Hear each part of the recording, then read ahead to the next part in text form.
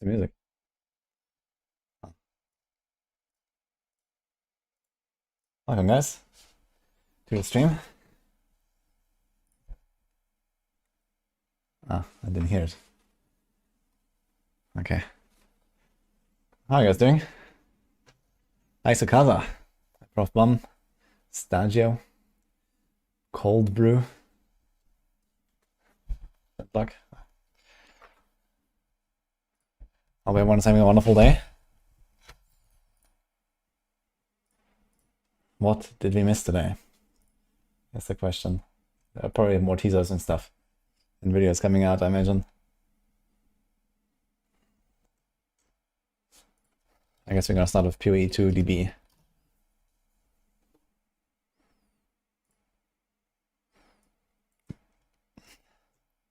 I also have the big early access launching. 7 days, guys. 1 week. And 3 hours. So it'll be 9 PM for my time. Alright. Just a week left until login.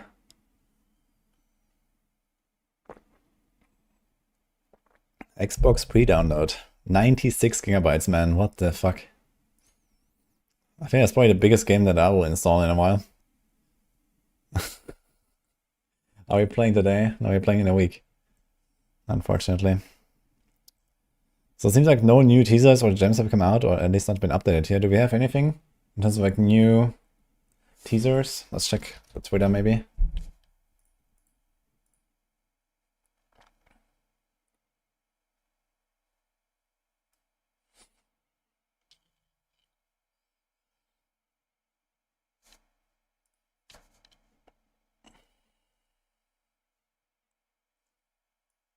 Check here.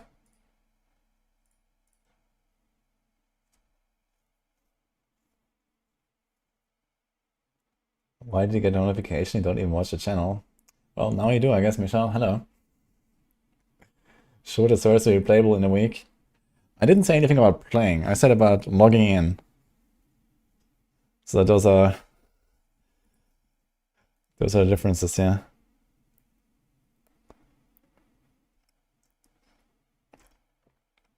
What is this? Sorry about glasses.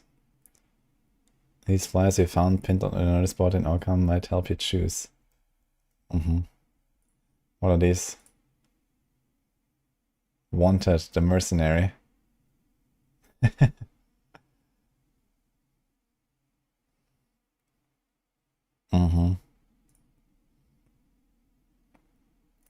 I'd like to see maybe some of gameplay footage.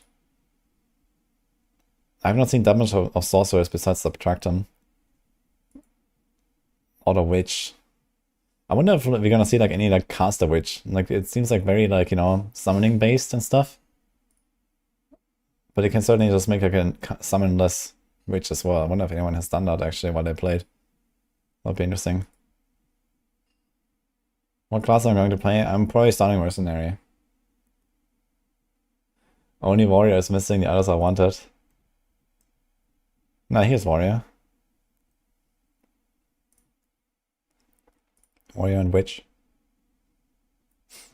The adopted son of our dear blacksmith is missing.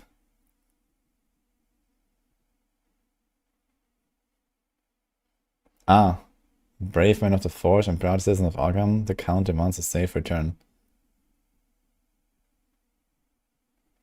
And okay, so all the others are like outlaws basically, or what? Beware, dear citizens of Arkham. A foul witch walks among us.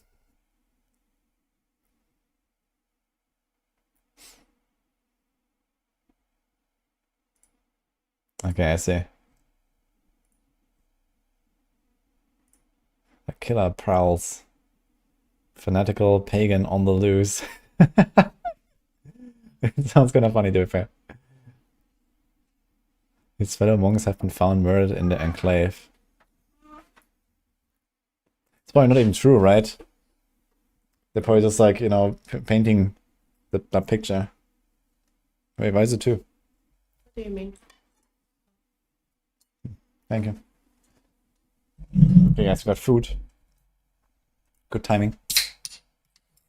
I really need to find a video though. No. I really need to find a video to watch. Find a good one. Why is the warrior at the gallows? Good question. Maybe he's not. Because like when you select the class, maybe there's gonna be like some different interface or something. I don't know how it's gonna look when there's 12 people. Like you can't like put them all on the gallows, right? I wonder how it's gonna go. Vigilante archer at large. This graveled recluse murdered one of his count's men while he upheld the law against a common thief.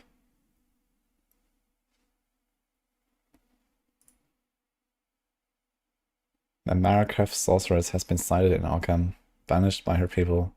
She bends the elements to her will, setting fire to our crops and calling down violent storms to ravage our lands. Mm-hmm.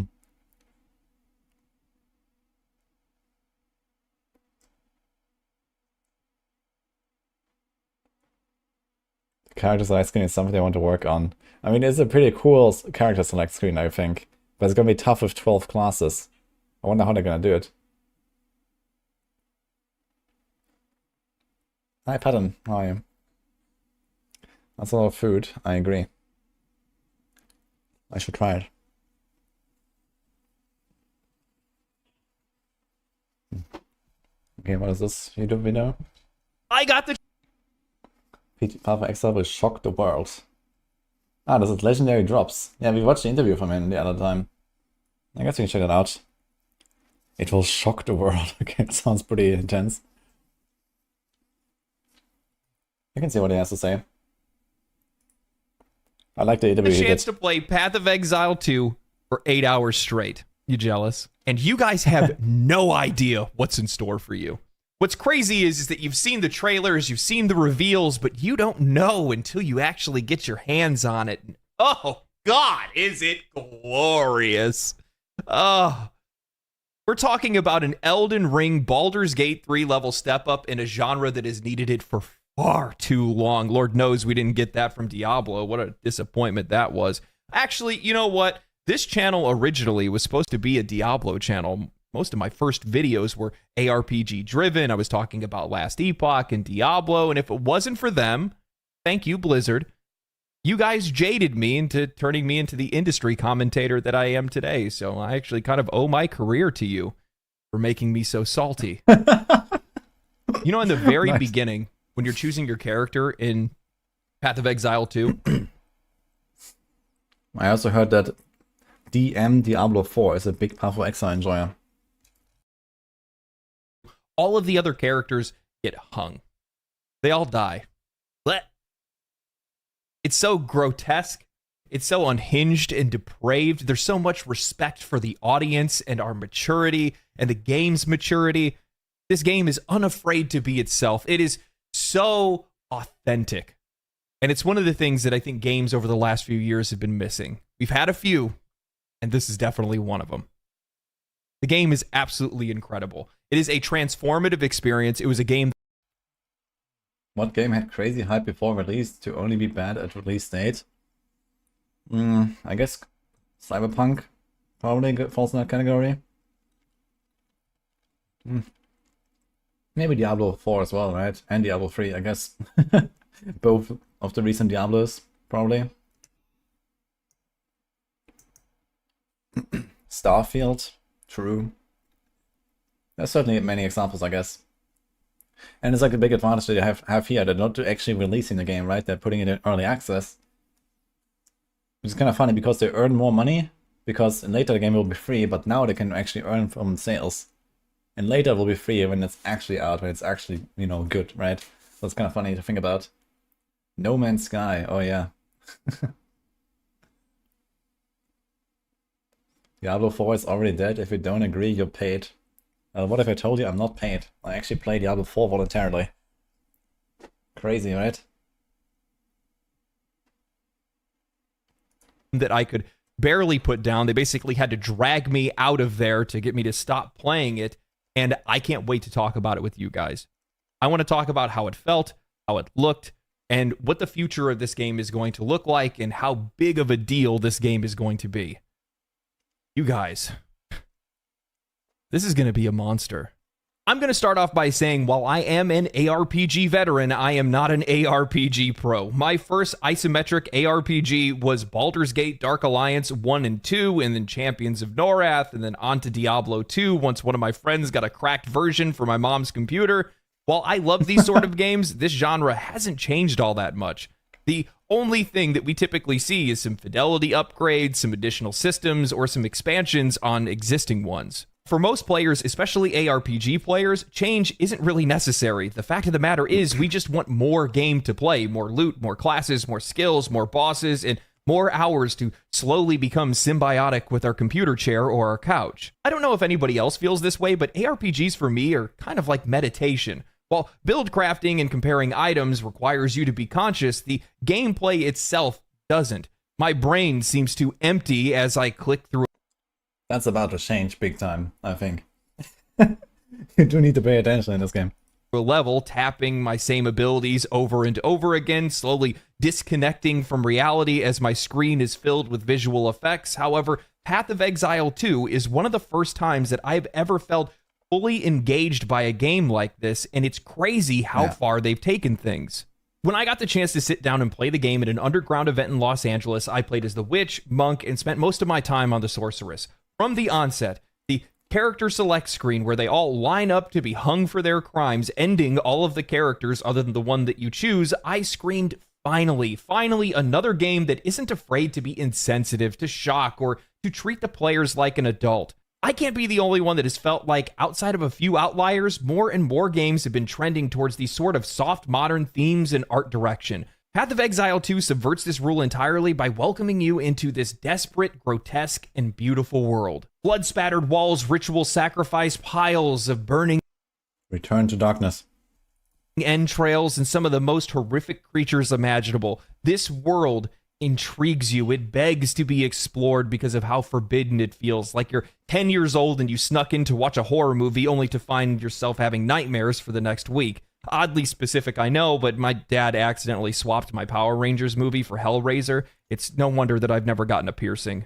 Everything from the character designs and fidelity to the sound design and environment is a cut above the rest. It's one of the most impressive sequels that I've ever played. I feel like in a lot of cases when it comes to sequels, most developers will just kind of phone it in. They reuse a lot of assets from their previous titles, they make minor improvements, they throw in a new story or a new character, but Path of Exile feels genuinely fresh, like an actual evolution of their original title. Spells and abilities are rendered beautifully. None of it was taking away from the game's performance, no matter how much was going on screen. Enemy attacks are clearly telegraphed and easy to read, no matter what environment you're in. Each zone I played in, whether it was the swamps, the forest, the farm, the town, or the manor, all of it looked visually distinct and interesting. There was something so intriguing about Path of Exile's art style and their direction in this game and how it's evolved over time. While it definitely borrows from a lot of popular fantasy and cultural history, it takes on a life entirely to itself. And in the case of Path of Exile 2, it tempted me to explore every area fully rather than just push on and grind.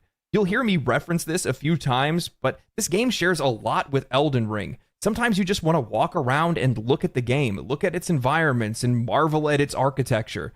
Something altogether foreign in a genre like this. I'm sure some of you guys are going to find this odd, as it's not something that people typically go looking for in a game like this, but I was floored by the game's sound design. I think we've reached an apex where great graphics can't really impress you all that much anymore, and developers need to find other ways to intrigue players, and Path of Exile 2 does just that. The combination of the character abilities with the sound design engaged me far more than games normally do. The crack of a lightning spell, the swing of an enemy's giant axe slamming into the ground, the crunch of killing an enemy. There is this oppressive weight to all of it, and it makes the game feel real. You feel that impact. You feel the power of your abilities and that of your enemies, and there's a certain weight to all of that, and it just adds to the experience of playing this game. It makes it feel almost tangible at times.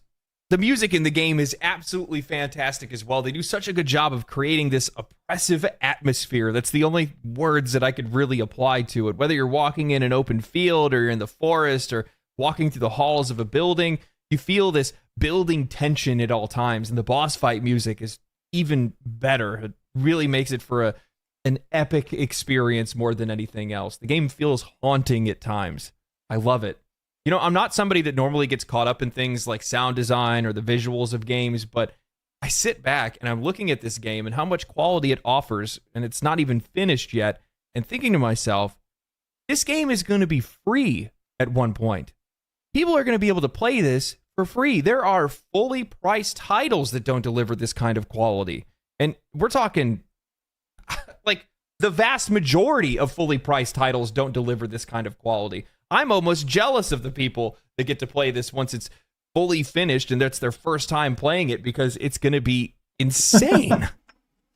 I don't want to spoil anything for the narrative or anything like that. I think they've done a fantastic job with this, much better than they did with the first Path of Exile. I realize, I think I've talked to a couple people, they said that, the first game's story was just kind of something thrown together, a vehicle just to get people through the game more than anything else and get them to the end game. But you can feel that they really tried to work hard on this, really tried to flesh out the narrative, the world design, all that kind of stuff. And it comes together in a way that's like truly holistic. It really feels well fit together. The voice acting is superb. Absolutely superb. I think that what's really unique about this experience with Path of Exile is that you're going to have people that will come to play this just for the story. And that's fine. And I think that's great to be able to make a game that will do that, because ultimately you're just going to continue to bring people back, because eventually they will expand on some of that content later on down the road. And that's the way to get a lot of people through the door, at least at the start of things. We've seen that with Diablo 4. There was a lot of people that really liked Diablo 4 just for its story, and then they ended up sticking around and playing it longer than that. I think the same thing's going to end up happening to this game.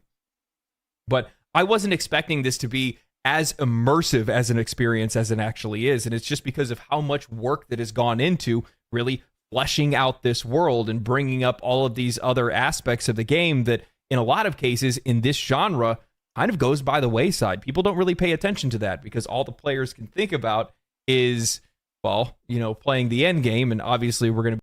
And that's also a big reason why we're probably never gonna have like insane power creep and like speeding up of the game and stuff like that in the long run, even, because that will completely kill the combat design, the immersion, all these like little features, all these like this like great design that he's talking about. A lot of people expect that it's gonna be more like PoE 1 eventually, where it's gonna be like some giga speedrun game or something for the zoomers, but I don't think it's will go anywhere close to that. You might get like more power creep and like little things and stuff, but I don't think it's gonna I don't think that the first act or the second act or something will look like very different, let's say in a year or 2 or 3 from now. It's probably gonna be like very similar gameplay. One dev map stops that. Well, it doesn't stop anything. Power creep or just like even like very mild power creep can lead to drastically easier gameplay, right? Like even if you just get like 10% stronger or 20% stronger over like 1 or 2 leagues through like small tweaks, like they buffed this skill gem by like 1%, they buffed this item by like 3%, they buffed the passive node by like 5%, and it kind of like adds up, then yeah, suddenly the game will not feel the same anymore. So they have to be very, very careful with the balance, and I guess the harder to keep it, the better for the game. To be getting to some of that stuff as well, but man, I'm going to be honest with you guys. It's actually kind of hard to describe what the experience is because it's just that great. But yeah, exactly. Diablo 4 was exactly that. I've talked about this a few times already, but I can reiterate. So when I played Diablo 4 for the first time, way before basically anyone else, it was actually very similar to what PoE 2 looks like. It was slow, it was tough. You had to like be very mindful about positioning, timing, resources. It was actually very similar. They actually almost had it. And then they made it what it is now with like, crazy power creep and crazy buffs every season and, all these kind of things. And I don't think we're going to see anything close to that in PoE 2. It gets even better. Isometric ARPGs are more known for being click-to-win games rather than anything else. While build crafting and randomized loot drive the experience, the combat has always been more of a vehicle that gets you into these game systems rather than the reason why you actually play these games. It's one of the things that I think that this genre has failed to evolve over the years. It's 10 years between Diablo 3 and Diablo 4, and the combat still hasn't changed that much. Even Path of Exile and Last Epoch don't really feel all that much different than a standard ARPG experience. However, Path of Exile 2 is the first real evolution in the genre, and I think it's going to make a huge impact on how this game is going to be received and how many people it's going to bring into its audience. Now, I mentioned this in my interview with the game's technical director, Jonathan Rogers, but every single fight, every pack of enemies, every boss feels like a meaningful experience. I jokingly said that Path of Exile 2 doesn't feel like a second monitor game anymore, but I really meant it. I was fully engaged in every conflict. Enemies hit harder than they normally do, and they have far more complex mechanics and abilities than they normally would in a game like this. You couple this with the game's dodge mechanic and its movement abilities that are actually tied to some of your abilities, and you have an experience where you are actively dodging, strategizing, and engaging with enemies rather than simply kiting them around. Boss fights are insanely well delivered, with many of the mini-bosses even having second phases, switching up their attack patterns and throwing unique combinations of attacks just to keep you on your toes. I struggled for a while at the final boss of the first act because I wasn't prepared for an actual boss fight, something more similar to an MMO than an isometric ARPG. Not only did I have to dodge their telegraphed attacks, but at one point, the boss would hide itself in a snowblind, and the only way for me to know when they were going to attack next was to listen to their call out and their voice lines. I had to wait until they stopped talking. This sort of design had me actively engaged while I was playing the game, and it had me floored, honestly. Half of the time, I was dying out of sheer shock and joy, struggling to believe what I was seeing and loving every second of it. But I think what sets Path of Exile 2 apart from any other ARPG, and in a lot of cases, just a lot of games in general, is its use of spell and ability interactivity. Throw up an ice wall and then throw another attack to shatter that ice wall and send those shards forward. Cast a ring of fire around yourself and send out bolts of electricity to combine it with the fire damage and deal increased damage to enemies. Path of Exile 2 had skill gems that could trigger other skills, but we now have abilities that react to one another in gameplay, creating an infinite amount of possibilities. You have AoE attacks on the Witch that will actually cause your summons to deal more damage or explode them for extra damage. You have combo abilities on the Monk that will transform the attack of another skill. There is so much to play around with here, and you're constantly thinking about what kind of crazy combinations of abilities that you can come up with, and it just makes you want to play the game more.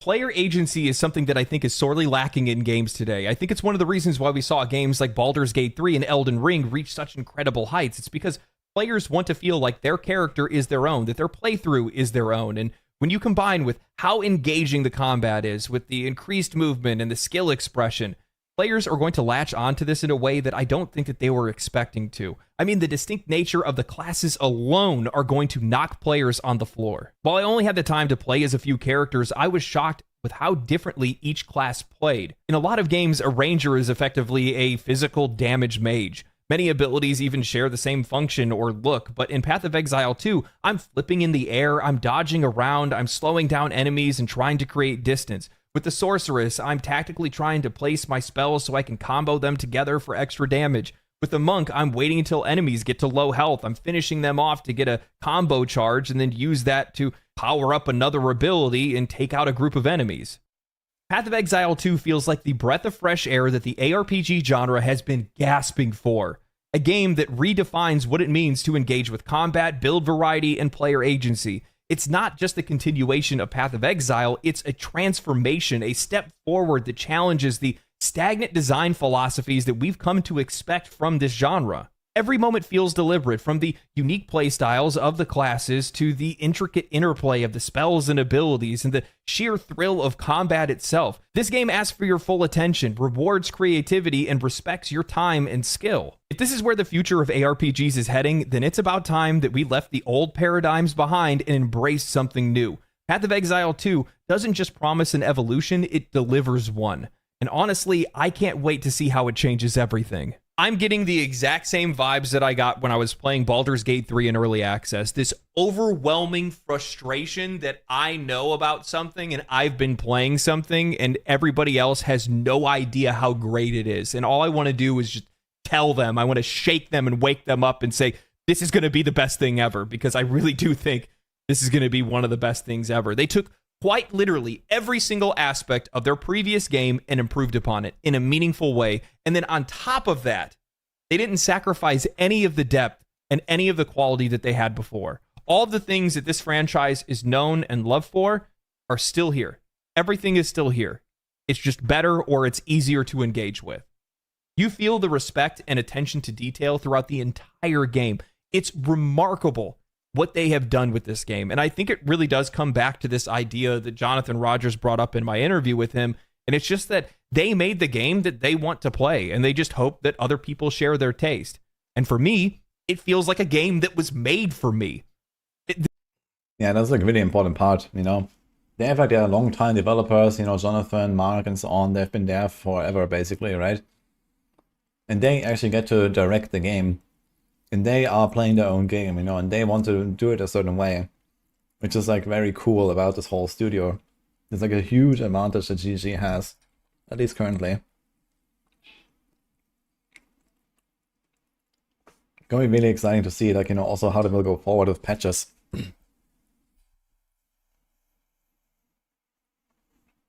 Just need to bring it down one notch with the hype. He does sound very hyped. I mean, to be fair, it's good to be hyped, but you also have to see that, you know, I guess not everything will be like perfect, right? It's still just the start of early access. There will still be bugs and mistuned things and, you know, whatever stuff people don't like. But yeah, it does look very good. And I think most of the things that he says are true about, you know, especially the part of about innovation in the genre.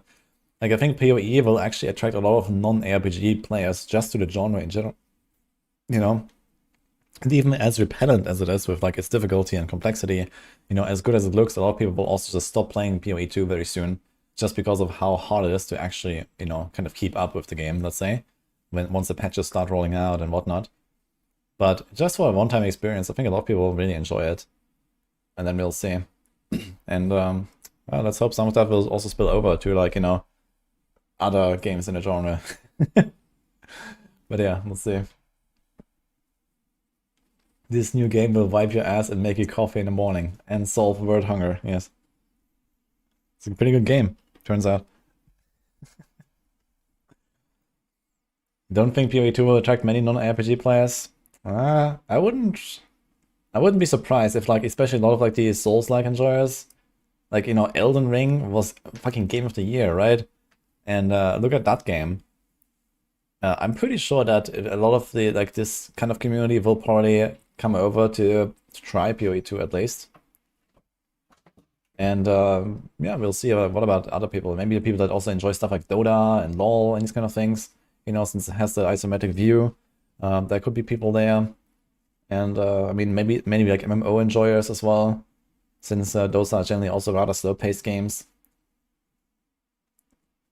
Try is different than retention. Yeah, of course. I'm not talking about people that will stick to PoE 2 forever, you know. But at the very least, people will know about it. People will have seen it. People might buy the early access. You know, even if they don't keep, like, you know, millions of players after, like, you know, league after league after league and stuff, I'm pretty sure that we're going to talk about millions when it comes to people that have tried PoE 2. And that's already a big win, I think. And also gives them a lot of money. This game feels like what little kid LD was thinking games would look like when he grew up. This is the game when I was sitting around slamming flaming hot Cheetos, jamming out to Iron Maiden and playing Champions of Norath. This is the game that I thought would come out. And it's coming. And it's great.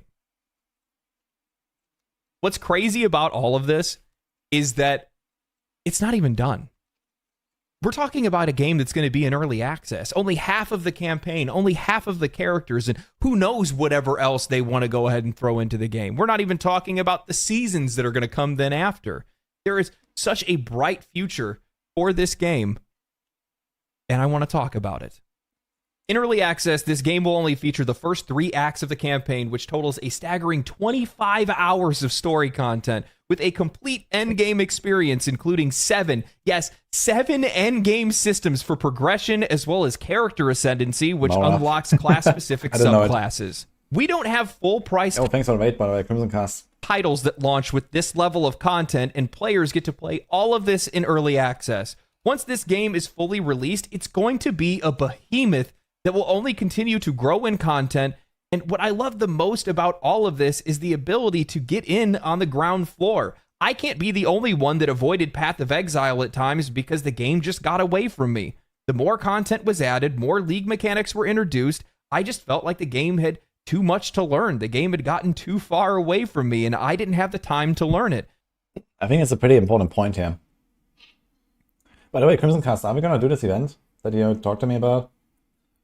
But yeah, what he's saying here is like really true. It's also like something that disenchanted even people like me over time. Not that I wouldn't be able to catch up and, you know, get back into the game and all that stuff. And I did play almost every league anyway, but kind of like less and less over time because I feel like it's also partly due to all the power creep that happened and stuff. But like after they introduced Maven and so on, there were like a few more leagues that I really enjoyed.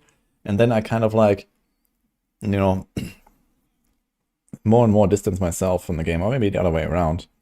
One part was, you know, I focused so much on Diablo 4, I guess, since I was like kind of like, you know, hyper focusing on that game and then, you know, the launch game and so on. So basically the last 2 years, I've been like basically full-time D4, including pre-launch. But even without that, it's like, I didn't really want to play that much more PoE, you know, PoE 1 at least. And I wonder if they're going to do things differently in PoE 2, where, okay, maybe for the first 1, 2, 3 years, they're going to like probably introduce bigger leagues and, you know, actual like long-term mechanics that, you know, will expand the endgame, expand the Atlas tree, and with more stuff to do, more pinnacle bosses and so on.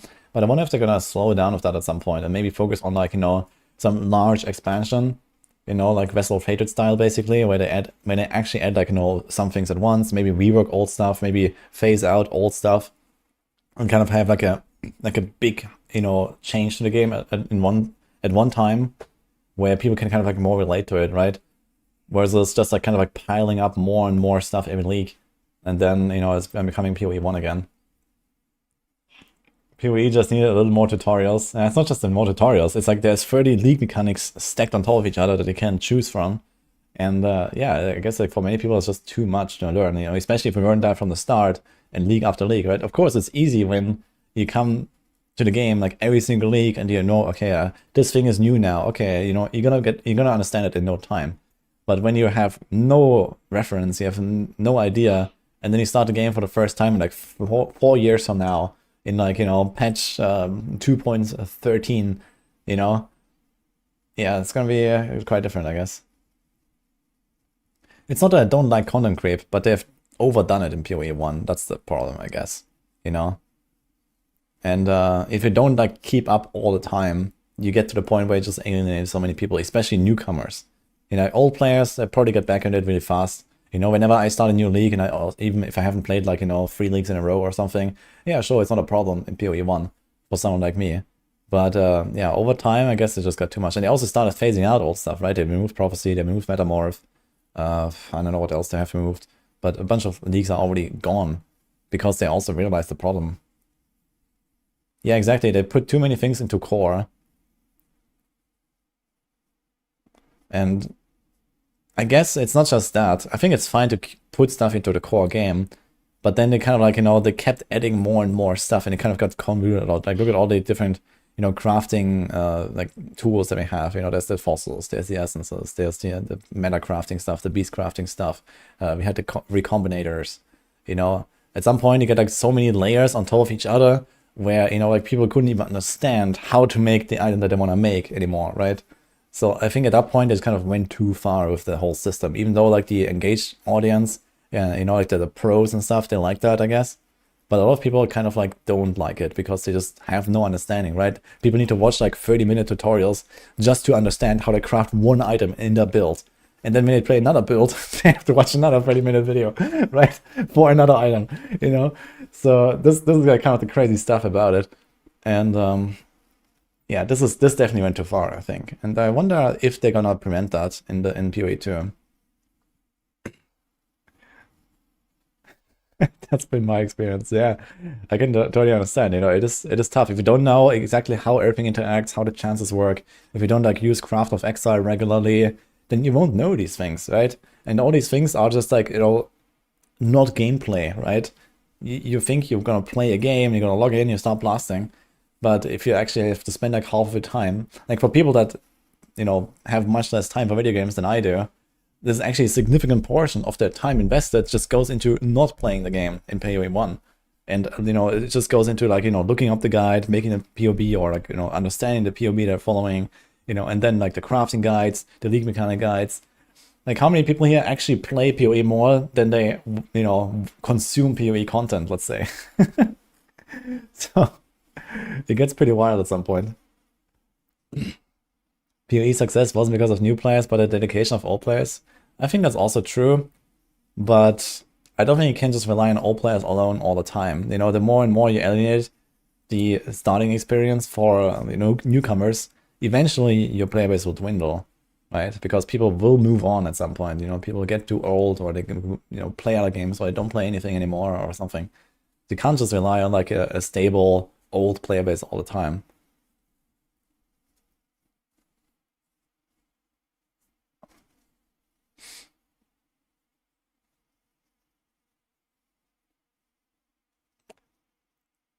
What fraction of the 4 players do you actually think could explain Capuleka, BLT, Midnight interaction without looking anything up? True. Yeah. I guess this is like, yeah, it's just a natural progression of like them trying to introduce like new mechanics, right? Bring some novelty to the game and so on. Yeah, it's kind of fair to say that there is like more complicated stuff as the game matures. I guess Diablo 4 just goes this route much more slowly. So even like, like 2 or 3 expansions down the line, you're probably not gonna have like very crazy complicated stuff.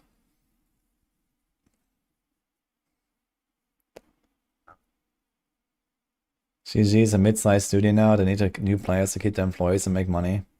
I'm sure they're gonna earn a lot of money just from the early access, sales. Like imagine they sell 1 million copies.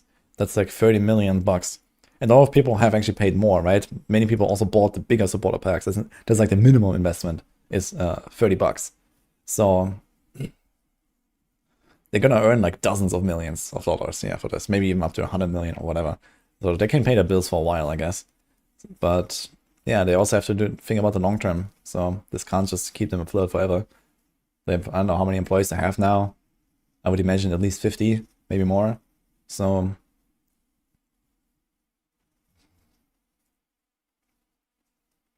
and again, Season 0, Diablo 4 didn't have Zier, Hordes, Undercity, Citadel. Most of the casual friends have trouble each season to keep up.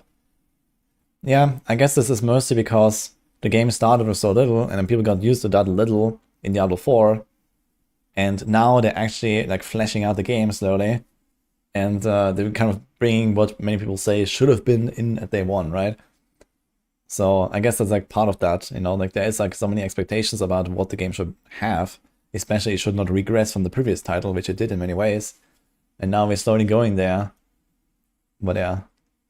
At least PoE 2 doesn't feel like it regressed in many ways, right? I guess the only thing they can say about that, where PoE is like worse than where PoE 2 is worse than PoE 1, is just like the breadth of content, right? Like there's like not that many league mechanics basically, right? They ported over some of them and they kind of like fused some of them together. Like the new Delirium is, also together with the old Blight Oils, for example, and these kind of things. But overall, PoE 2 just seems to be like a step up from PoE 1 in basically every way otherwise. Outside of, okay, maybe there's going to be like slightly less build variety and these kind of things at the start. But even so, it looks like there's plenty for anyone to do. And then we're going to just expect more skills over time and, more stuff and more items and stuff to make builds with and so on, right? So I don't think that anyone is going to get bored making builds, within the next year, even if they don't patch the game. Hi, Rex, by the way. How's it going, man? I'm going to log into Dwarven Realms later, by the way. Good game as well. More classes. I can't really see them adding more classes, and I don't think they should. 12 classes with 3 ascendancies each, that's more than you'll ever need, They've covered pretty much anything I can think of. I mean, what else are we expecting? Yeah.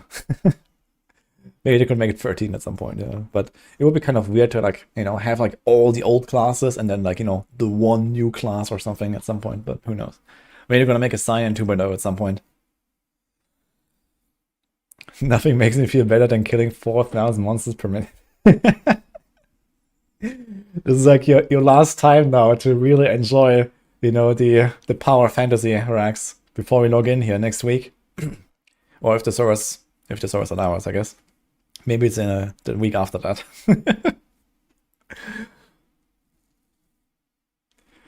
Really curious what the third Ascension trial is gonna be. It's gonna be Lab, XDD. I don't think I'm gonna do something like Lab. We already have like, trap stuff in the Sanctum, right? That's basically Lab 2.0. Yeah, I could imagine they make something new actually.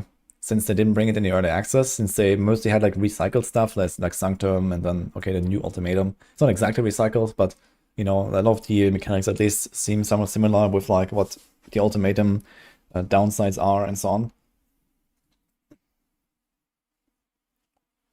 1 million player peak. Yeah, I'm gonna be very curious to see in the Steam numbers. Is there actually a standalone client like in PoE 1 in PoE 2? How is that actually? Or are we gonna have everyone on Steam? Tota. Was Tota that good? Like, was it that well received? I actually didn't play Tota. There is a standalone client, okay. So I guess we won't have the exact numbers, but I imagine most people will probably play on Steam, if I were to guess these days. Steam is just like so much more widespread than it was like a decade ago. Everyone has Steam. 1 HP Sanctum is gonna be crazy in PoE 2. Yeah, it's gonna require actual skill, right? Because you can't just like tornado shot off screen from like 3 screens away and run at 500 miles an hour and teleport over everything. You actually have to like dodge the traps, dodge the attacks. So I wonder what that item is, man. Like the world first, like whoever gets that item, man, that's gonna be wild to see. I wonder if they're gonna tease it, but I doubt it. They're probably gonna wait until someone actually does it. Download size prediction. It's 96.26 gigabytes. The only reason you don't play PoE on Steam is because you can't face the reality of how much time you spend. It's 60-40 split on Steam on standalone. Yeah, I imagine like in PoE 2 it's gonna be a lot more on Steam. I'd be surprised if like in PoE 2 the split is like less than 80-20 or even 90-10 for Steam versus standalone. You imagine it's Mageblood or Headhunter? Well, it must certainly be a very good item.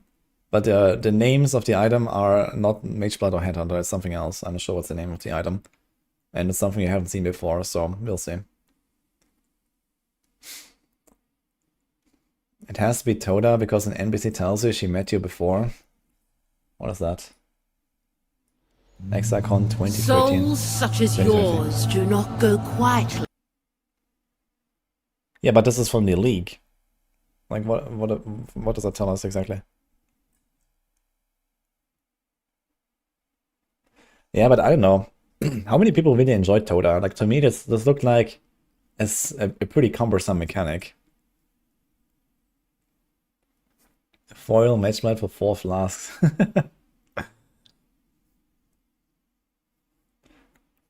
Toda was trash. The story is connected to PoE 2. Okay, let's listen to this. Into the night. They thirst for battle. They yearn to prove themselves. Welcome to the halls of the dead. Earn your place among us. Dude, I kind of want to watch the 3.0 trailer again, by the way. Under Enquiries' watchful eye, test your mettle against the greatest warriors who ever lived.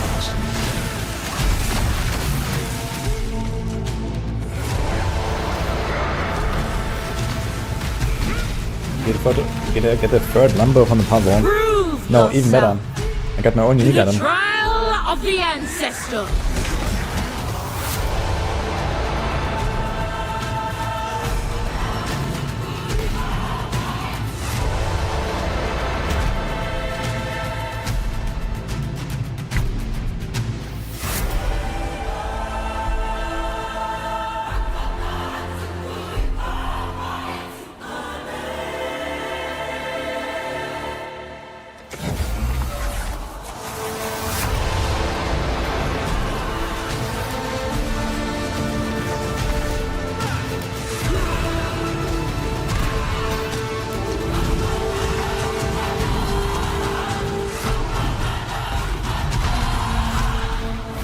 In the end, only one can become champion. Will it be you?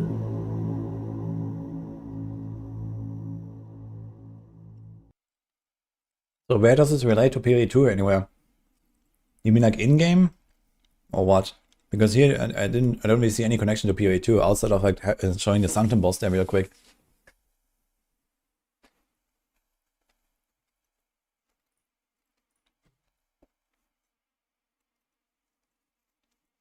It's one in the acts. Yeah. I don't really see them bringing this back here. Like also Betrayal and stuff like that. Like these mechanics, even though PoE 2 is like a much slower paced game where this would probably make more sense, I don't think it was too well received, honestly. I'll be surprised if Toda comes back. I don't know, we'll see what they do. Maybe they're gonna do something new.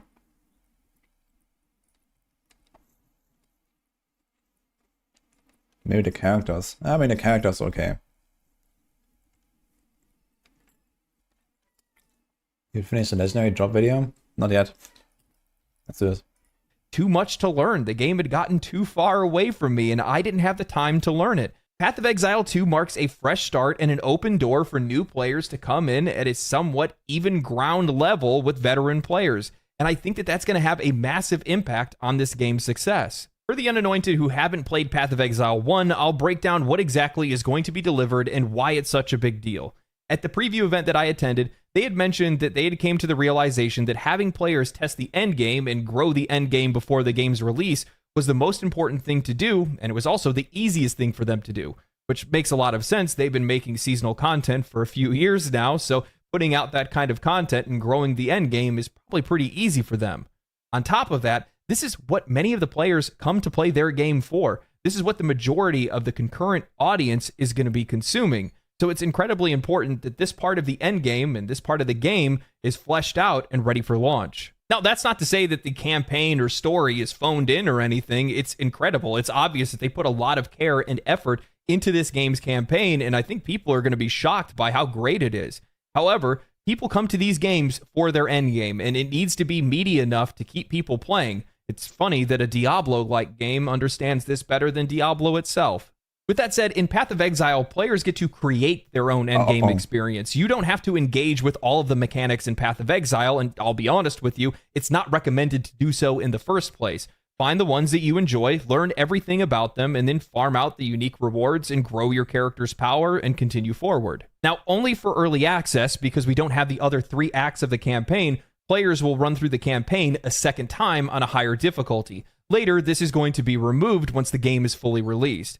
Once you've reached the end game, you'll get access to the Atlas map, this huge map with its own skill tree that accompanies it, and you get to cultivate your own end game experience through these systems. This is going to be huge for new players because the original game had such a massive backlog of content that it was hard to know where to start. And when we're starting with 7 end game activities, that's already enough, but this is going to be something where players are going to be able to test everything, find what they like, and move forward with whatever they want to play for their endgame. While 7 endgame systems sounds like a staggering amount for most games, it's a drop in the bucket for Path of Exile, and I think this more condensed early access experience is going to lead to far more new player retention than the studio likely expects. What's crazy about all of this is that Path of Exile's early access is $30 USD, and it doesn't feel like an early access game. It feels like a complete polished experience with staggering depth. From the 3 acts of the campaign, which alone provide 25 hours of story content, to the 7 distinct endgame systems, it's a package that rivals, if not surpasses, many full-price titles. And of course, Grinding Gear Games does the most consumer-friendly thing possible by making sure that those supporter packs also give you $30 of in-game currency. Enough for you to use to buy some cosmetics and maybe even some stash tabs. It's a transparent and fair way to support the game while also getting yourself set up with some customization and convenience as you dive into this massive game. Path of Exile 2 is raising the bar not just for ARPGs, but for what players should be expecting from games in general. And I haven't even gotten into the fact that the game is going to double the amount of classes it has once it actually launches. 12 classes to play as. That's insane. There's so much content that's going to be served to the audience, and for most people, they're not even going to have Only early access is paid. Why? True. I think they should double the price after early access. How about that? I mean, they will get away with it easily. More classes, yeah. Double the content, double the price. Why free to play? have to even pay for it. You can support it if you want. You can get early access, but you don't have to. You just go play it for free once it's fully released. That is crazy to me. It's crazy. There's so much value for the customer, so much value for the player. You know, when I was sitting at the event, I tried to be mindful. I tried to be professional and take notes and look at minute details and think about what kind of content that I could serve to my audience. But instead, I was just enjoying myself. I was just jamming the game, having a great time. I sat next to Wolfhard FPS, another YouTuber, good buddy of mine, and I just kept looking at him going, damn, this is good. And he's like, yeah, it is. And everybody at the whole event was like that. Everybody was just so excited and just enjoying the game so much. And what makes me really happy about that is the gaming community is going to receive it the same way, which gets me even more excited because it's just going to be a bunch of people that are going to be like, this is awesome. And then somebody else is going to be like, I know, right? And yeah, that's what you want. It's the reason I got into making videos. It's one of the reasons I play games to begin with. I miss those days back when I used to work at GameStop and Halo would launch or something like that, and people would just be losing their minds. And this is a game that people are gonna lose their minds. For 8 hours, I played this game, and I loved every second of it. They had to peel me off of that chair at the end. I literally played until they were shooing us out the door. And you can see how much these developers understand their game, understand their audience, and know what they're trying to deliver. It is on display across the entire game in a way that we very rarely see, and it is something incredibly special. You'll be seeing more Path of Exile content from me, by the way. I have a 25 hours for who? Yeah, it's kind of the same thing as they said about, like, Diablo 4, where it's like, okay, there's like a, 30-hour campaign and then, like, 150 hours to endgame. I mean, to be fair, a lot of people probably took at least 100 hours plus. Like, I was the world first on hardcore, well, and softcore, I guess, solo, with like 77 hours. So, for like a speedrunner like me, being only half the time that they said, which is 150, I guess that is actually relatively accurate, but the campaign was definitely not that long. And I guess in PoE 2 it's gonna be similar. They say 25 hours campaign, act 1 to 3. Which is, yeah, if you take it very slow and you're like a newcomer, you have no idea about how PoE 1 works, maybe you have no idea about how ARPG works, and you die like 3 times on like half the bosses, yeah, it will probably take you 25 hours, I imagine. I can absolutely see people just spending like, 10 hours in Act 1 because they read all the skills and they talk to the NPCs, they, hear all the dialogues, and then they die a bunch of times. They have to rerun the zone. They have to kill the bosses, like, multiple attempts. It will probably take people a while to get through, but of course, the actual, like, speedrun strats will be way, way, way faster. We're talking probably about, 1 hour per act or something, for like speedrunners at some point, I imagine. And maybe faster than that. There's a video of a guy saying it took him hours to get to level 10. Yeah, exactly. Like, if you are very slow and just like, someone who is not experienced with the game or something, then it will take a while. I could imagine that they probably gave, all 3 acts to some people, and they checked like how long did it take, and some people actually take that long. Yeah. DM said he took 7 hours to get to the last boss on Act 2, and 2 more hours trying not able to kill it. Yeah, I had heard that actually. So yeah, and this is the DM, He's not the best player out there, but at least he knows PoE 1, he knows Diablo, right? He's playing those games.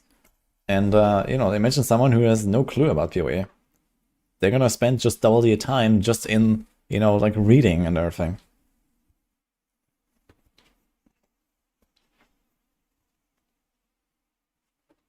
People good at RPGs will take 25 at early access. Okay, if we're talking about the full campaign, Giga Blasters who have played all around 15 hours. I guess we'll see, right? You expect sub 10 hours for the first couple of leagues. Yeah.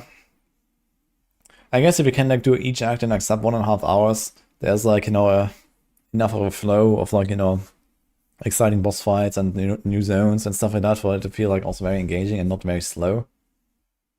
But yeah, I imagine it actually take like 3-4 hours per act or something like that. Then oof, yeah, it's gonna feel kind of slow to progress. This means like half an hour per zone or something. At that point, so it's kind of wild. There's not that many zones in each act, I think. It's just that these zones are large, you're slow, you have the long boss fights, so it's kind of like very dragged out basically. But if you look at the map, I'm not sure how many zones are there actually in Act 1. Maybe like 12 zones, 15 zones. I don't know exactly. It's not even that much,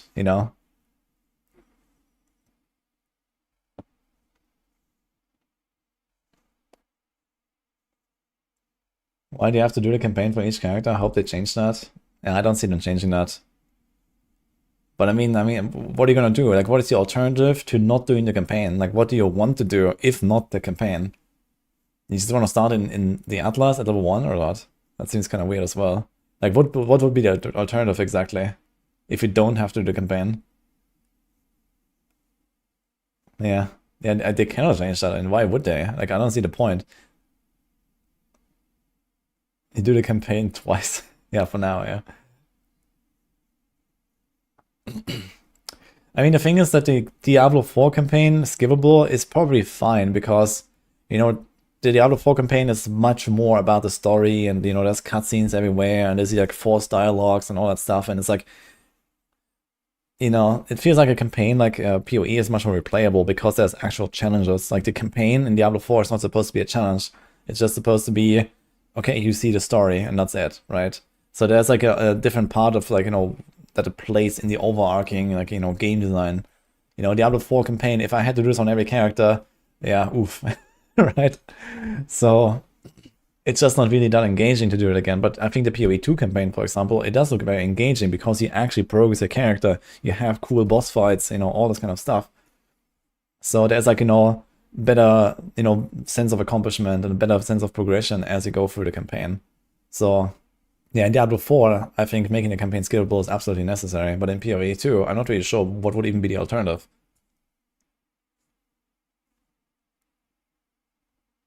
No campaign, how will we do speedruns? Yeah, I mean, I'm just thinking, like, what should they add? What should they give you to do, if not a campaign, to get to, like, level, you know, 65 or something, where the endgame actually starts? You obviously can't start, you know, at level 1 doing, like, endgame stuff, where, like, you know, you have, like, everything thrown together and like all these new mechanics and like all of the endgame bosses that you're not supposed to fight yet and whatever, right? So I feel like having a campaign is just how the game works and it just makes sense. But yeah, that's just maybe me. But this is how it worked in D2, this is how it worked in PoE 1, this is how it worked in PoE 2. Yeah. The new Atlas system could actually start at level 1. I guess technically they could like reform it in some way that would allow you to do like level 1 Atlas progression, but I just feel that feels wrong to me. Yeah, it just feels wrong. Yeah, exactly. There's the difficulty in the campaign. It's not like the campaign is gonna be boring, you know? Okay, you're gonna see the same bosses in the same order, and then when you go to endgame, you're gonna see the same bosses in random order. It's not that much different when you think about it, right? You're gonna fight all the same bosses at some point in the Atlas. So I kind of like the fixed campaign where it's like, okay, this is like, okay, you go through this and you overcome that challenge, and you also have like a frame of reference for other characters or for other people as well, right? There is actually like comparability, which I like. So it's like, okay, hey, this league, I did a campaign in 15 hours, and this league I did it in 12 hours. I improved. You know, this build is faster, or I have become faster. So I kind of like that about it, actually. You know, it's also like this feeling of I got better at the game, right? It's like, you know, I can do the campaign in 12 hours now. So that's gonna be a good feeling. You know, like the first time I went like below 6 hours in PoE 1, and then below 5 hours, and then, you know, the 4 hours. You know, it feels good when you actually accomplish that. And I guess not everyone cares about speedrunning, but in general, when you like, you know, replaying the game season by season, then I guess you, at least to some degree, care about, you know, that stuff, even if you don't time it, right? But you're gonna feel, you know, oh man, I was pretty fast. And yeah, but this comes with experience, and like this is also gonna be like a feeling of personal growth, I guess, with the game, basically. A few more videos that are planned, a couple other things that I want to dive into. There's a certain type of video that you guys may have seen on this channel that has yet to come out for Path of Exile, and believe me, oh, it's coming. But man, I can't wait for this game to release. I can't wait to play more of it. I can't wait to talk about more of it with you guys, and I also can't wait to see what the reaction of the rest of the industry is going to be. Usually this is about the time that we start to see some people pop up and say, you know, want to throw their 2 cents into the bucket, and you know, it usually ends up being a little bit tone deaf, but who knows? Maybe everybody will just universally like it and that'll be the end of the story. Yeah, probably not. Anyway, Exiles, we're going in. I'm going in on this game. Get ready to log in. Outside of that, Stay cool, stay righteous, stay safe, my friends. I'll catch you guys in the next video. Subscribe to the channel, like the video, share the video with your friends. Check me out on Twitch, and I will catch you guys next time. Peace. Family, family, family, family. Okay. Interesting. But it definitely gave like a bit of like, you know, a topic for discussion in this video. It was like just like full praise, everything. We'll see, I guess. But yeah.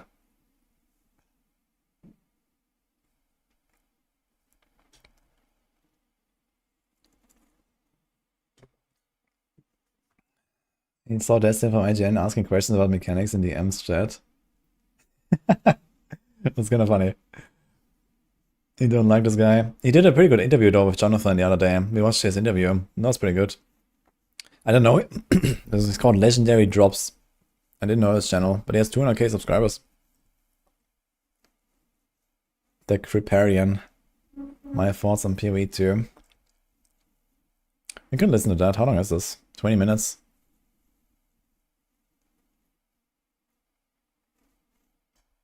Yo, boss killer. Thanks for the prime, dude.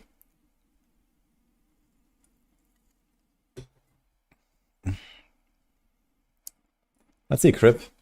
When did he post that? 3 days ago. Thoughts and plans. Actually kind of curious about it. Hey guys, how's it going? Criparian here. Today Hey I guys. have a Path of Exile How's it 2 going? video for you guys. Now, this one has been pretty anticipated by It's kind of interesting, actually. I wonder actually what he's gonna say, because Crip was the original like PoE streamer, you know, like 12 years ago or something, right? When it was in beta, he was the guy who actually kind of brought an audience to PoE, right? Because he went from blasting Diablo 3 world first straight to blasting the PoE beta. And he was also there like for like all the races when they still had the races and all that stuff. He's like the most demigods on standard and so on, right? So it's kind of cool. So it's like kind of like back to the roots for him.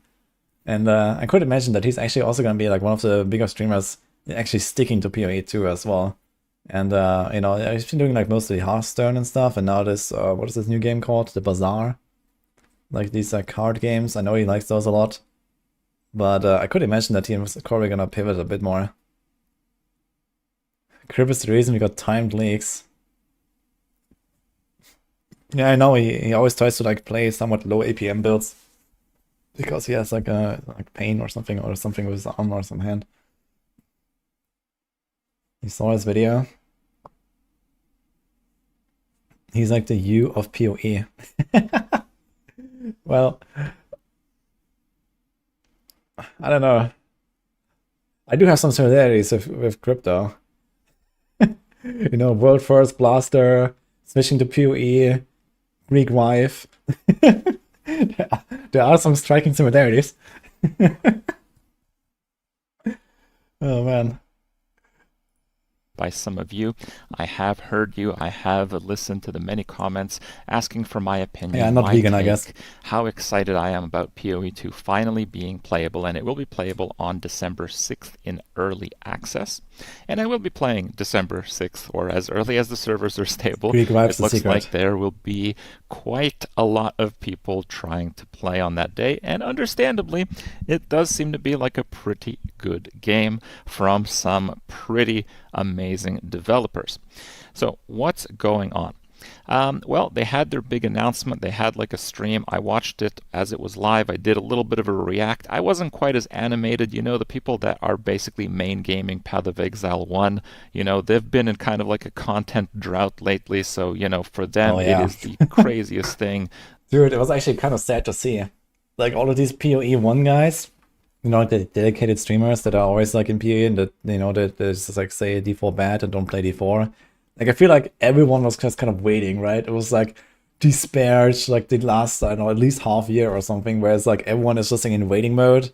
Maybe longer than that, right? Probably like 1 year or so. Like, okay, we get like some okay leaks and there's like some cool stuff to introduce, but I feel like it's like more of the same, nothing crazy, no big expansion, you know, no new like, you know, Maven type endgame stuff or something. And everyone is just like, oh man, when is PoE 2 finally? It kind of felt like everyone that I know from like the regular PoE blasters, they've been doing like so much variety streams in the last like, you know, year or so. Ugh. PoE 1 dead, 2 more leaks, and people ask to focus on 2. Yeah, I don't think they're even gonna make a new PoE 1 league until like, you know, Q1 or something at some point, and then that PoE 1 league is probably gonna be like a relatively small thing, I imagine. Especially with how well I expect PoE 2 to go, I think they're gonna shift focus really hard to PoE 2. And all the PoE 1 stuff is gonna be, I don't know, more light at least compared to what it was. And that's fine, you know, they don't have to introduce like crazy new things anymore in PoE 1. I think the game is what it is. They can keep making patches, balance changes and stuff that is like really easy to do. But I wouldn't really expect like massive new leagues anymore in PoE 1. But we'll see, I guess, how it goes. D2R letter reset on December 6th. Mr. Lama is going to be playing alone. Oh shit, I saw that actually. Like, what the hell is that? I mean, not that it really matters in D2R, I guess, but it's kinda weird, yeah. Enough to fill in what happens between the 20 years of PoE 1 and PoE 2.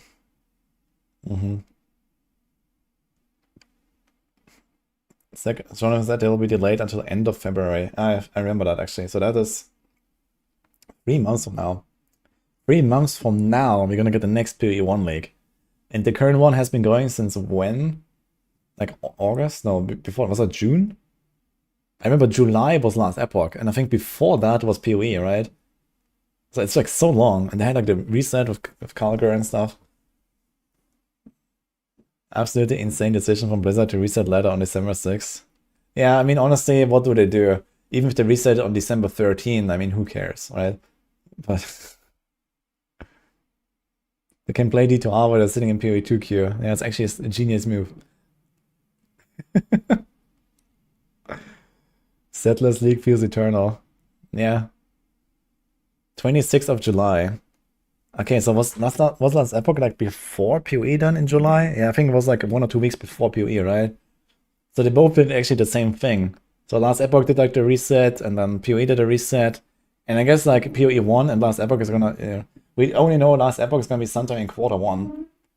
Like, it's also gonna be like a half-year season for them or something. I wonder what they're gonna do, honestly. I have not heard anything about last epoch and stuff. I wonder if anyone is even gonna go back to the last epoch, even if they deliver a really cool new cycle. And the same with PoE 1. I mean, it's gonna be like the Zoomers that wanna play like, you know, a new league. And how long are they gonna play a new league? You know, you're gonna play it for like a week, blast through everything, and then, you know, make like one character, and I guess people will just go back to PoE 2. That's how I imagine it to go.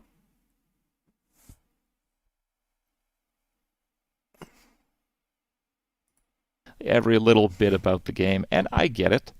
Dev chat I have today. also been looking at a lot of the podcasts that they've done. They've done a lot of Q&A.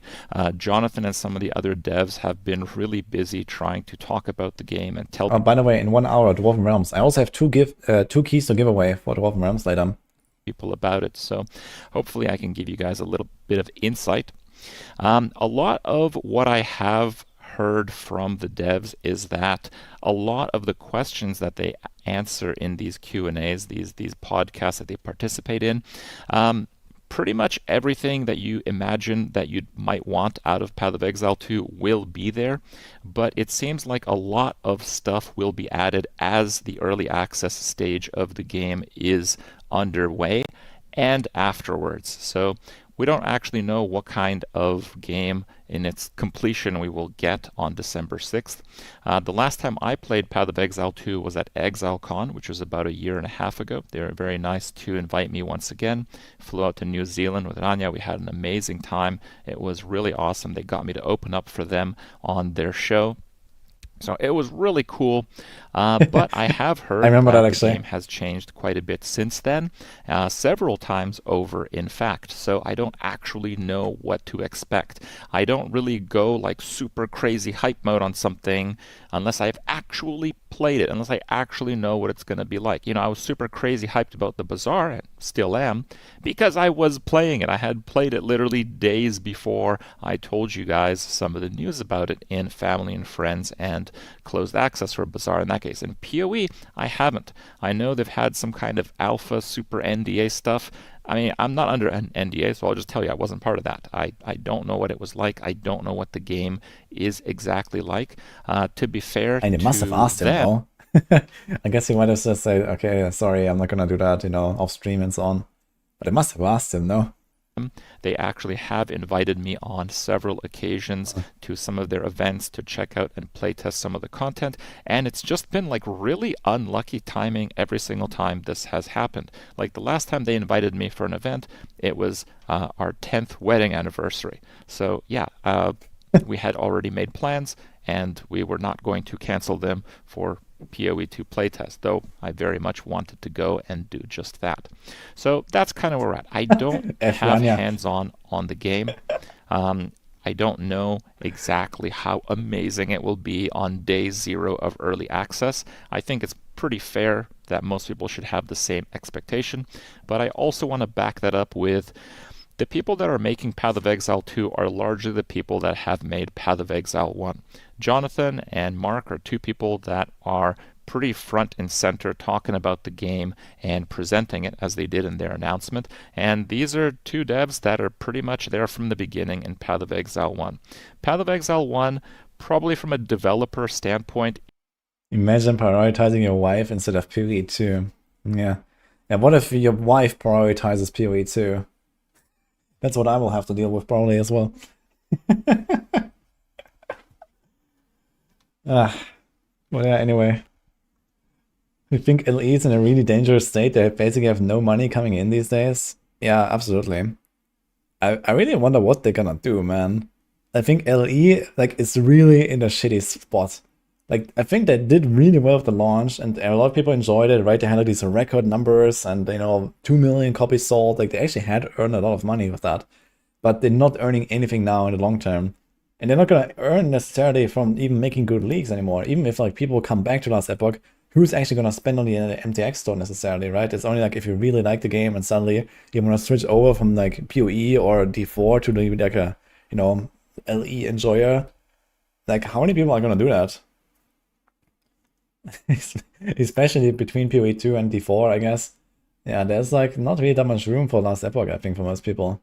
And even those people that play, they have purchased the game in the past, most likely. They're not adding any new cash flow, right? Yeah. I wonder what they're doing.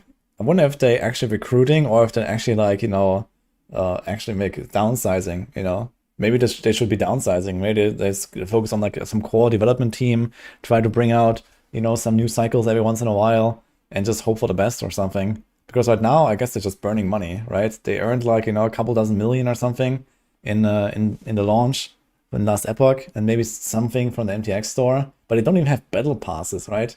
D4 has battle pass, PoE has battle pass. Actually, I'm not sure about PoE 2, but PoE 1 has battle passes basically, right?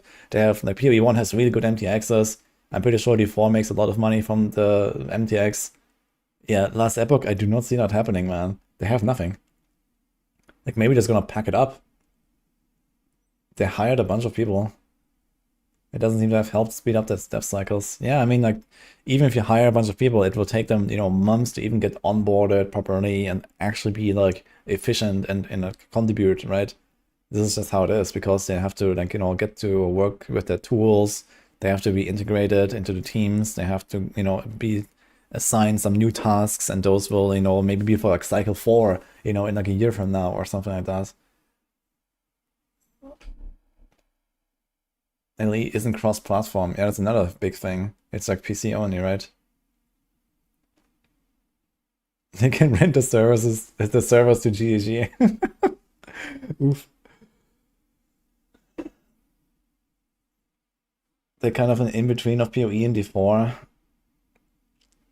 Yeah, I think actually that design was relatively good. It's just that, like, if Last Epoch was what it is now, let's say 2 years ago, and until now we had gotten like, cycle 2, 3, 4, and 5, I think Last Epoch would be fine. But they were just so slow with like, the first time I played Last Epoch was like, I don't know, 5 years ago at this point or something. And the game didn't even feel that different from what it is now. Like, Last Epoch has, better crafting now, and there's like these faction systems. Okay, it's good stuff, they added some pretty good stuff. They have the new Harbinger stuff and the Aberoth fight. That was pretty cool. But if it needed to have all that like 2 years ago, at least, And then by now they would have gotten to like a state where it's like, okay, people actually have like a lot of stuff to do, a lot of things to like play, and you know, there's like just a bigger game, right? Better monolith system and so on. It feels like they're just so slow, and that will really cost them now, I think. Like PoE is here, right? Maybe like 3 or 4 years ago for them, it seemed like, okay, D4 is like an eternity away. PoE is an eternity away. You know, there was only PoE 1 and Diablo 3. And then, you know, maybe some small stuff like, you know, Grim Dawn that people played or whatever. But these are already like pretty old games at that point, right? At least like, you know, D3 and PoE still had an audience to some degree. And I don't think there's really much else like, you know, 2-3 years ago, for example, right? Where Last Epoch was kind of slowly catching up and stuff. But now D4 is here, the expansion is here, PoE 2 is here. And I feel like not much has happened with Last Epoch. Yeah. See, everything I was saying about LE, the LE community is saying the same thing about D4. I mean, they can say what they want. The point is, Diablo 4 is developing very quickly. Look at what has happened in less than 1.5 years in Diablo 4. Look at the last 1.5 years of Last Epoch. You know, it's not even the same universe. And we're talking about D4, we're not even talking about PoE. You know, Diablo 4 is developing very rapidly. You know, just look at how different the game is compared to launch. And you can't say the same for Last Epoch. It's still largely the same game. It has the same dungeons, the same, you know, endgame, and there's not really much new outside of a few new classes, and there's the Harbinger system. And in terms of content, there's not really too much new. So, and they are not looking like they're speeding up, right? Even if we say, okay, they recruited some new people, we're not seeing any of that. You know, we don't see any fruits of their labor in any way.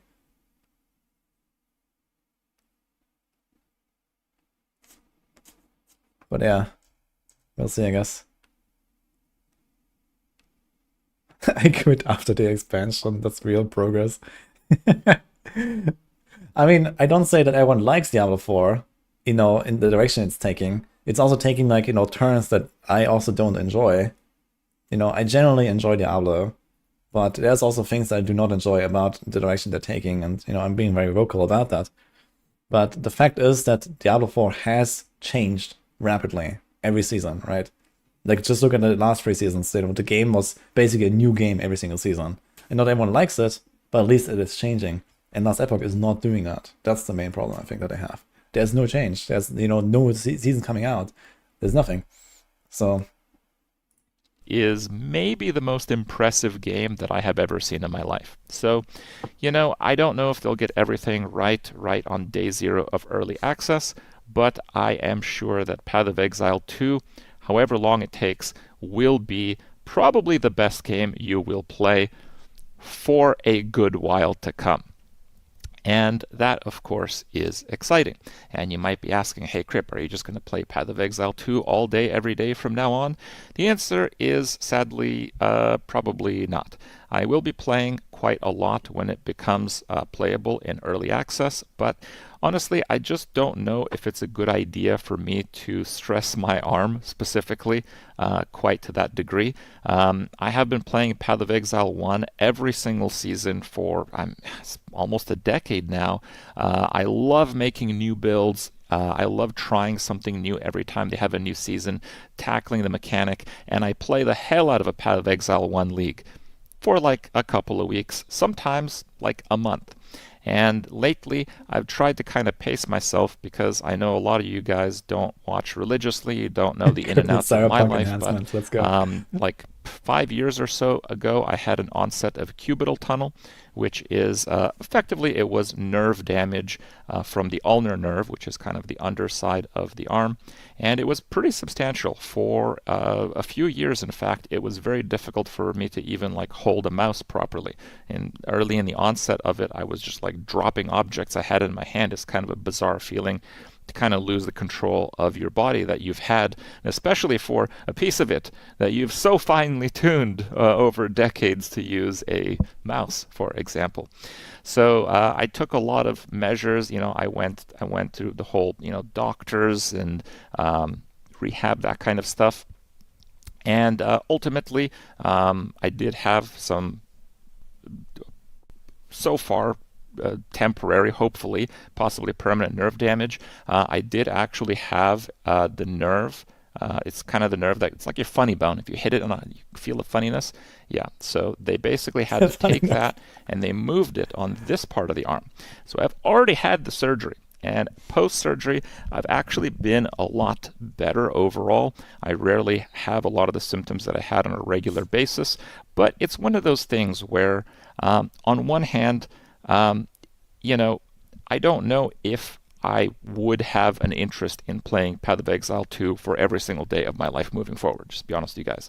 PoE 1 is a fantastic seasonal game. I imagine they're going to try to hit the same points in PoE 2. Might play a lot at the start, but probably eventually will go into the seasonal cycle of things as I play with Path of Exile 1. But yeah, like these days, I try to pace myself. If I do a PoE league, I try to, you know, if I'm going to play all day every day, I try to limit that to about a week, and then, you know, just a few hours a day, just to pace myself. I've noticed that I kind of know what to expect in terms of the limits of my body. And when it comes to my arm, it's not something that I really have a next stage to. Like, I've already had the arm surgery. So, you know, if I screw up my arm again, well, we're going to have some real problems that I don't exactly want to deal with, because I love playing computer games, and I would like to keep doing that for however long I can. Now, back to the Path of Exile end of things. The best part about Path of Exile for me is coming up with a build, coming up with a really cool way that you can take on the game. And while I don't have a lot of specifics from Path of Exile 2, I at least want to give you guys a little bit of insight into build making and what I think might be a good choice for a class, because right now we are a little bit in the dark. We don't have a lot of information. We don't have like path of building for Path of Exile 2. We effectively have absolutely nothing, and that is kind of interesting. But they did share a few slides, a few pieces and crumbs of information in their announcements and further in some of the podcasts that they've done. So I thought I would give you guys a little bit of insight there. So let's get to that. So this is part of their endgame content reveal, and I want to actually focus largely on the passive skill tree. It's a little bit different than the one that we have in Path of Exile 1, because basically all the classes kind of start from this center area.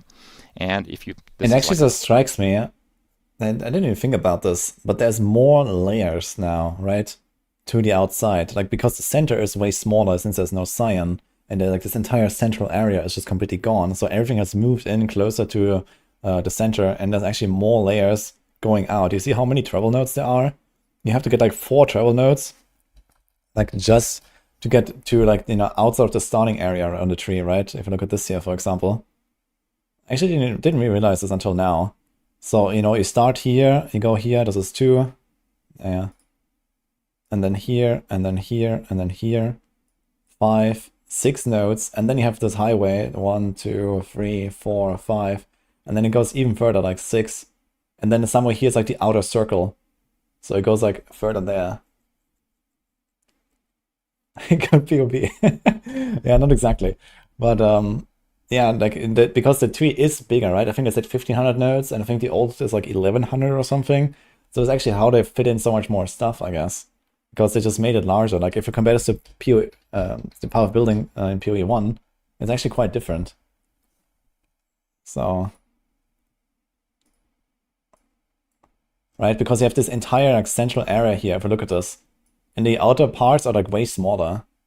Yeah, look, this is like, this is where everyone starts now, right? This is like the starting area now. You know, class 1, class 2, class 3, class 4, and so on. And then you have like, you know, 1 layer here, 1 layer here, 1 layer here, and then this is kind of like, you know, kind of the same, I guess.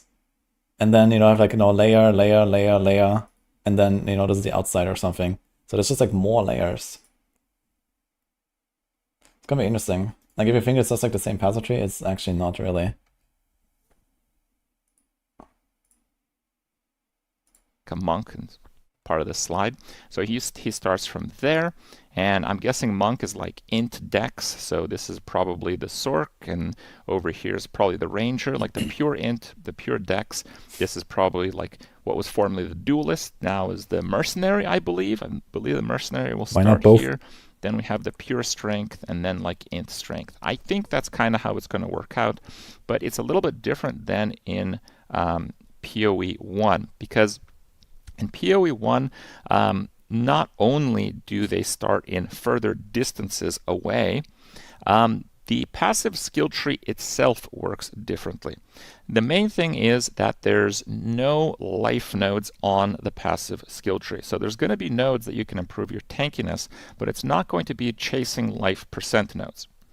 And while the number of nodes from going to one class starting area to another, I actually counted them, every single one, it's actually exactly the same as it is in Path of Exile 1. So while that is true, it looks like you have way more options to pick up stuff as you go along, and I think it's actually a little bit more convenient to go to another class because you have kind of like these mid-highways that are far more limiting in the Path of Exile 1 skill tree.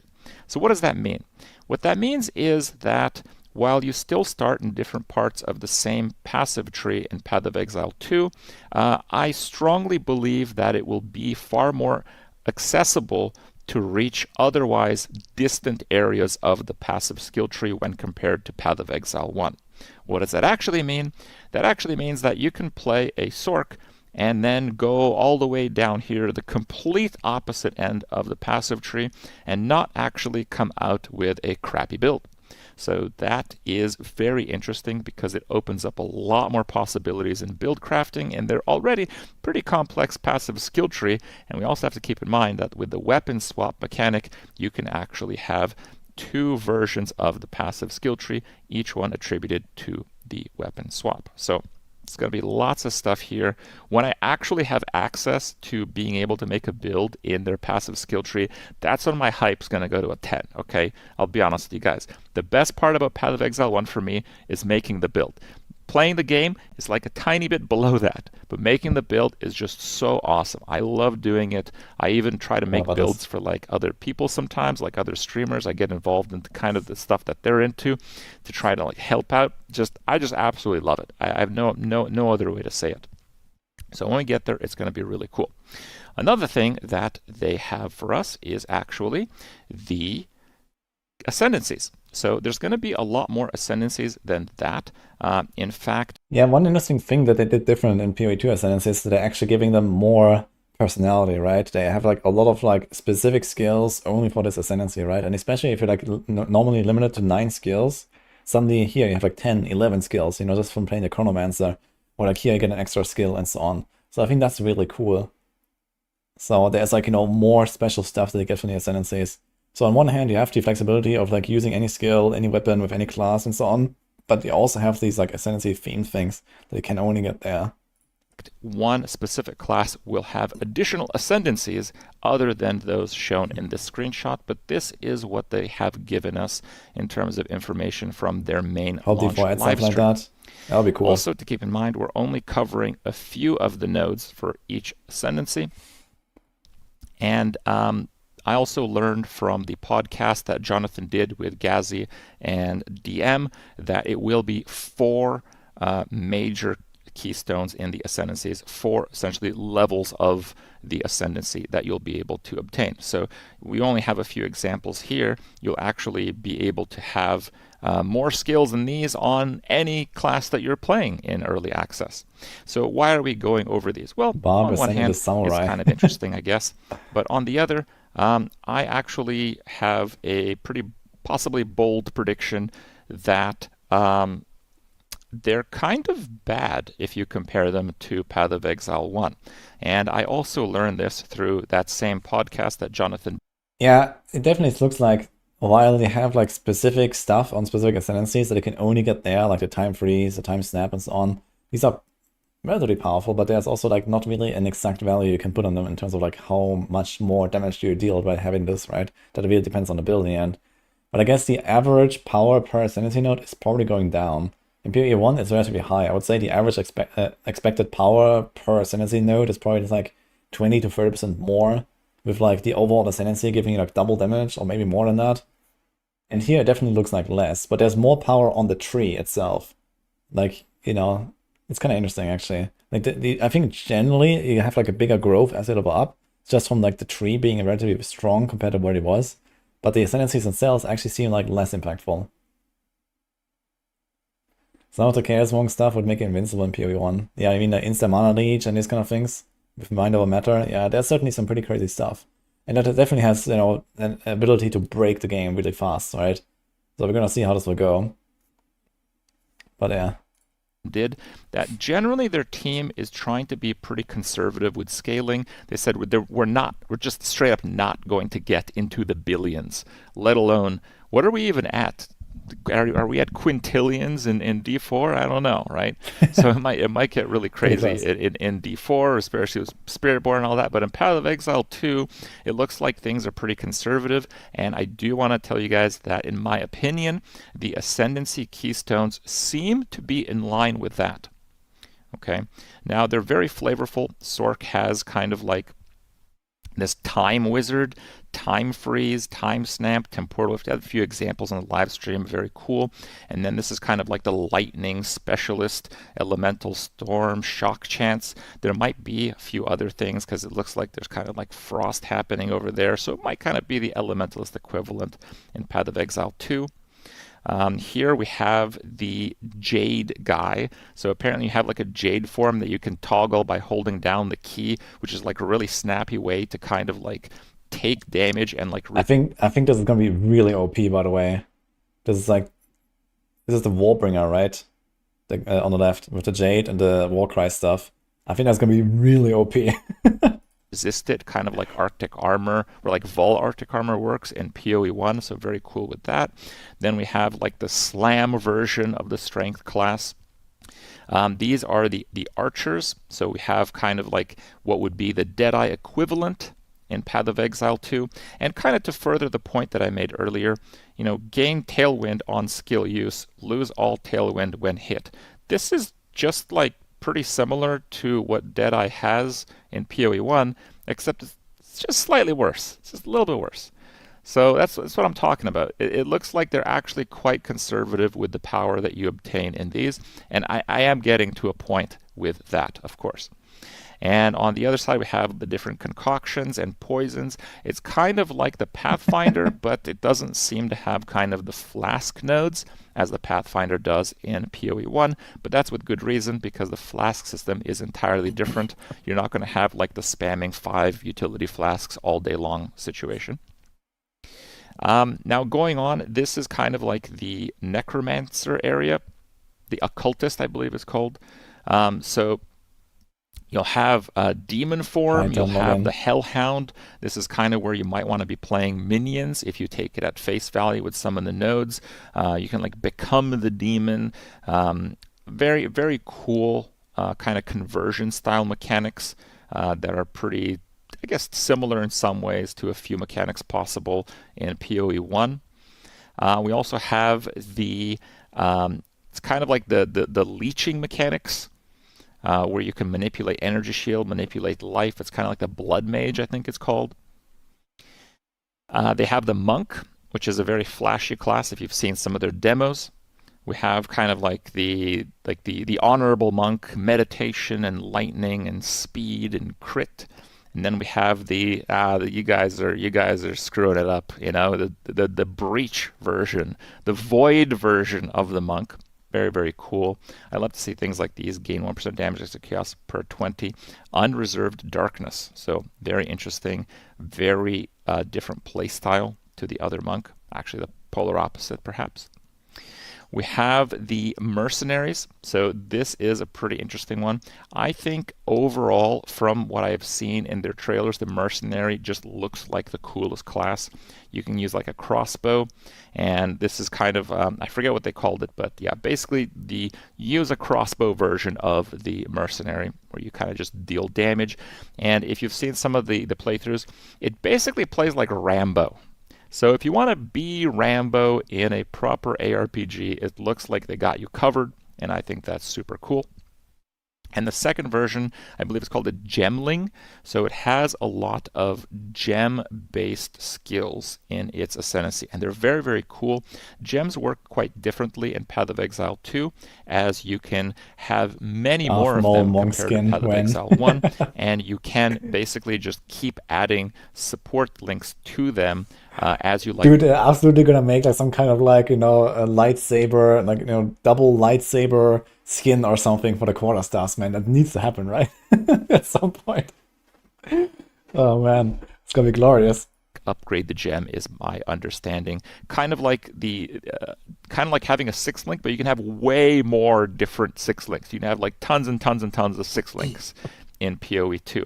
And if you're playing a class that's kind of like, let's say you're like, you know, a warrior, you have a big stick and you slap people with the stick, it doesn't make that much sense to have like that many different skills. But if you're playing a lot of different trigger skills, perhaps some minions, perhaps it does make a lot of sense to have a whole lot of skills. And that's why you have like the 3 additional skill slots. Yeah, it's actually gonna be very interesting because traditionally in PoE 1, minion skills were always the most starved for skill slots and for skill gems. And they used like unset rings and, you know, all these kind of things in order to get some more skills on their bar, because they needed so many things like, you know, the recall minion skill, I'm not sure what it was called. And then, you know, like, you know, 3 or 4 or 5 different types of minions. But I think the minions are now spirit skills, but I think they still go into the same, you know, 9 slots of skills, right? So yeah, you need like, you know, 3, 4, 5 different like types of minions or so, I guess, if you want to make like a big summoner. And then you still need like a few more skills of like, you know, auras and, you know, maybe something to attack as well, right? So I think this might actually be a pretty good minion ascendancy without saying minion and with having a crossbow on the art. But I think a lot of minion builds might actually go mercenary and then do this instead of going witch, which is kind of funny. I just want to know what 45 different supports you're going to use for gemling. It is tough, actually. I made a build yesterday, trying to piece together like a grenadier witch hunter, where I also have like some shotgun stuff and so on.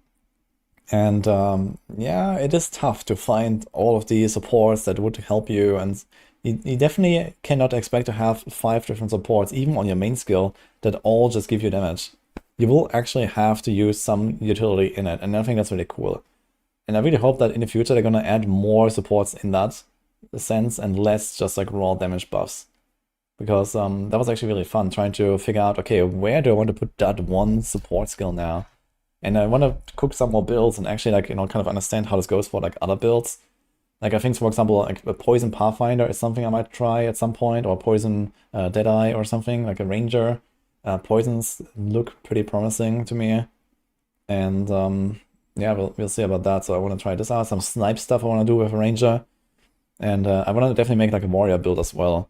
And just see like kind of like, you know, how you actually make those builds, you know, how you piece them together and come out with like something useful in the end. But you're always going to end up with like some skills that do something and not just full damage supports. And that's kind of cool. Ranger concoctions, what are going to start. Yeah, we don't really know much about the concoctions, right? I think we showed them here earlier up. One, that's kind of with like the Ranger class. Yeah. So I wonder what these concoctions actually do exactly. I guess this might be a little bit like the throw stuff that we had in PoE 1, right? Like Poison's concoction, Explosive concoction. I actually really like both those skills. I actually, in one league I played Poison, and the other one I played Explosive concoction. I killed all the Ubers and stuff with them. That was really fun. But then eventually Giga nerfed them and they were kind of shit again. So I wonder what it's going to look like. But here, this looks more like it's going to be probably more utility, if I had to guess. You know, it's like, or maybe not, you know, Bleeding Concoction, maybe it's actually supposed to deal damage. And here's like, you know, a lightning version of it, here's like a physical version of it. You know, maybe it's like always dot based in some way. There's like a lightning dot version and a physical dot version and a fire dot version with ignite and so on. But yeah, we'll see, I guess. The flask thing, yeah. I mean, this could be like its own playstyle, right? Just these concoctions. So maybe they become your main skill. But maybe they also have, you know, the option of just having this as a support tool, right? Maybe they have like a bit of both. Where it's like you throw the concoction sometimes and then, you know, it does like some freeze or it does like some shock. Or, you know, other times you actually use it as your main skill. I would really like to see both being viable.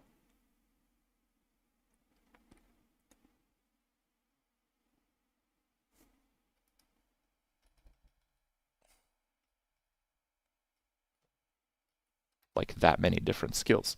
But if you're playing a lot of different trigger skills, perhaps some minions, perhaps it does make a lot of sense to have a whole lot of skills. That's why you have like the 3 additional skill slots. So what are my thoughts on this? I think that this is the coolest class overall, the Gemling. And I think that you should at least be mindful that it will be a good idea to play one.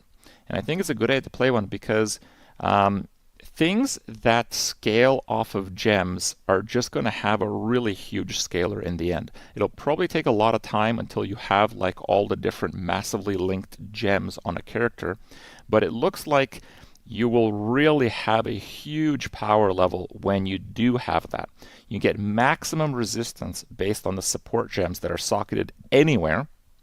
The attribute requirements of gems can be satisfied by highest attribute, so you can basically attribute stack. That is actually really good about it, right? You just stack decks and you can use any of your skill gems. Because also one thing I noticed is I have like all colors all over the place on my, like on the build that I was planning to do. I actually need like, 150 dex, strength, and int most likely just to like be able to use all those skill gems, or like the supports at least. And if I don't have that, then I can't actually use all of the supports and they're gonna be weaker. So I think that alone is probably like a really underrated node, and people are gonna really appreciate it once they actually play the game, because they realize there's like so many different colors of gems that they want to use, and this is really gonna help you with that. Witch Hunter is definitely not the way. Yeah, maybe I'm not gonna make Witch Hunter after all. Maybe I'm gonna go Gemling. I'm still undecided about it. I will probably start Mercenary, but I might do one or the other. It also depends on like how good is, for example, the quality thing, right? We don't know how much quality actually does, for example. Gemling gang. Yeah, I mean, Witch Hunter is also cool, man. That's a cool stuff with the decimating strike and the explosions. There might not be any other source of explosions, for example, right? So we'll see.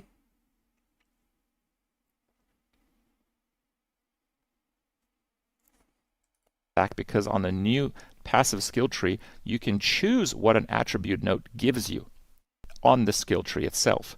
So for example, if it's beneficial to just have as much strength as possible, you just select all your attribute nodes as strength, and then you can use... And another thing, I guess, is like, if you have like strength stacking builds or dex stacking builds where you actually want to go giga ham on one stat, then this node is also going to be pretty useful, because you just go for like, let's say 1,000 dex or something, doing like some dex stacking mechanic, and then you don't care, you go like 30 int and 30 strength, it doesn't matter, right? You can actually go more into like that stacking mechanic and get more out of it as well. So I think adaptive capability is actually like a really powerful node. But it's like behind the other one, right? I'm not sure which one this is here on the tree exactly. You won't need the explosion with Desi, Resonating Strike, and Call on the Merc.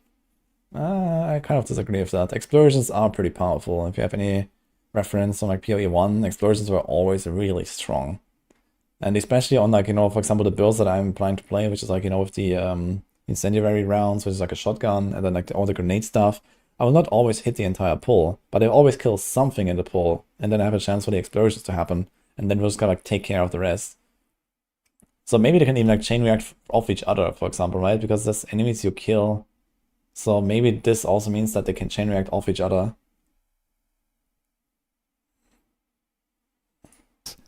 Int gear or dexterity gear. So, or dexterity gems. So it's very interesting. The flexibility is just huge.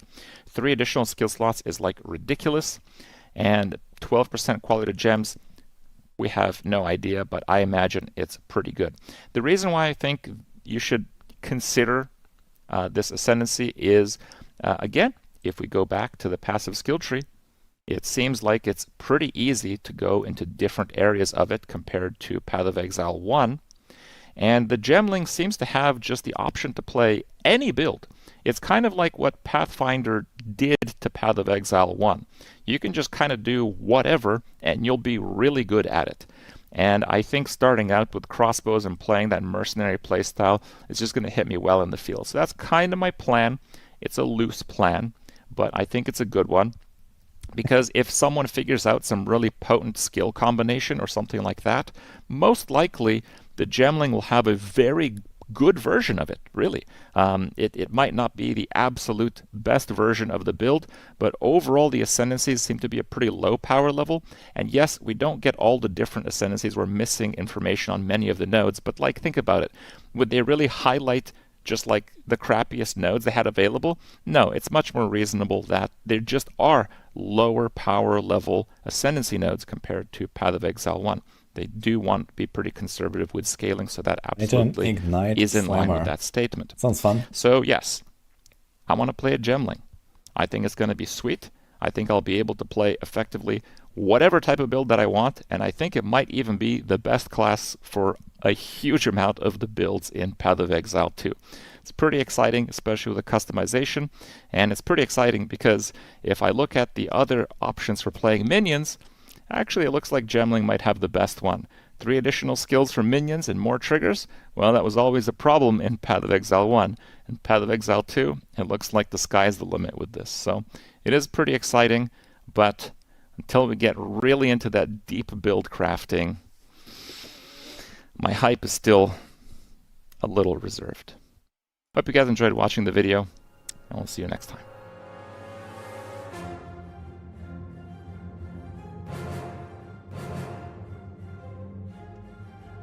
Nice. Kind of excited to see Crip in PoE 2. And hopefully it's going to stick around. I really like Crip. In the past I used to watch a lot of Crip, like, even when I wasn't even playing Hearthstone, it was just like enjoyable to watch him. I've also like had some podcasts of him actually in D4 early times and so on. And I met him at BlizzCon actually as well. It's kind of cool. Jaded Crip. I don't think he's jaded. Like, he definitely seems excited, but he's also, like, reserved about getting overhyped, I guess. And no, that's okay, you know? Personally, I am quite hyped, but I also know that, you know, not everything's gonna be, like, 100% smooth and so on. That's just how it is. Skipperino, Cripperino. Yeah, there's probably, like, a message here that says 2135. Let's see. Here. Skipperino to Cripperino. Okay.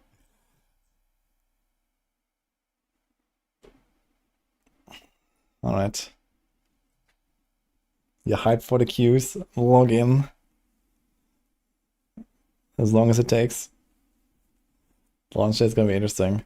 Yeah, I mean, launch day, I mean, no one expects like good servers, right? Is there anyone here who would actually be upset about server problems on day one? I don't know. I'm not. I'm just gonna be sitting here. We're gonna stall as long as we have to.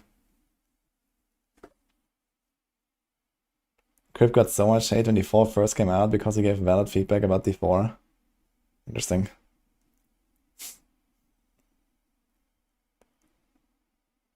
As long as streamers don't skip the queue.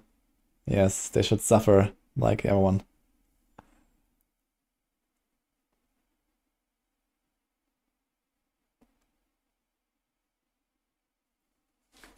Watch them have a cleaner launch than D4 Res of Hated.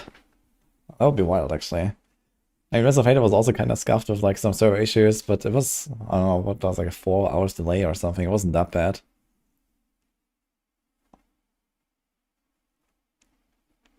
You'd be surprised if launch servers were as bad as Res of Hated. Yeah, the thing is that the like Blizzard is like way more prepared for this stuff, I think. And like, I'm not sure how prepared GG is for this, like if they can like easily upscale their server capacity or something like that. Yeah, the expansion also in E4 was pretty scuffed on the first day, but after that was fine, so.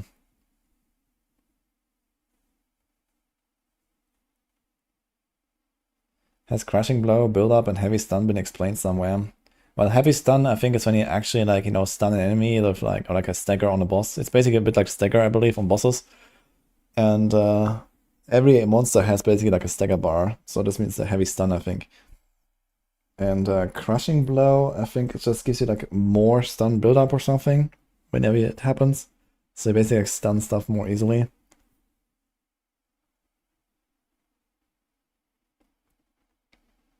And more likely to have login server issues than running the game issues. That could be.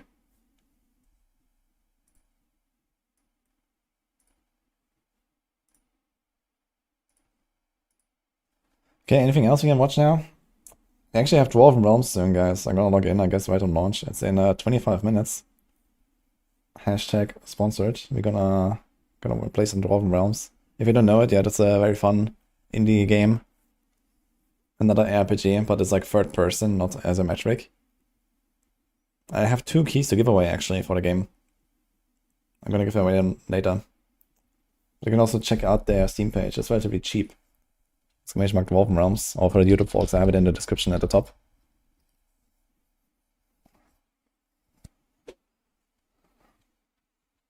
Crushing Blow 22 is a hard mechanic to change the meaning of. Yeah. I think it's fine to like rebrand Crushing Blow. People get used to it. Giveaway hype. Did I buy the 480 pack? I actually haven't bought any pack yet, but I'm not sure which one I will get. I don't think I will need anywhere close to all the points I get for 480 pack, to be fair. And I don't care about the MTX. So, we'll see. Is that one for like 100 or something? I'll probably get something like that. I think I even still have points on like PoE 1. I'm not sure. Needs a 480 pack. Yeah, I'm sure Nini is getting one already. Does the peta packs give any advantage? You're gonna look cooler, mostly. Per streamer gotta have to have the Giga hideout. Do I? I like my iceberg hideout though.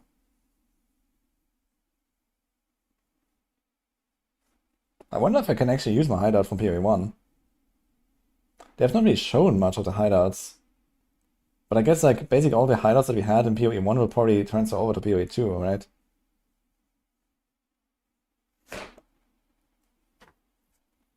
The Dreadnought seems mandatory. It is like the Act 2 moving town hideout, right?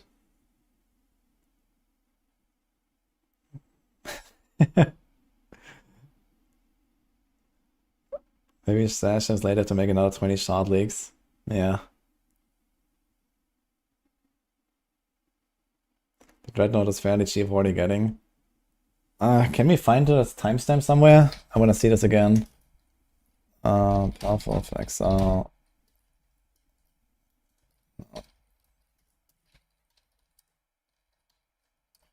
Let me see this.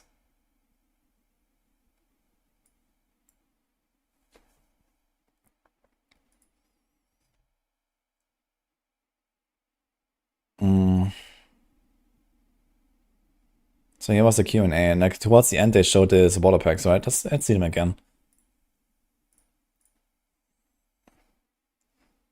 I have a somewhere here.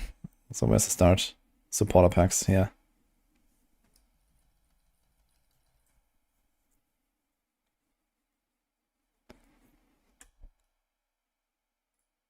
I need to watch the entire announcement again because there's like so much information. It would definitely be good to like just watch it again and like see if you like notice any more details and get a refresher on how the Atlas works exactly. I'm definitely gonna do that maybe tomorrow. And maybe one more time next week as well. Okay, As you can see, this project is crazy huge. Way bigger than even we expected when we started out. But how do you gain access? Well, during early access, you'll need a key to get in. that's it. To thank our existing PoE supporters who have spent more than $480 US, we'll be giving you guys a key for the PC version for free. Anyone else who wants one can get one by purchasing one of the new early access supporter packs that have just been released to the store. If you just want early access to PoE 2, then you can get a key in the $30 US early access pack. The pack also comes with $30 of points to spend in the MTX store. But we also have a variety of other supporter packs filled with exclusive microtransactions, So points 60, to spend in the 100, store, and even 160. physical items. The cosmetics can be used 240. right now in PoE 1 and in Path of Exile 2 when early access 480. starts. Most of this footage has been recorded in Path of Exile 1, since that's where you can use them immediately. The Lord of Ogham supporter pack contains a cosmetic armor set befitting of the Count of Ogham himself. There is also a matching back attachment which has an alternate variant depicting the influence of corruption.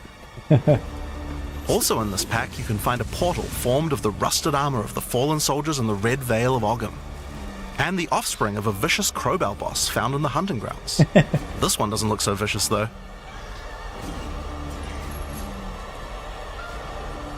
On top of that, you'll receive the Iron Count's Zweihander to apply to your one-handed or two-handed swords. For those who are wanting to decorate your hideouts with fond memories and tales of Path of Exile's history, you will also get a series of hideout statues. This pack contains the statue of Hillock. For Path of Exile 1's closed beta, each pack contained a true New Zealand icon, the Kiwi.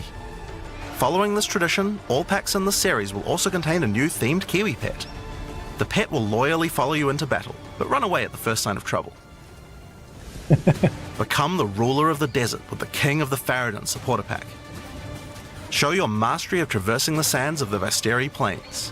The body armor will allow you to glide along the ground with ancient sand magic. Now each armor set comes with body armor, boots, gloves, and helmet, but the boots are covered in sand. Dude, even the supporter packs have power creep. Floating around used to cost $500. Now it's 100. If you'd prefer to show them off, you can turn the gliding off if you want. The accompanying back attachment equips you with two powerful pillars that can control and manipulate lightning. They will periodically release their energy in a powerful blast while in town, and hover in a circle around you, arcing lightning between them, forming a barrier of energy. Replace the appearance of any bow with the Farad'n's Glory skin, or replace the appearance of a spear with the Tyranny's End spear skin. This spear skin can be applied to staves and war staves in Path of Exile 1. If you want to truly show your worth as a King of the Farad'n, then you definitely need your trusty, moving, entire city fortress known as the Dreadnought to travel across the Vasteri Plains. In Path of Exile, you can decorate your hideout however you like, and it's no exception here. It comes with a variety of thematic elements to use, or use decorations from elsewhere in the game. Additionally, you will get the Deshret's Blessing level up effect, the King of the Farad'n Kiwi pet, and last but not least, a statue depicting the Vaal Oversoul from Path of Exile 1. For those who don't know how supporter packs work, each pack comes with all of the cosmetics from the previous tier, so you'll get all the items from the Lord of Ogham supporter pack as well. The Thaumaturge of the Vaal supporter pack features an armor set and back attachment themed around the Vaal and their pursuit of science and progress. This one looks really cool. You can find the Soul Core weapon effect in this pack, which causes thaumaturgic energy harnessed from sacrifice to spill from your weapon. This pack also contains Doryani's Idol.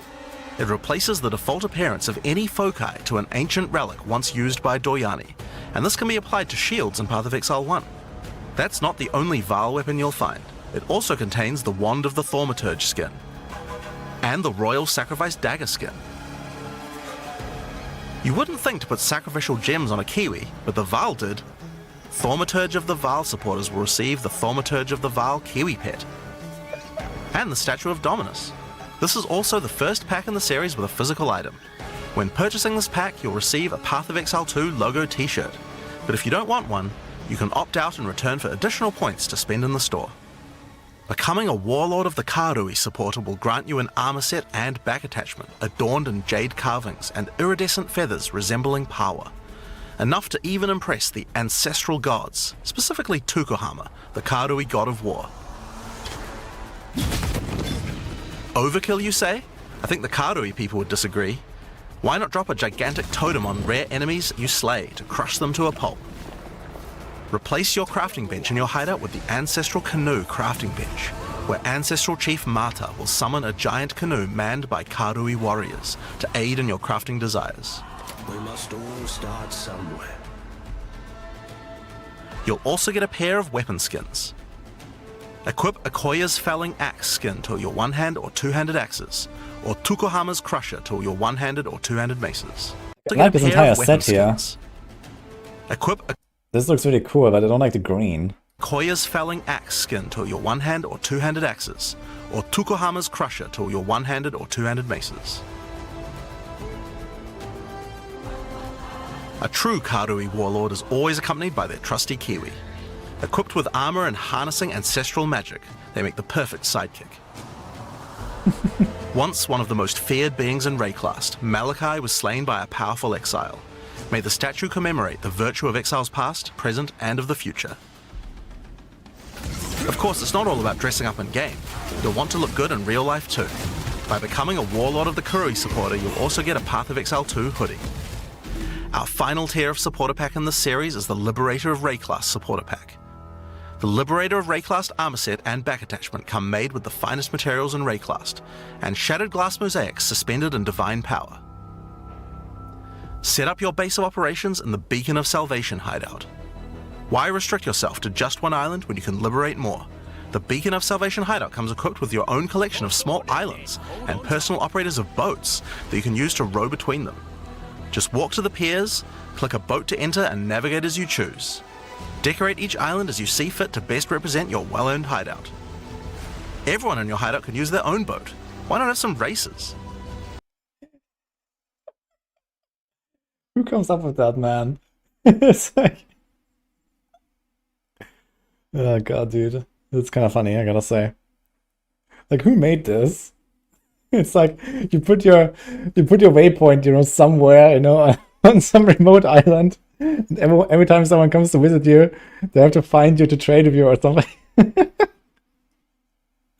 Yeah, guys, just take that boat to the other island and then go over to this island, and then yeah, there you'll find me. See you later. You can also get the Window to Twilight portal effect, a beautiful mosaic piece of art that shatters and reveals a gateway to your desired destination as you approach it. As you walk away, the glass magically reforms back to its original form. That's a cool portal. Rule in style with the Throne of the Ruler map device. Sure, this map device can create portals to in-game maps, but it also comes with a throne you can sit on to oversee your growing kingdom. Look down on the plebeians running your maps. Being the Liberator, though, is not just about sitting on your throne all day. If you do decide to join the fight yourself, you can leave a High Priest in charge as your second in command. Liberator of Rayclast supporters will also get a set of varied weapon skins. The Light of Divinity Scepter skin, the Deliverance Crossbow skin, the Justice Flail skin, and the Redemption Shield skin.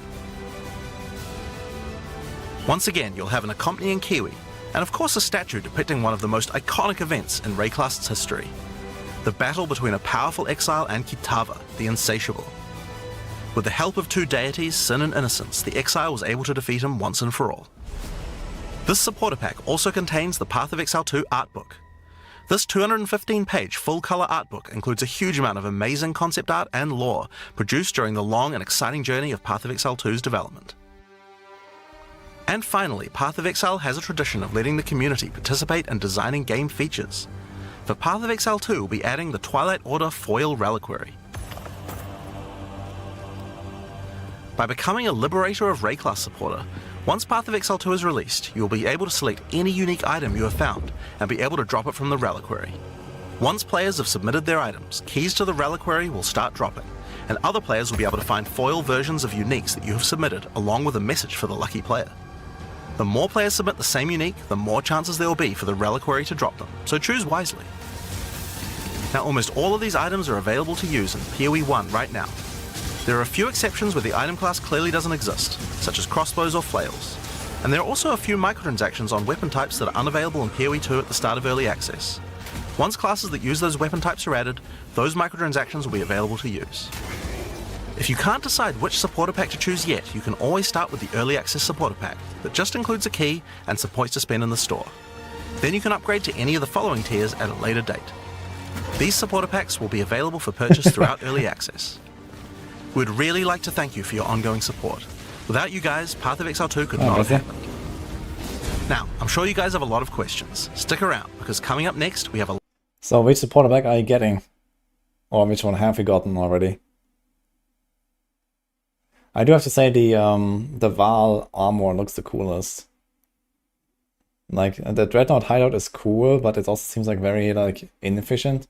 I like to have a very efficient hideout most of the time, where it's just like, you know, have my map device, and then, okay, crafting bench doesn't exist, but, you know, like, everything kind of be done in, like, seconds, basically. I don't want to have, like, these mega large sprawling hideouts, necessarily. So I'm not sure. While the Dreadnought hideout is cool, I'm not sure if I really care about having it. You got the €30 one. I guess it will stay available, right, throughout the entire early access, so you can still upgrade later, I suppose, if you want to. You buy the Jade NTX. Yeah, if you play a Warbringer on launch, you definitely have to play. You have to get the Jade MTX, I guess. 6 months minimum. Yeah, maybe I'll decide at some point. I guess Nini is probably very hyped for the artwork. I'm sure she'll get that one.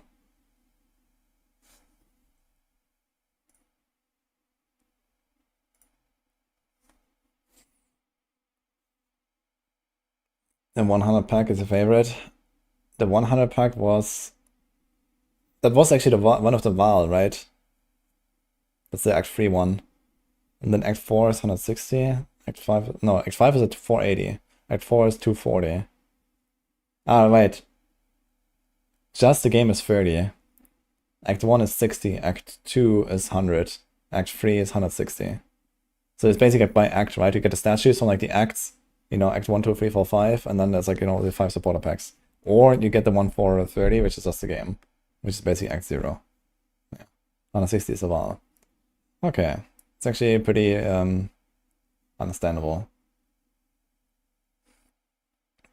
100 pack is the moving height and the ability to fly. Ah, yeah. Yeah, that's what I meant with power creep in the MTX, man. I remember Nini got the... well, I gifted it to her. She really wanted it. She got the $500... Which league was that, actually? Where you can fly the hoverboard.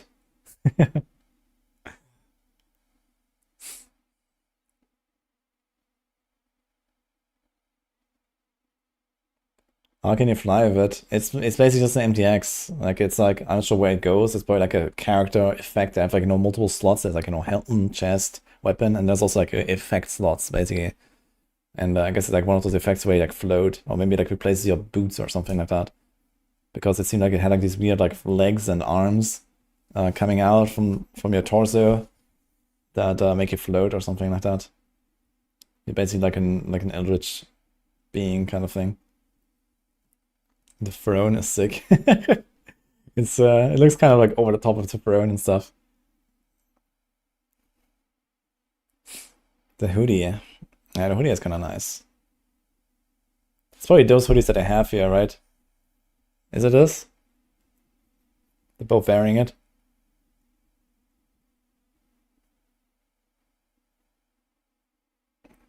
Nini got the 480. I'm not sure if she got it already. But I know she's very excited for the art book, so I'm pretty sure we're gonna get that at least one of the 480s. So we get the art book and one of the hoodies. Hoodie is comfy.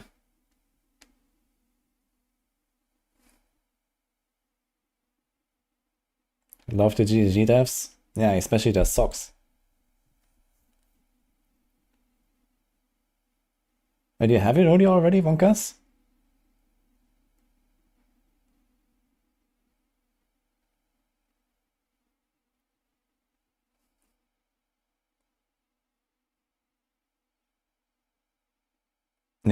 You feel like you want to support GG with? Yeah, for sure. $480 for a game is a lot though. But I definitely deserve, you know, extra support, I guess, over a normal price. I think this is definitely like a, you know, like a next level game, I guess, as you have seen earlier. And we're not gonna see anything like it for a while. Have I bought a single MTX in D4? I have not actually. Well, technically I did, but it was from points I had anyway, so I didn't actually pay money for it or something like that. So I just had some points and got something for free, basically.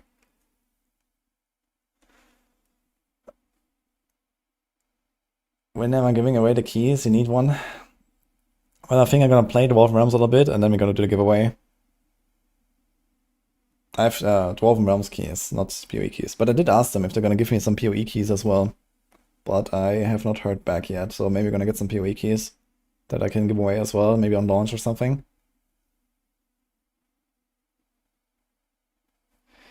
Guess Elon plans to no-life PoE too. Yeah, we're never gonna get to Mars, guys. Rip humanity.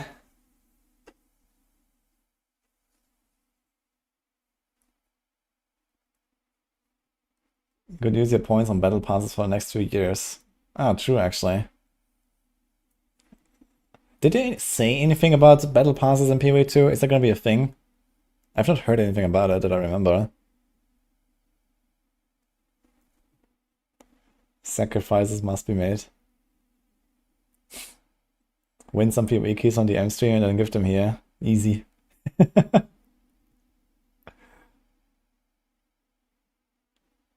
Yeah, I mean, they had Battle Pass in PoE 1. I would be quite surprised if they don't do Battle Pass in PoE 2.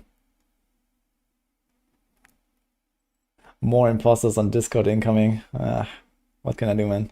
Actually, someone actually gave me some keys the other day.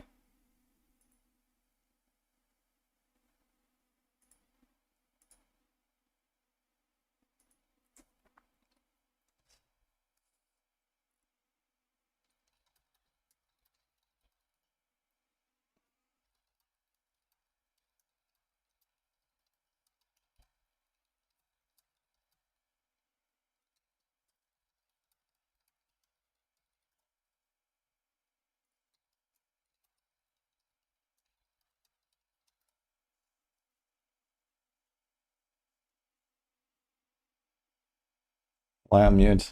Yeah, I wasn't actually going to listen to everything now. It was just like we were watching the supporter pack stuff again. I want to watch the entire presentation again. I mean, it's basically like roughly an hour, right? Actually, everything's like in 1 hour. We can actually go through it, but not now.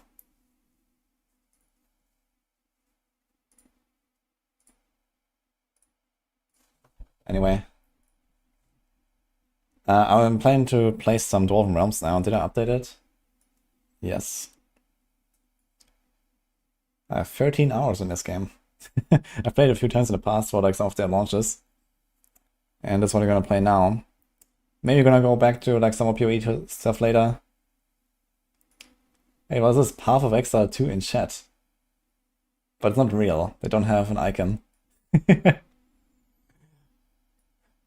not a real channel. But someone is very hyped, it seems. Is that real?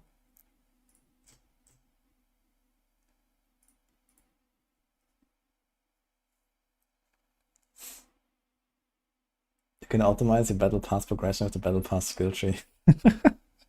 Dude, I could actually believe that to be a thing at some point. I can't create it on September 5th, 2023. Prove you're real, give me a key. Imagine they actually post a key now in chat. First come, first serve, guys.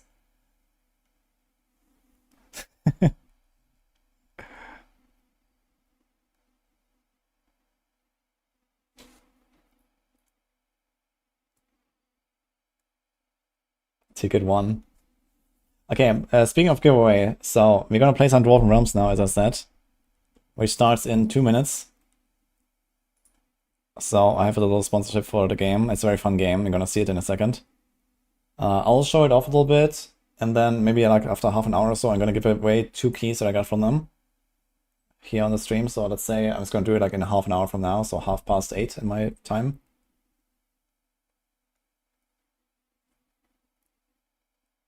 You have keys, just $30 a pop, inbox me. Okay. Very nice. Okay, let me like switch category and stuff.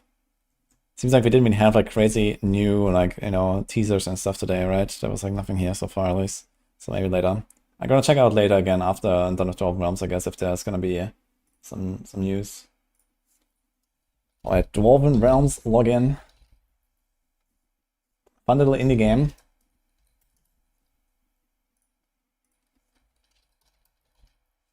Last time I played it was like 2 months ago, I think. They had like a big launch there.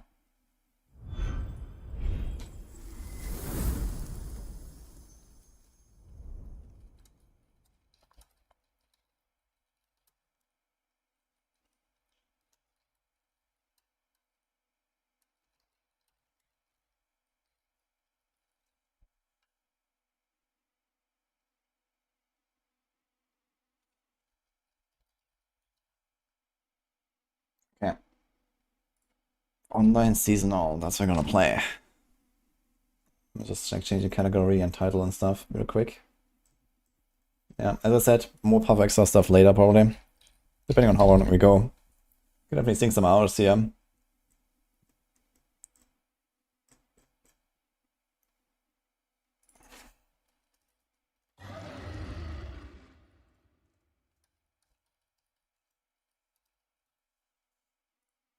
Alright. They have a new interface, I think. I think they changed this. This used to be different. Leaderboards. Is it live already? Who's gonna play? Level 1, Rupture 0. Okay, so it looks like people have their characters already and are good to go. Sort of people here. I really like that thing in this game. There's like a leaderboard for everything actually. They added a lot of stuff. And it's like built into like even the main menu and even in-game when you pause the game, you have the leaderboard.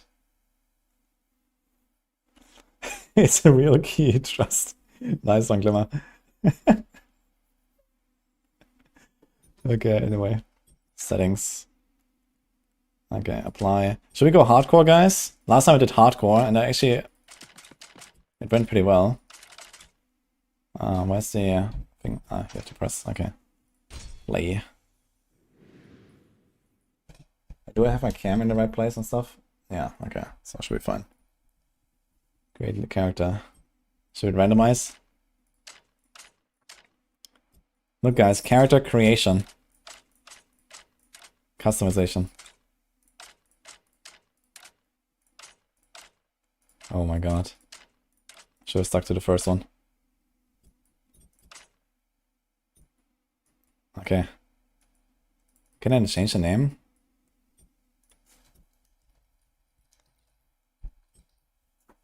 Alright.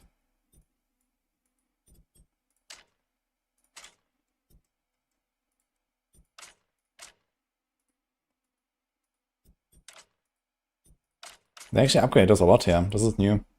Hardcore. Let's go. Chi DJ. Always hardcore. Yeah, let's do it. Yeah, last time I died one shot because I got kicked off the map by one of the bosses, man. That kind of sucked. Anyway, if you want to check out the game, !Dwarven Realms, or for the YouTube folks, it's in the description. There's a link to the Steam page. It's like a little indie game. There, I think 8 people by now. It was started with like 2 brothers who developed the game. So that's kind of what you can expect here.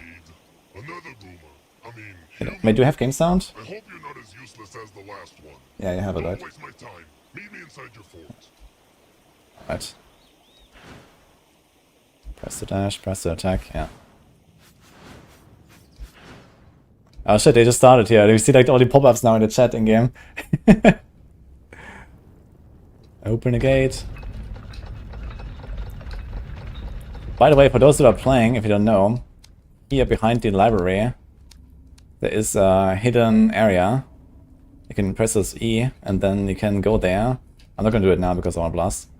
But there's they have like streamer collabs basically. There's also a statue of me, and you can get like a pet. You can get Ufa and Isolde in this game. Oh, 2 bunnies. Just click on it and enter the first rupture. I think here we go. This is the map. Let's go. Xmas tree, yes. Look, Already better Christmas event than before. There's a tree, man. level up, then tackle the bigger baddies. Rinse and repeat until you're facing off with the biggest baddie of them all. Easy peasy, right? Don't give me the LE selling point to this game. Yeah, I mean, LE is not really that indie anymore, I would say. They have like a decently sized studio at this point, I think. This is actually indie, man. It looks like it feels like it, but it's a cool game. It's also something that is like really nice to just grind on the side. Alright, you killed an elite. These brutes drop a lot of essence orbs. May the spirit protect us. I do have my... Wait. Okay. Open your inventory and equip that goblet. You might actually kill something. Oh, it's a time turn. Get into it, quickly!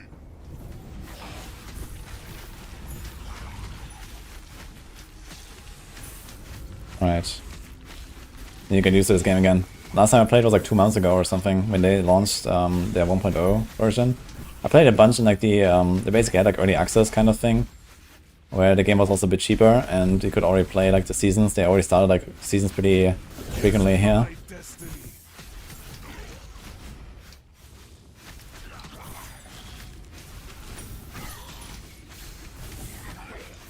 Kind of blasting for this.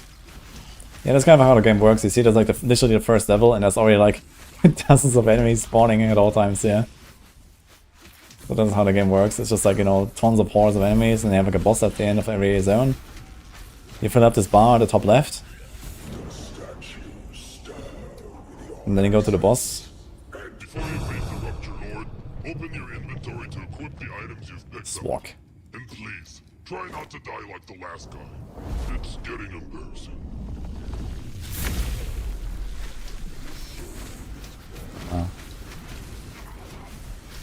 Terror Master.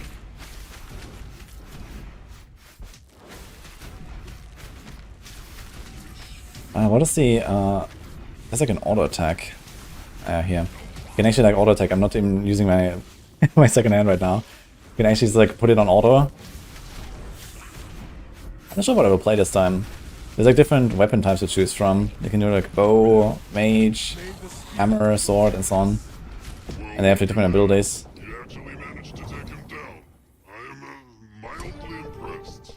But don't let it get to your head. Archeon might send more of them. Enjoy the loot. It's a roguelike. Yeah, basically, not just roguelike, I'd say. But I guess it feels a little bit like it. Like you upgrade your character, you get levels. So it has like actual character progression. There's also a skill tree. Which button was that? Here. So this is like, you know, a passive tree. It kind of reminds a bit of the PoE passive tree, for example. So like you have the notables here, basically, and smaller nodes. And yeah, like the stuff that I usually go for is like here on the right. You go like for the energy regeneration. There's also armor and life on the left side, but you're gonna grab that later. So I think here we're gonna go for... I think I nerfed this a bit. That is kind of nice though. So 1, 2, 3. 1, 2, 3, 4, 5, 6, 7, 8, 9, 10, 11, 12. Yeah, so we go for the top and then grab this here basically. So that's kind of what I'm gonna do. We also have loot. We got a great axe, that's two-handed. These are the items. They changed also the layout of the interface. They're actually doing like a lot of improvements here. It's kind of funny because I've played this game, like I don't know, maybe I'm playing it for the 6th time now or something like that. You know, I always do like the season starts a little bit. And every time everything looks much better than last time.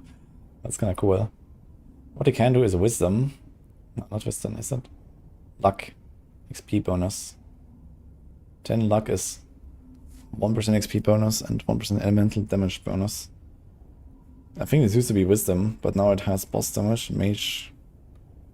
Ah, so they changed the main stats a little bit as well. To give you like specific weapon type damage. Interesting. Maybe I'm gonna go for strength. I'm not sure if I'm gonna do elemental damage actually. Let's go with strength and we gotta go two-handed. I think two-handed also has whirlwind later. That's like spin to win. Well done, Toothpick. You made it back in one piece. After the next rupture, Let's go. unlock a new part of your home fort. Now jump. It's not free to play. Yeah, but I have a sale right now. I think $7 or 7 euros, $8 Activating auto attack. in dollars. I'm not sure, something like that.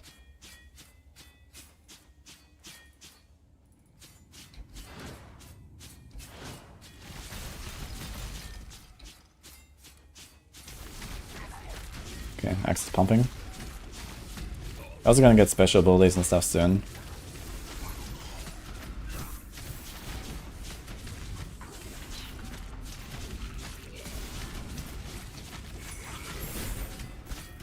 The PoE tree pog.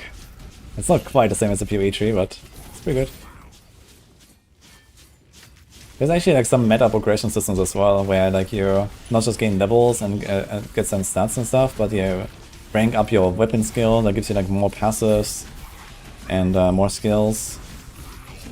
And there's also like some other like later system where you get like all kinds of like other passive bonuses for your progression and so on. That's kind of cool.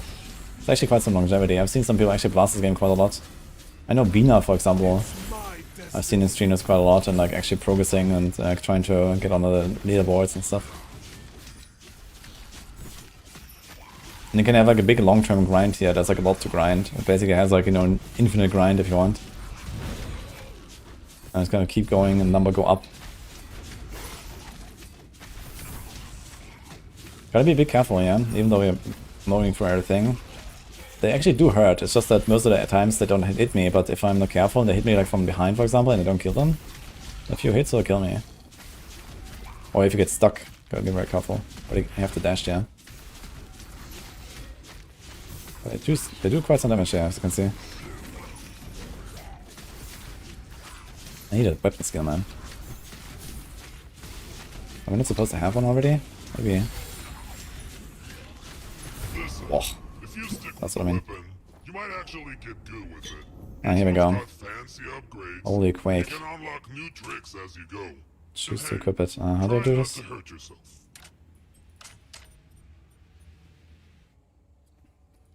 Ah, okay. So that's like, Justice will prevail. oh, yeah, that's pumping. To my arena and face my minion. We have an auto, not just auto attack now, we also have like a special ability. Now look at that horn. This offhand can be powerful on its own, but combine it with What does this one do? the same ability and Jambalaya. A potent air effect explosion. Okay.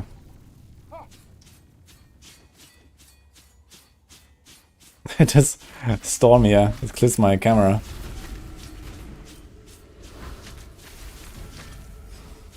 Dude, I missed my special.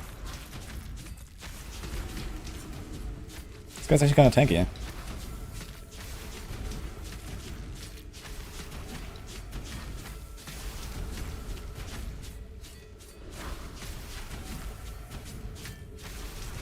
Ouch.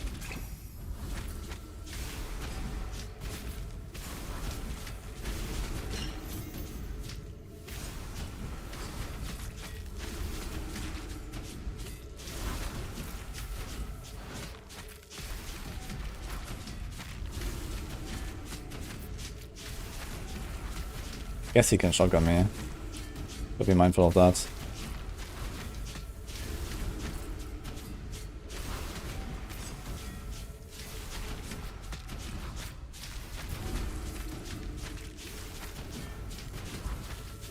Seems very tanky. Oh, my damage is low right now. I guess at the start it can be like quite some RNG with like getting weapon drops. I'll get better later. Seems like a very long boss fight. What did I play last time? I remember I was really strong last time, but I don't remember what I played. Maybe it was two-handed. Option 2 complete. Okay. Pay attention, Ah, numbskull. here we can choose. Every weapon's got its own flashy combos and skills. So small. Some for the quick and nimble, others for the slow and strong. Pick one. Do I have to choose? lack No. of coordination, and who knows? Spiral might onslaught. just surprise yourself. I think this might be the spin to win if I'm not mistaken. Skies Fall, God's Wrath, Whirlwind. I will see, but they're gonna get these later at 500, for example. But now we have 120. Let's go with the two-handed. This bow, spear, wand, small. Okay, only got him. Sturdy, armor. I got 2 times the same boots? Ah no, I'm looking at the equipped.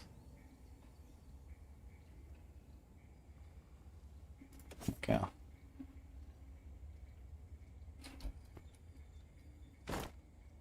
Oh, it seems like they have consolidated the materials in inventory a bit. Okay, and there's like many different materials. Let's go.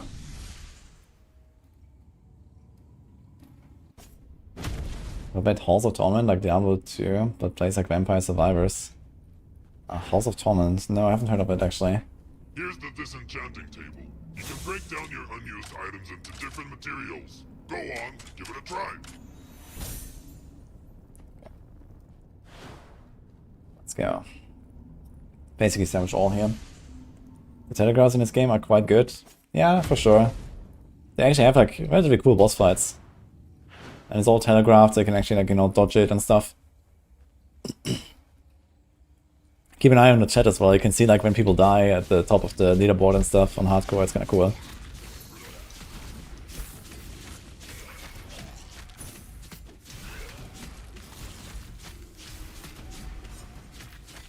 I do feel like they made some of these enemies beefier though at the start.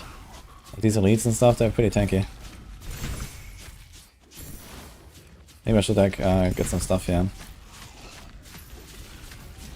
There's also like sometimes treasures where you can select like a new weapon or something, or get like some, you know, epic boots and stuff like that, so I should keep an eye out.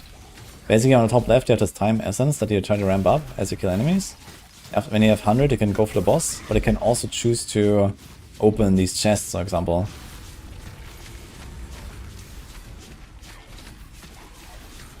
Is this like friendly? I think these explosions are actually mine. Wizak, thanks for the sub, man. Appreciate it. Give me an MMO with this gameplay. Yeah, MMO with like this kind of density, I'm not sure that works. Oh yeah, we should actually use those, huh? Go for the top right. 1, 2, 3. Let me get this. Plus 10 base damage is actually gonna be very useful. I only have 16 damage right now, so it's like nearly double right now.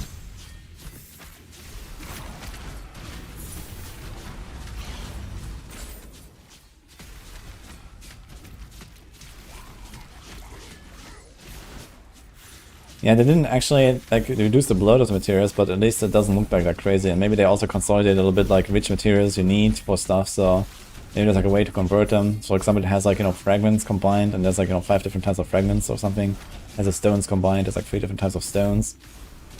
And it just shows them as one value, and maybe there's like, you know...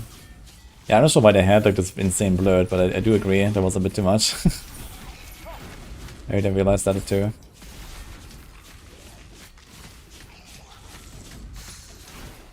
Okay, don't get stuck here. If you get stuck, you can die like really fast. Unlocked your secondary ability. Think of them as the bigger, Ah, nice. cousins of Enjoy barrage with Celestial Blades. more powerful. I remember that. So you better use them wisely.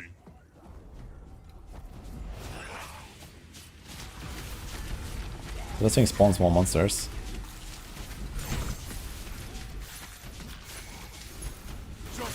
Oh my god. Wait, this does a lot of fucking damage, man. What? It's my R ability now. Okay.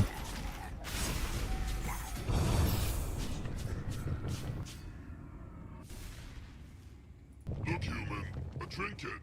You're on your way to building a full set. Oh, there's also a chest. Can we cut this? You Nice. might be a bit less of a weakling. Oh, Willow Queen. This is the first boss I ever died to on hardcore in this game.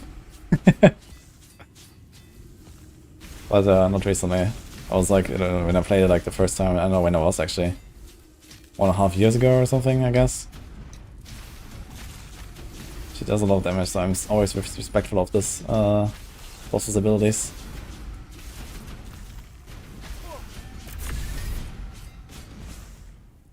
Double damage. I'm not sure how I procced double damage exactly.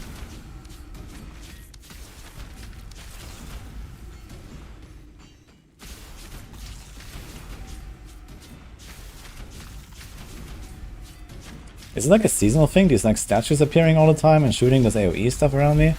This is new. And I saw this in the Ruptures as well. Ruptures are the maps basically.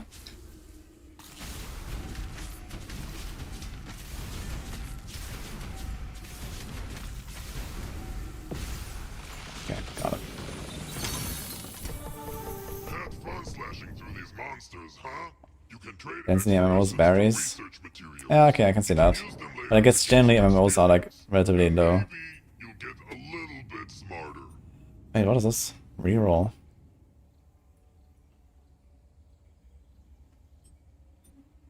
Ah, for 100 essence I can like maybe get one of the other rewards or something, I guess.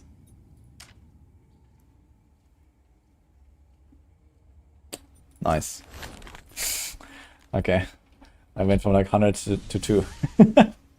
So I guess you can get like some random amount of like one of the materials or something, I guess.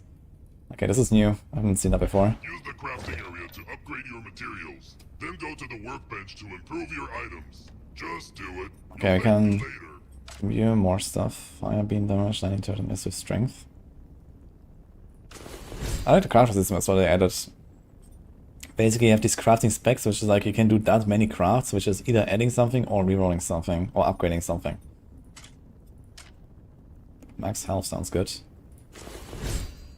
+9. And then we can upgrade this basically. There's 1.8 base damage, which is a lot. Let's just go for that. We need like faster boss fights.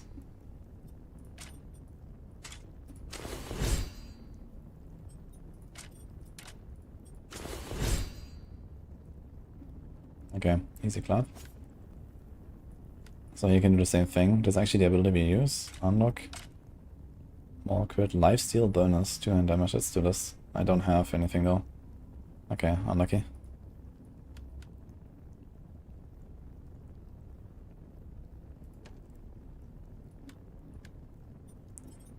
I guess they might all cost the same. Yeah, we need more of the stuff. It's fine.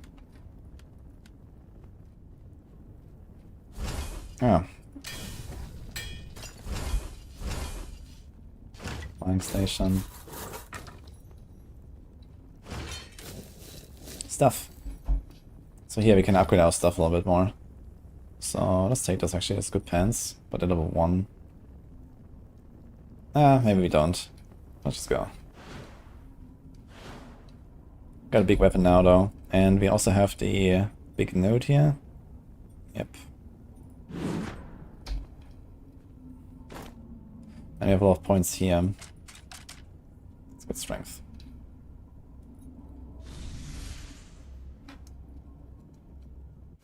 Okay, 8 minutes guys, by the way, and then I'm gonna start a giveaway. So if you like the game, you can enter the giveaway and try to get a key. I have 2 keys on them. Ancient dragon lady.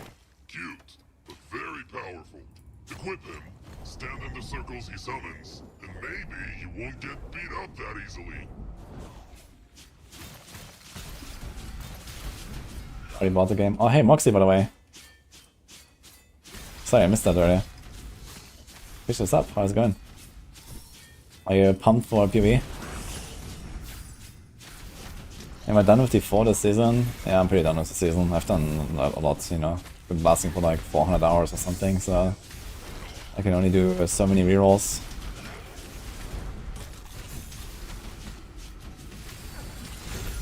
You're doing a lot more damage now, which is good. Yeah, we see like 50, almost 60 damage. Previously was like 20. Haven't been so excited for a game in a long time. Oh yeah. Seems like there's a lot of hype, man. Gonna be great.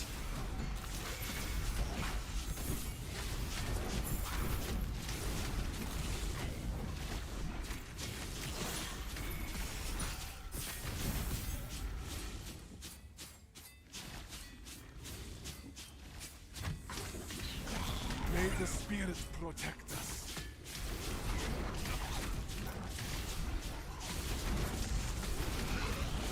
What am I? 9. The highest level is like 12 or something. Okay. And I started like a minute or two late, I think. Looks like we're okay.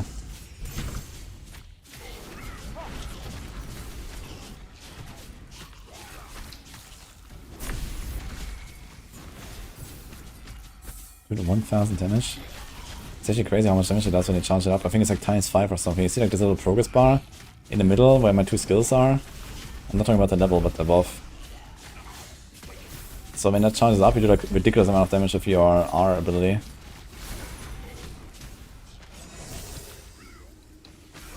It's like, yeah, ×5 I believe. Book of Knowledge. It's like XP. So why don't we get the upgrade?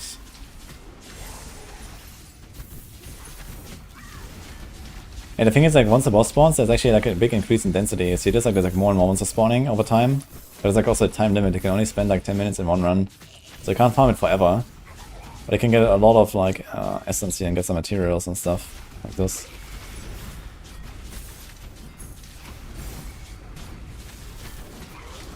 It's my destiny.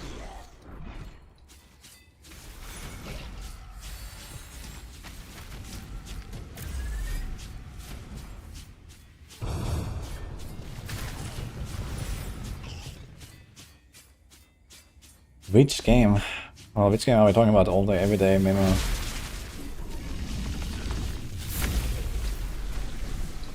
Oh, he dodged my big ability. Wait, did he? Maybe not. I remember this boss, man. It's annoying. The teleport at the start was bad, though.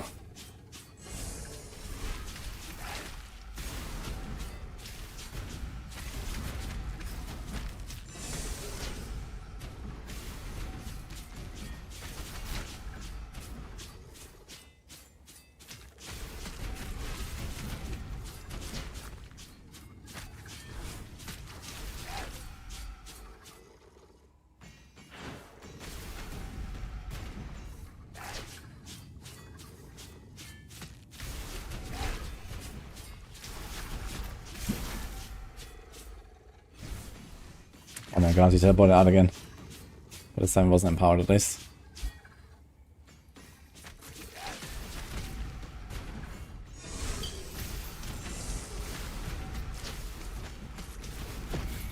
Okay, got him.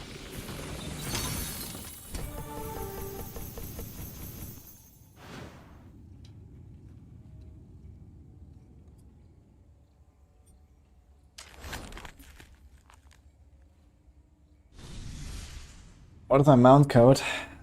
Oh. Wait, I can look it up. I don't know it by heart. Yeah, if you go there to what I showed earlier with the library, behind the library door, there is like this streamer room. I can show it actually real quick if you want. You can get a mount and you can also get the bunny pet. Do they have more pets these days actually? I wonder. Pets. Here, it's Ufer. This is our bunny, guys. They put it in for me. Get more pets. Let's see. Do they have more now? They do have some more actually. It's like a dragon, a floating octopus. And what is this? Holy. $95 by the way. That's like some floating ghost. Gox, the Fortune Master. I guess like one of the bosses or something, I guess. Okay. But Uber is for free, guys. Here. Let me find the code.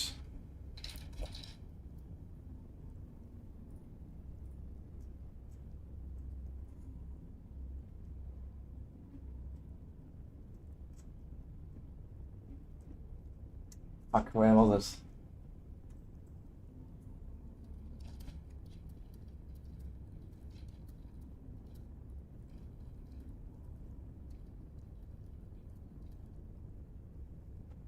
I asked. They're probably gonna reply to me in a second. I hope they're gonna be around. Death and glory. Okay, big XP here.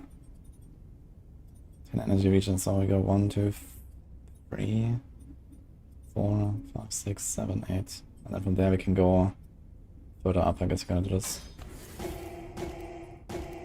Okay. But anyway, if you go here, I'll wait for them to reply. Then we're gonna get the code. Wudijo. Ah, that's the one. Yeah, I think that's the one actually. Did you save that from last time? Yeah, that's the code, I believe. Wudijo 312 exclamation mark. You can get the bunnies.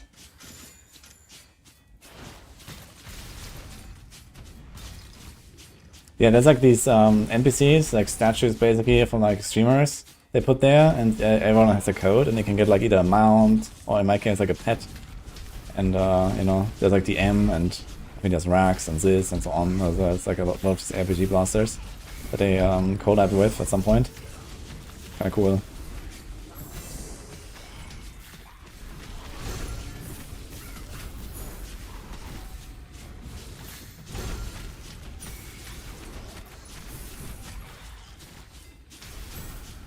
I need to save that, by the way, because I'm probably gonna play Dwarven Realms again in the future at some point.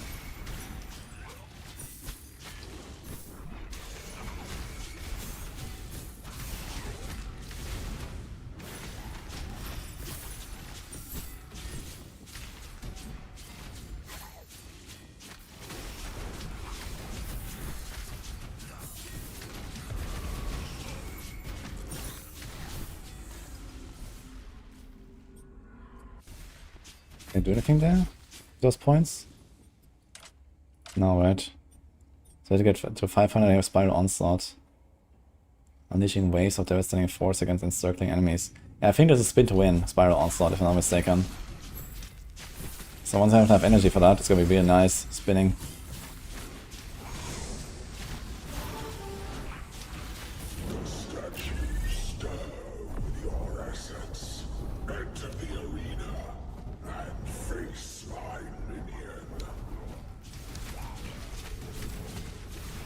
Inferno Lich Ward.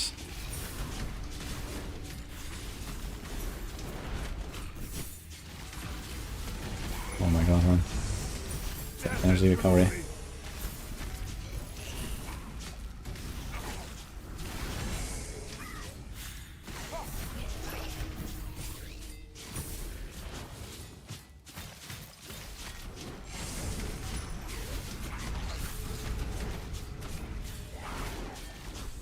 Some item upgrades and stuff. Eye of the Storm Trinket. Yeah, basically these trinkets that I find here, these are like what mostly make you build later as well. It's like 3 trinkets you can wear and you can either combine multiple of the same or 3 times different ones or something. And they proc like a lot of like special abilities. Oh, I got some stuff here. Armor, archery, spinning blade damage. Okay, so it's like 4 hour skill actually we're about to use. Lifesteal bonus.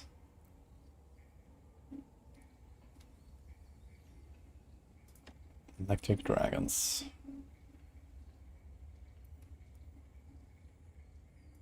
Okay, let's try these new stuff. Alright. Let's see the boss.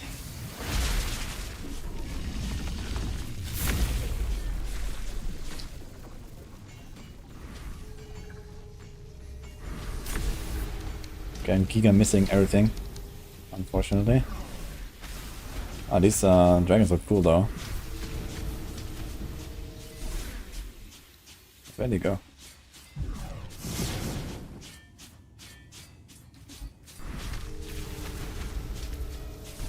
Obviously I barely see my character with those dragons spinning around me. But they do a lot of damage. They take like 50.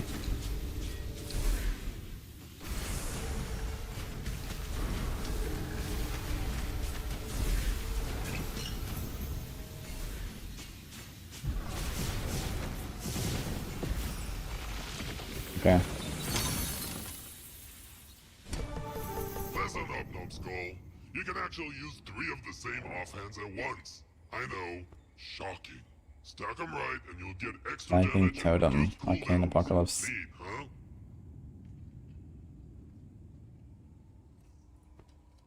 Can try Arcane Apocalypse and see what it does.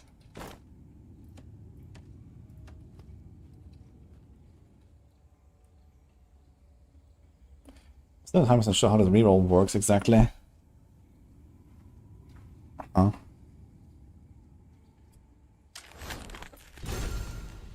So I guess you can like, choose a certain material that I need or something. Oh, that was still one thing for 15 essence. Oops. Hi, Abby. PU2 has been optimized really well for consoles. If console players are still at a disadvantage due to third-party tools like loot filters.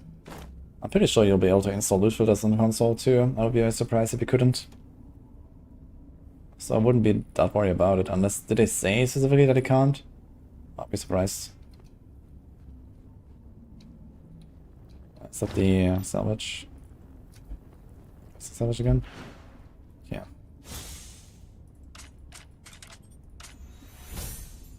Cool. Okay. And here's Rupture Car Station. So every 5 runs you get like a card here, which is like a huge upgrade. And you can also stack them up over time. Just maybe you'll suck a Luck, little less. critical damage, max energy, endurance, crit chance, and dex. Sorry, reroll. I wanna get something with like flat damage. He has 10 flat damage, for example. That was relatively good at the start. Health regeneration bonus. Max health 50. And 5% luck. That's also not bad. That's a lot of health. I think I'll take this so I can like just ramp a bit harder into difficulty. Let's go. Ah, wait, you want to do the giveaway? Let me set up real quick before I start the run. Oh, it's boss time. Okay. Yeah, I think every 6 levels is a boss or something. I'm gonna set up a giveaway, guys. I have 2 keys for Dwarven Realms. So after I defeat the boss, I will pull the winners. You have like a few minutes, I guess, to enter. Let's do it.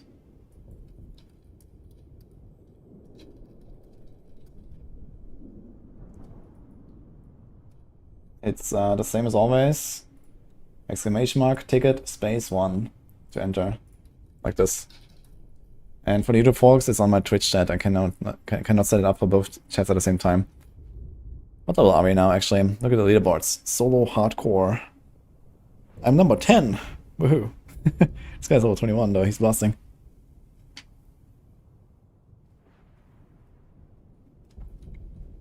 Don't think you're making it out of this one alive. Oh, and one last tip. Don't let her blow you off the edge.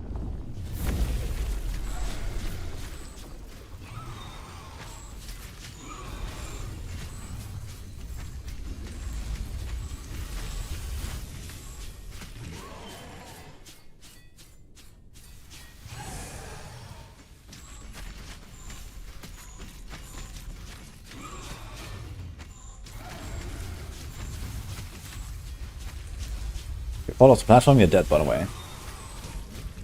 Happened to me last time on hardcore. Not on this boss, but on another boss. He kicked me off platform. It was nasty.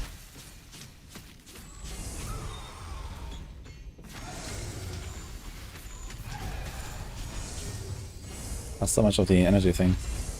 Hello. Mr. Wing redeems secondary classes. Oh shit. Wait, really? Yeah. It's right below the ticket thing. Okay. I got this. Okay, Double wing, I did it. like this. Okay. Poor dragon, Are you gonna play some Dwarven Realms? Log in? eventually. Oh my god. The fucking tornado moves me as well. Why are you bullying the dragon? I'm not sure who's bullying who here.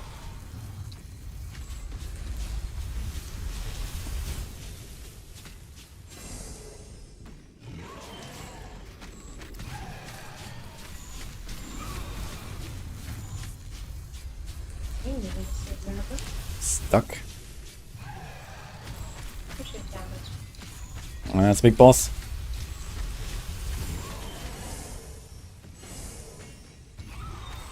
Put a circle on the ground. You dodged them.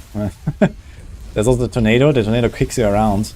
And this shit as well. Oh my god, dude. If I fall off, I'm dead, so...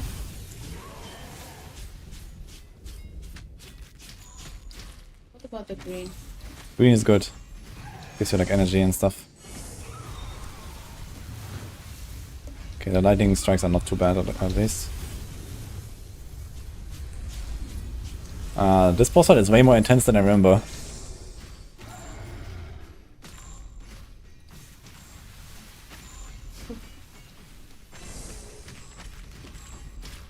Get him.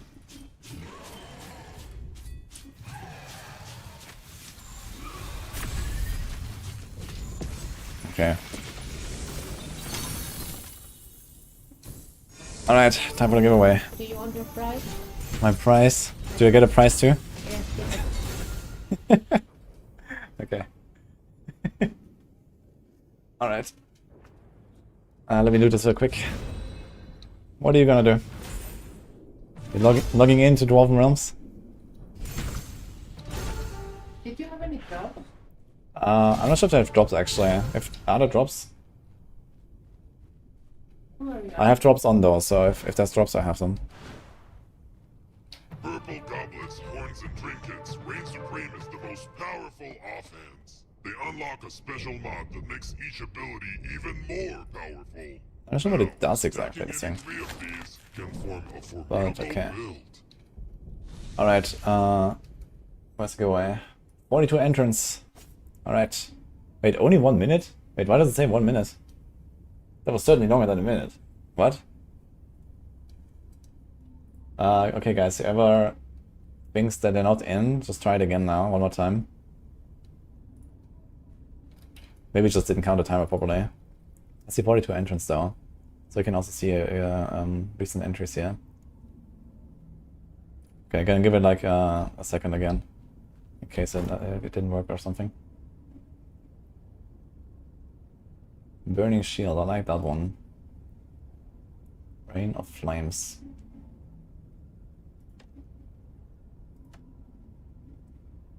Okay. Anything else we got here? Two-handed damage, Dwarven Breaker. Luck, two-handed damage, yeah. A helm.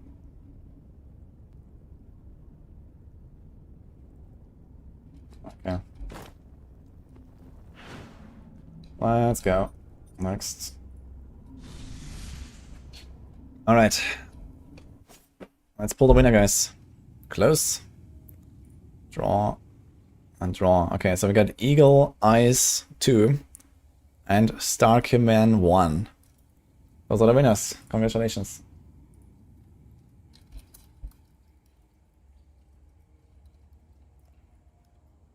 Let me find the codes.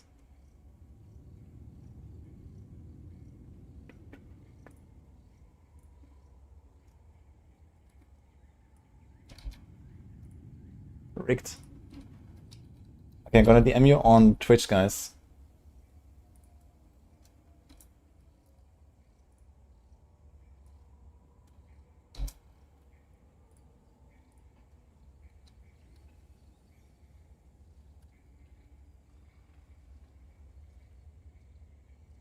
There's Eagle Eyes 2 and there's Eagle Eyes 3. And there's Eagle Eyes 2 UK. Okay. This is a Steam code. So you can redeem it on Steam, guys. Congratulations. For everyone else, if you want to check it out, Prep Dwarven Realms, or on YouTube, I have the link in the description. It's pretty cheap. They also have a sale right now.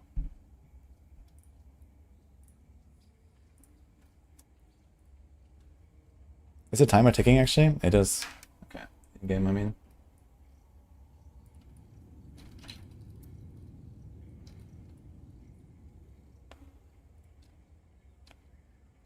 Alright, so let's go.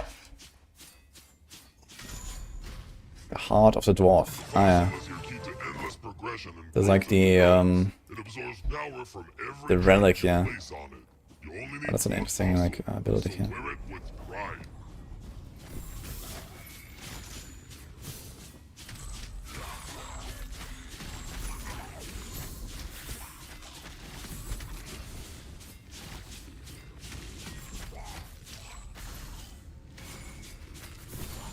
Yeah, we're kind of pumping now. Getting better at this.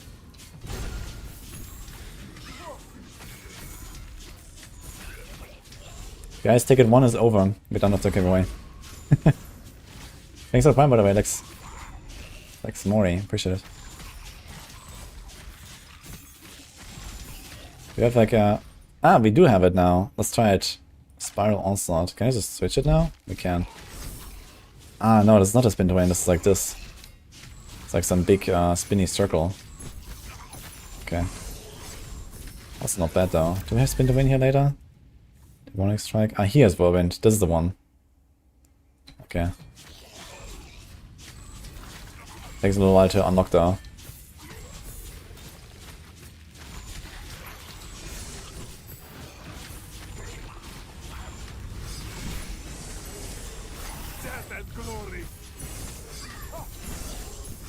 Okay, the Spiral Onslaught is pumping though.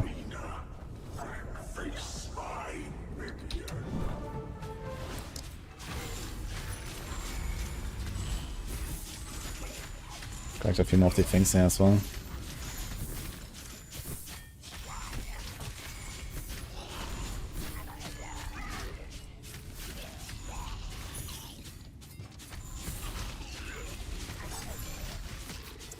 XP. That's a good thing in this game, like whenever you feel like you're kind of like, you know, not scaling enough with your levels and your power, you can just like stay like a little bit longer in one of these maps here, and like in a few minutes you're gonna get a lot of levels and materials and stuff. And then you can use that for the next run to get stronger. Because there's like stuff spawning here constantly, and you get like more and more monsters as you go. Look, it's like the density is just ramping up really hard. So that's like a little tip, I guess, if you're trying this game and you feel a bit weak, just stay a little bit longer. You see the timer on the top left, you can stay quite long.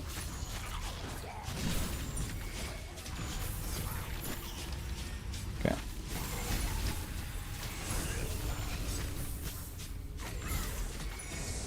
Death and glory.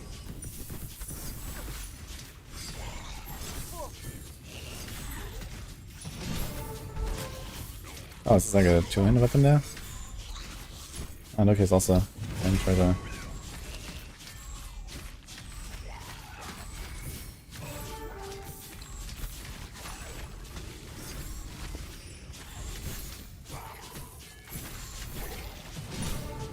Oh, I don't know, 4.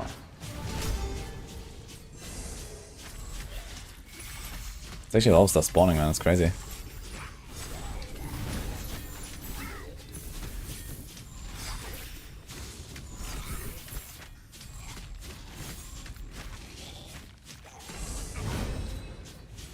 Okay. So I got here. Big boots.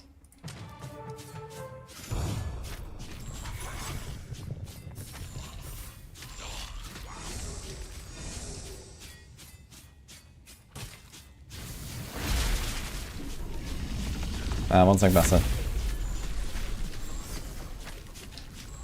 This guy hurts, actually.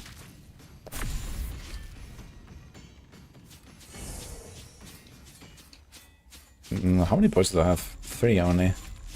Okay, we can kind of kite him though. Yeah, we have to kite him away, because he actually smacks us too hard. But I can. Look, I can kite him backwards. Okay, not too bad.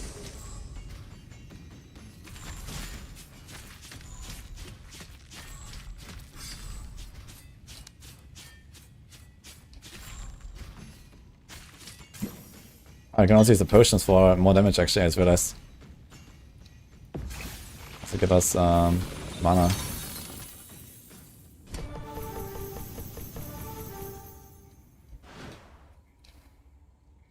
Burning shields. Spinning blade. I can try the spinning blade. Yeah, spin to win before it was cool. Okay, what do we got here? A relic. I don't think I have one yet, right? Okay, lifesteal bonus, 1 hand damage, that's kinda crappy stats there. Big boots, look how many stats there are. There's 8 different stats on this thing, and they're all pretty decent actually.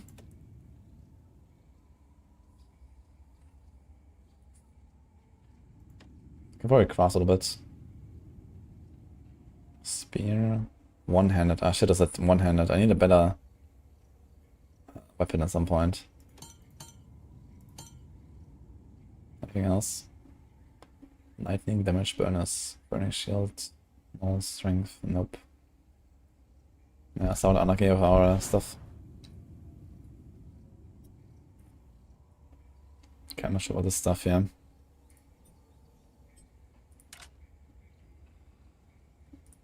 I don't understand this thing here. What it does exactly.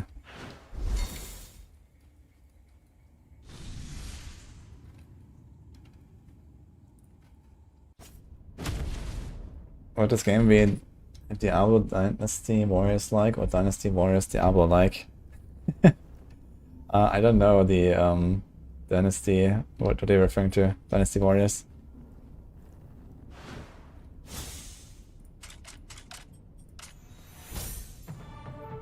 Yo, Dead Gorgers. Thanks for the prime as well. Let's craft a little bit. Can you craft on this thing? No. Only in the rares and magics, okay. What about this? We can do it on this actually. Altar. So here can just change the big of strength actually, which is something we're using. Altar. There's energy regeneration. Like that as well. This looks like a pretty good item here actually. Upgrade all. Ah, let's do it actually. More energy, sounds good. Okay. Can you do something with this thing? No. Alright.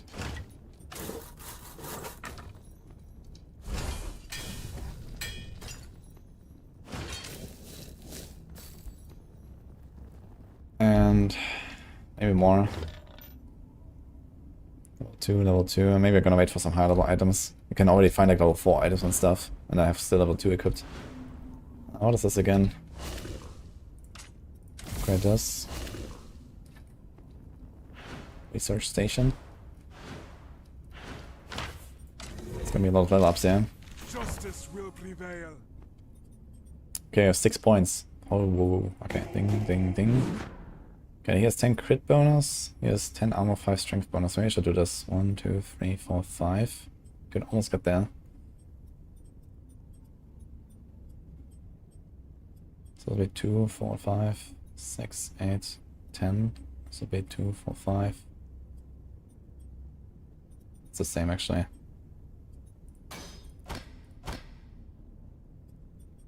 Okay. I get a lot of points here. 11 points actually that I didn't assign here.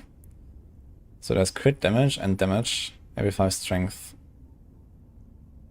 I'm not sure if I'm actually doing elemental damage with my abilities. Does it say that? It says scales of your normal attack damage. But I guess I'm doing physical with my normal attacks, right? Doesn't say like what damage type it is or something.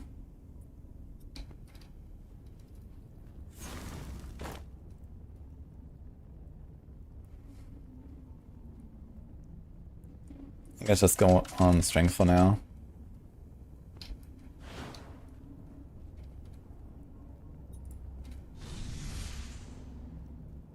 This is hardcore. Are we doing hardcore, yeah? Maybe put it in the title, huh? We are currently... Where are we? It would be nice if I kinda do. I'm number 9 on hardcore right now. And funny enough, everyone here is two-handed. What? Wait, everyone has two-handed? What? For real? Wait, is it bugged? Everyone has two-handed. This must be bugged. There's no way. Okay. Ah, look, a lot of them are actually at the same level as me.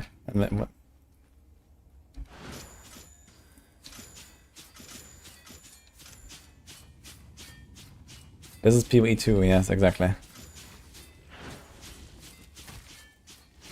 PoE 2 waiting room, actually. That's all this. But until then...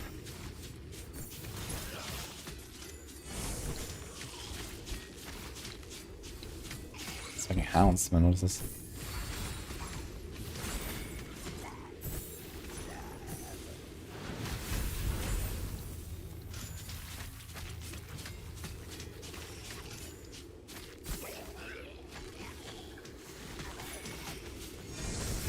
We get like this energy icon now. You see like how my mana fills up super fast now. This is the proc I got from the passive tree. It's actually a really high proc rate. Look at this. I can just spam my stuff now. And later when I get whirlwind, I can like perma whirlwind with this eventually. It's gonna be really cool. While I have my other procs going off here.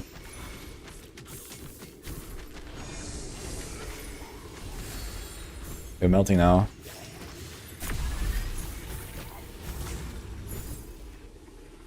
Can't believe this game still looks better than LE. Yeah, I mean, LE's strength is definitely not the graphics. I don't think they are intended that to be. Oh, it looks so pretty, man, with the spinning things here.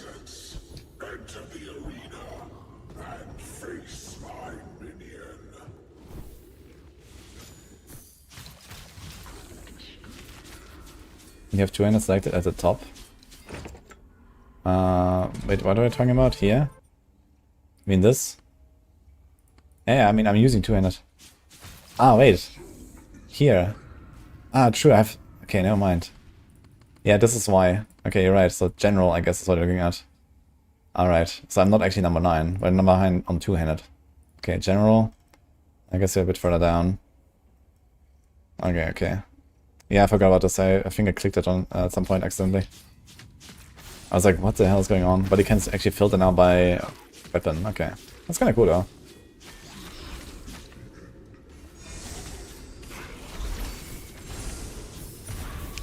feel relatively strong right now. I think we can kind of rush to the boss. Death and glory.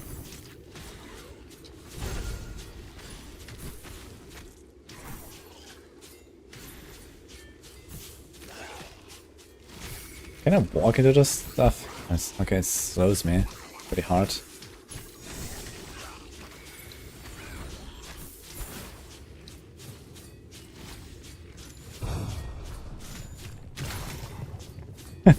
Bam!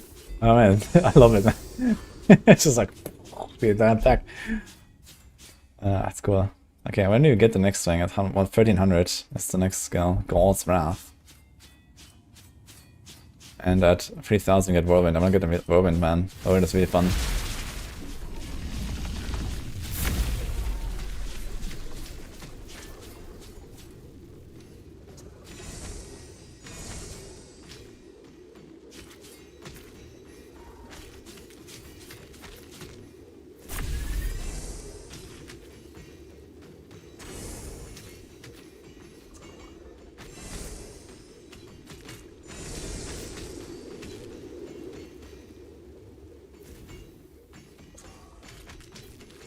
Yeah, my energy utilization is so much better now. I can actually expand my they just rain. I'm not sure what is it called? Sky swords.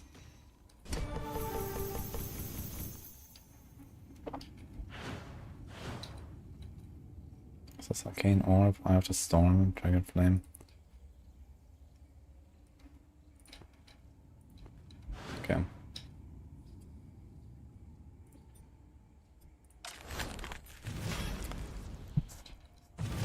Ah, okay, so we can choose to get like a certain like weapon type or item type or something like that. Now I understand this. So I can choose to either just get flat XP or I can, like, for example, get a chest piece now here like this. Armor, crit, max health, stamina, strength, agility. Looks kind of nice. I guess just take this. Okay, I understand it now. So you either get XP or you get an item if you really need something. So it gives you a bit of like a targeting of, you know, what you need basically. Like I still have like, you know, no amulet, no ring, no belt, for example.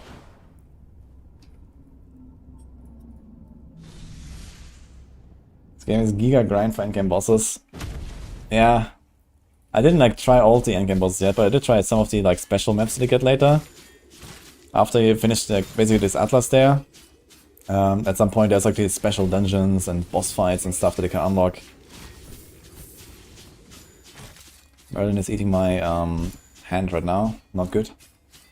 Merlin, I need to WASD at least. Eh.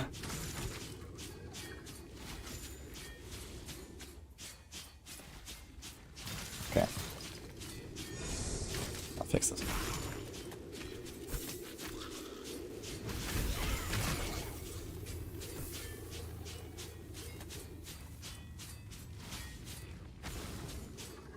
Win this season with 4 PoE too. I mean, I'm not planning to play like all week or something, but I don't know. For now, we're gonna blast tonight, and then we'll see if we're gonna do it some more to kill some time, you know. There's only so much PoE content to react to, and so many PoE crafts I can make, I guess.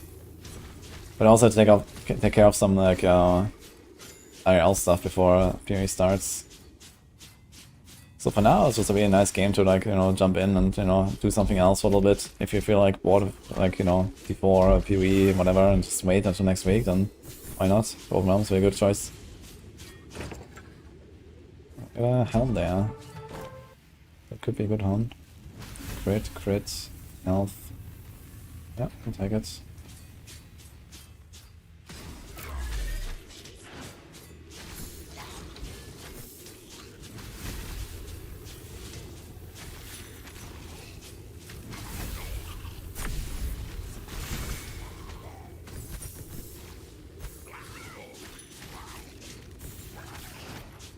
This game is such mindless fun, yeah.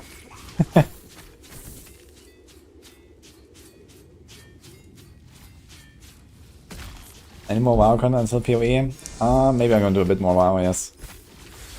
But yeah, realistically I'm not gonna get very far anymore, I guess, since it's only 1 week away now. But I might do a bit more WoW. And maybe continue at another time. I mean, it's like months away until like MC unlocks, right? So first kids can always log in and blast a bit. But we'll see how much I will, you know, play other games basically, besides PoE for the time being.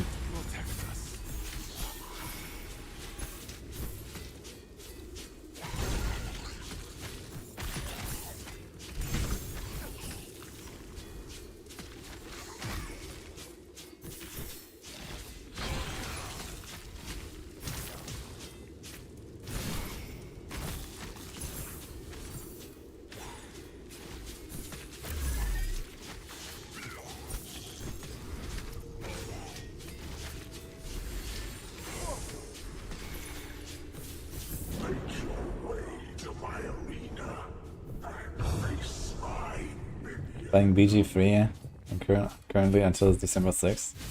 Oh, good luck.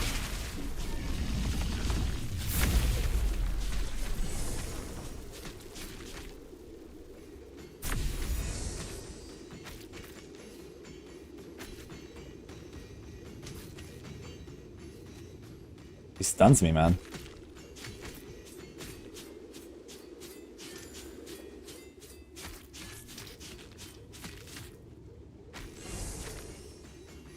We also have like a visual indicator now of this like extra resource buff.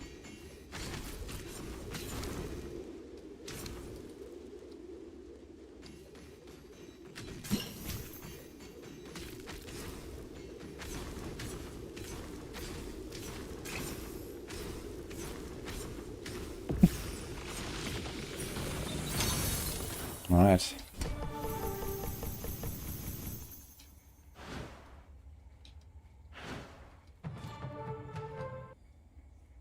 Rain of flames, steady charge, vortex. Diffs and suspends enemies. I wonder what this looks like. Try it.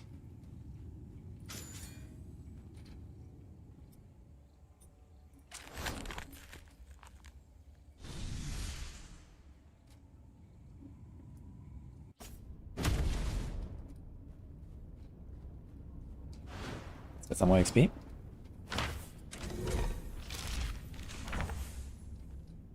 We didn't get a level up actually. Interesting. But we can get this, yeah, 10 armor. How much armor do we actually have? I'm not sure how much that does.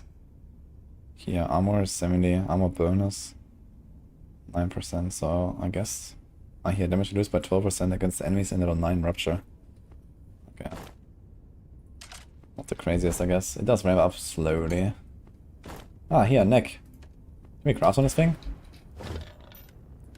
We can. Health. Two-hand crit. Okay. Just damage. Is that flat damage? Wait.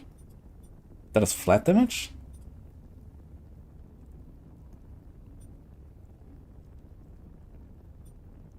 Wait, what does that mean here? These are the other options when I reroll it. Okay, I see. Dude, that's a lot of fucking damage. I think it's gonna upgrade this. Okay. Doesn't upgrade that much, but it's 10 flat damage. My weapon right now is 25 only. That's a lot. Still no rings.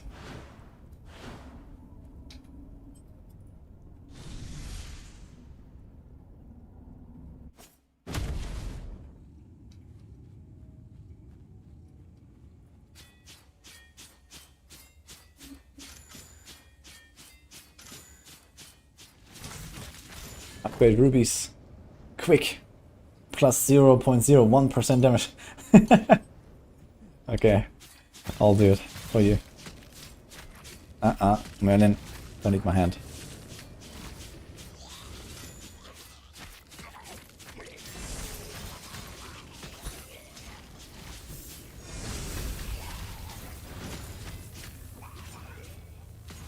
These are the vortexes.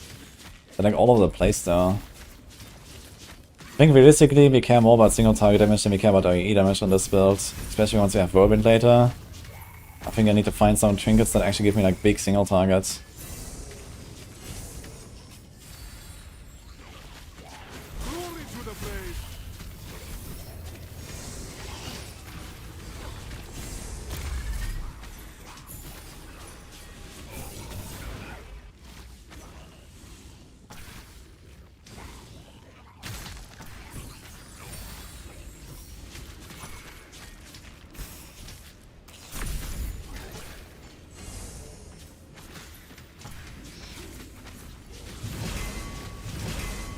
Oh, I got a 4 helm. It's like a unique helm actually, right? What do you got? Needs will always stop a potion when you're not at 100% health. Plus 3 energy regeneration. Kinda tempting actually. But you also have plus 1.7 energy regeneration. Stamina, agility, strength. Maxroll, I'll do it actually.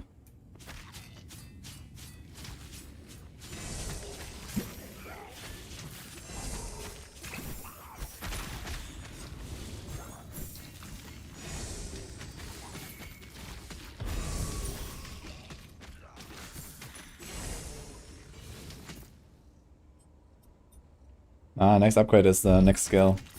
Not sure which one that was again. Guess we'll find out. Got a chest piece. Armor, spark, great. Health. Yeah, so seems like better on all accounts basically. Let's do it. We're gonna go back to the spinning blades as well.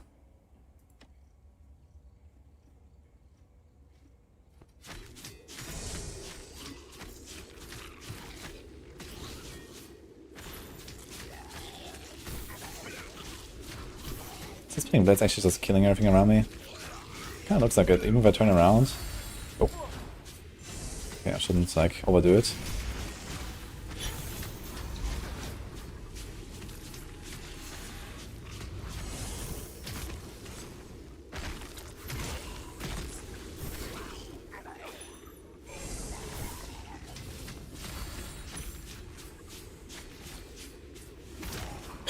Thank you, cheese goodness. Have you been playing it or not? How much have you played?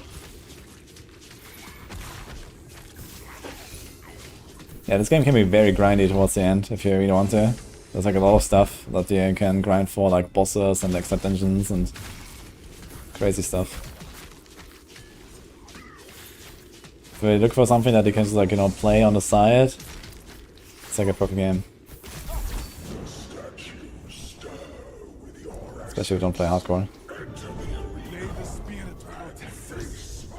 Like, where's the boss on the other side?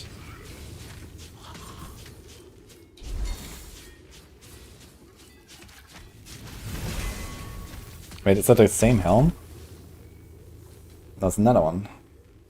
Energy consumption is reduced by 20. Oh. Stamina, 5. So these are like legendary items. Wait, this thing has crafting specs. Oh shit. Okay, I didn't realize. That's very good actually, you can craft on these things.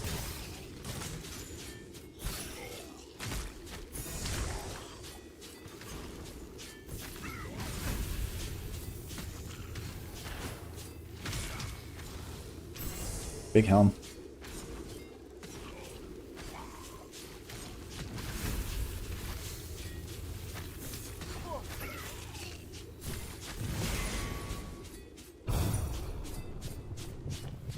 Actually, pork, I'm gonna try. Craft a bit on this thing. Lego.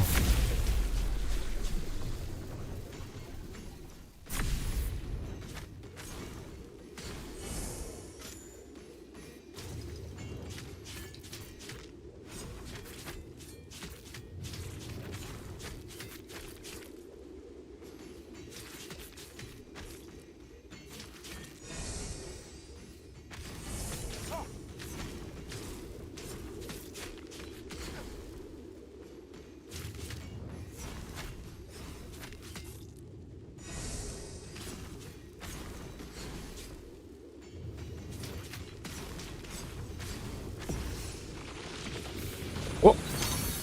Beam is still there. Okay. Beam doesn't despawn instantly.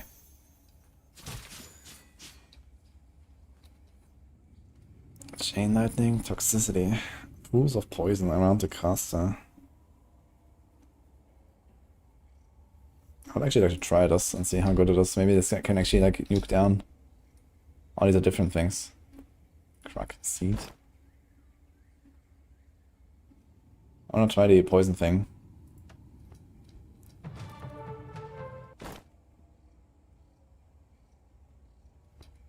It seems like they removed the synergies actually. There used to be like open synergies.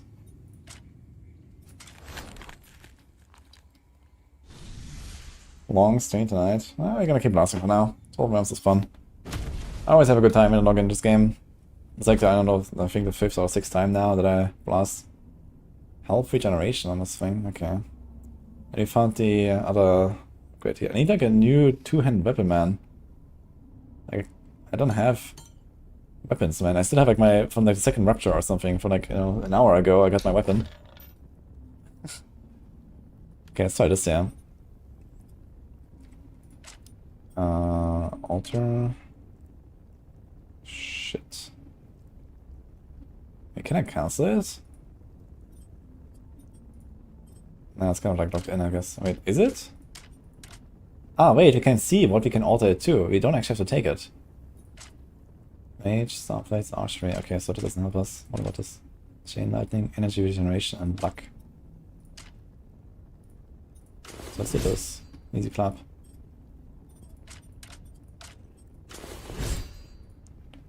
Okay.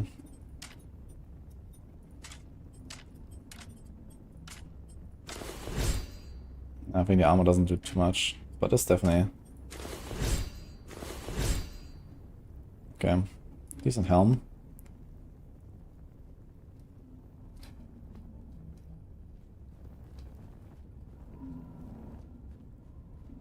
So next. After this is actually the next boss.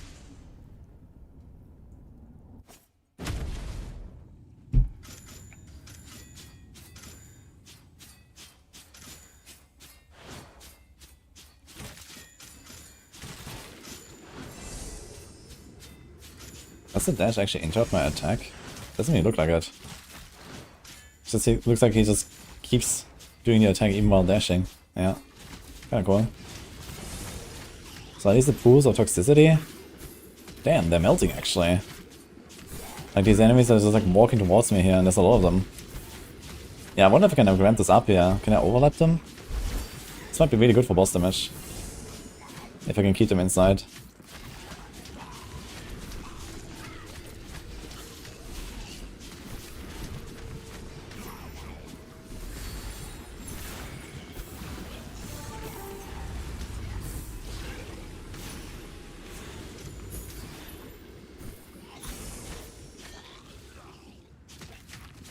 Pools are nutty.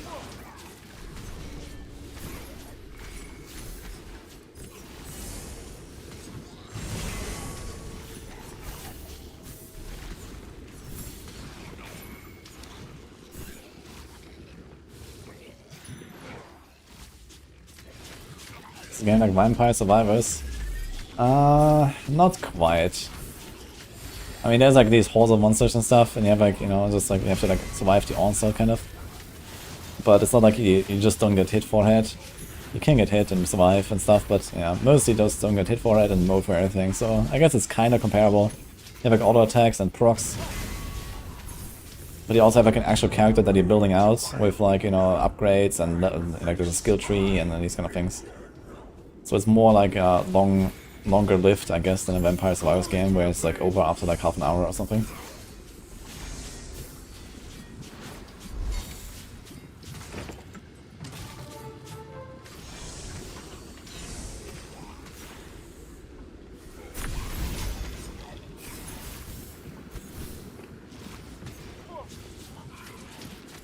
Django, thanks, what's up?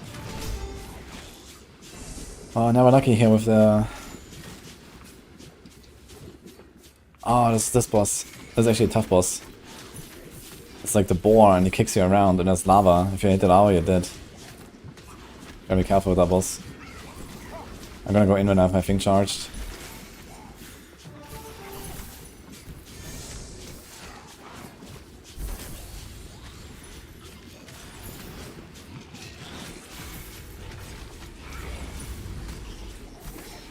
Do I have a next skill? Let's try this out actually. God's Wrath.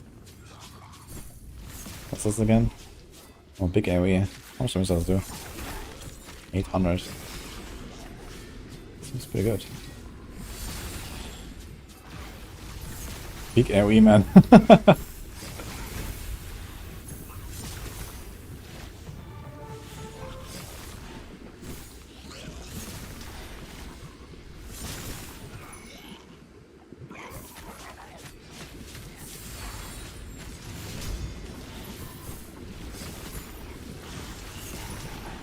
Very slow skill though. Okay, I see.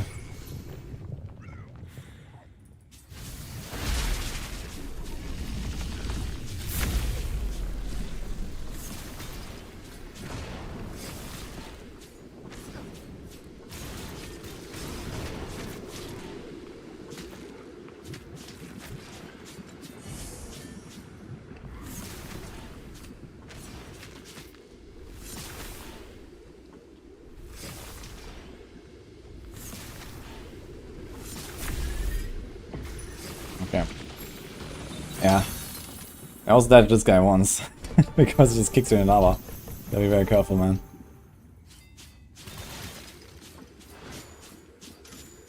Oh, some stuff to collect here. Okay.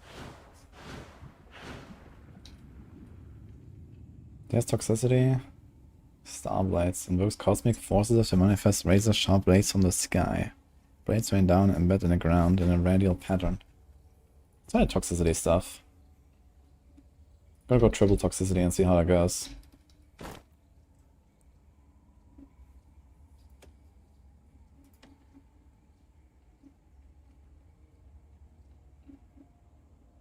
Okay.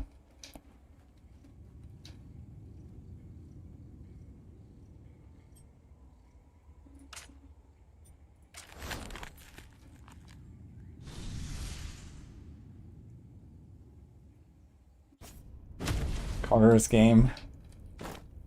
Yeah, just wait until I actually get spin to win here. Then it's gonna be Cogger's time for sure. Armor, chain lightning. Our pants actually have crafting specs. So does this, I guess. 8.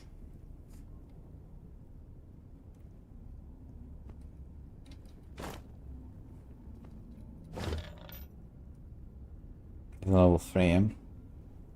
He's also level 4 amulets. Maybe I can get something there. Unlock. Lifesteal, energy regen.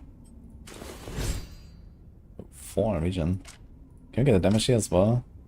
Morse damage, crit chance. What this? Luck, wisdom, and wisdom bonus. I don't think I want that actually. Spear. These are two-handed, but this doesn't really help us. Maybe just take these pants, yeah, and be done with it for now. We have no bow. These boots. Gain additional 1% damage bonus for each extra inventory slot. Wait, what? For each extra inventory slot. What means extra exactly here?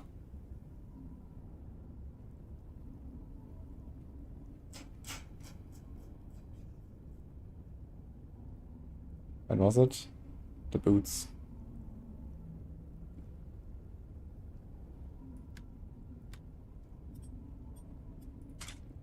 Fire damage.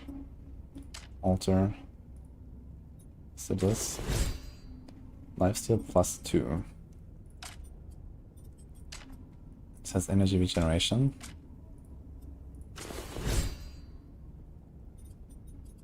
Is it like as OP as it sounds or what?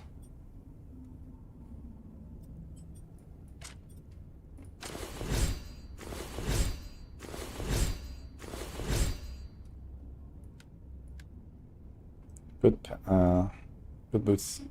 This is also not bad. Stamina, strength. What does stamina do again? 10 stamina is 1% health. Okay, it's not that crazy, I guess. Strength is nice, crit is nice, and this can be magery, spear, lightning. Yeah, well. So we're like full crit here. Maybe Seeds Plus for a while as well, I guess. Alright. Let's try this out. Oh, I forgot to use this here as well. 1% XP bonus and agility. Crit and strength, not bad. There's also stamina and attack speed. Crit and strength is nice. Maybe I'll just take that. How much crit do we have? 15. Let's do it.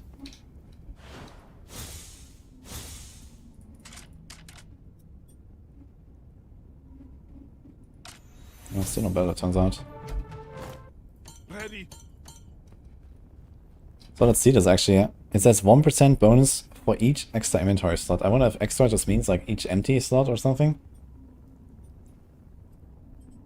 Here, I guess they mean this, right? Plus 10 inventory slots. Maybe it's this. Is there more slots? These are all very different here. 1% health everywhere. There's a lot of health.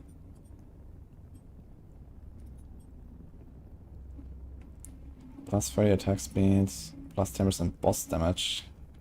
How much does attack speed do? 60% means 6% faster. Okay, it actually sounds crazier than it is actually, having attack speed. So 10 is only 1%, so this is 3% attack speed. It's not that crazy actually. So maybe I'm gonna go over here and grab the life. There's a lot of life in this entire wheel. Just to feel a bit safer. There's also crit chance and stuff.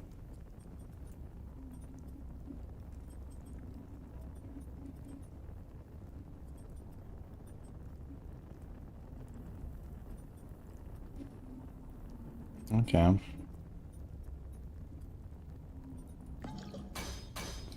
So this. I think it's boss time. The Sands of Time.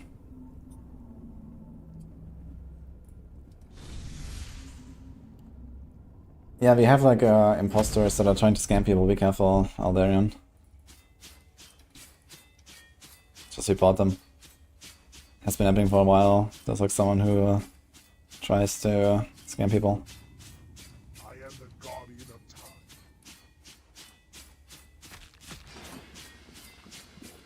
Ah, I remember this boss fight actually. It's just like the Guardian and then comes the real boss.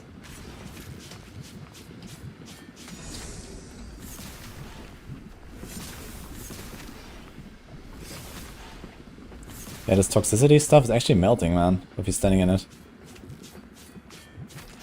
It seems to spawn on enemies, so if I kite them like this, in circles, it's actually melting. It's nice. I wonder if I can crit, actually. Sometimes the numbers are higher, so I guess it does.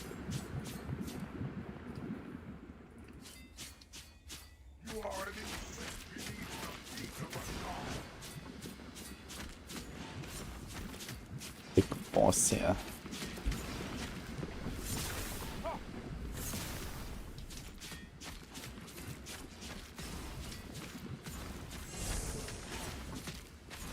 Oh, I wonder if these guys also knock me around. Gotta be careful, yeah. I feel like all these bosses have like these ledges to throw you off.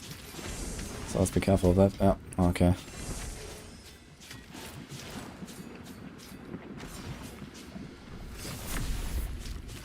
Invulnerable, it says. What the fuck? Oh my god, man. These guys are nuts.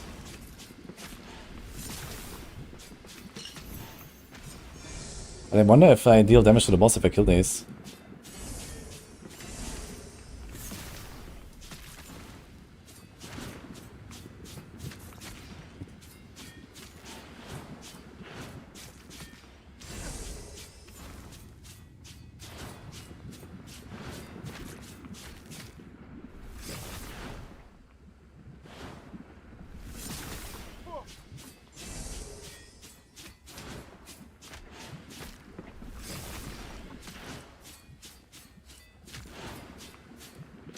I think you have to kite him in this or something.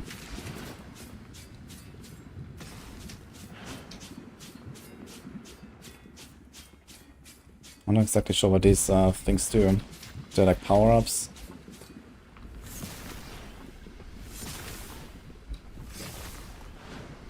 One guy's just chilling there in the back.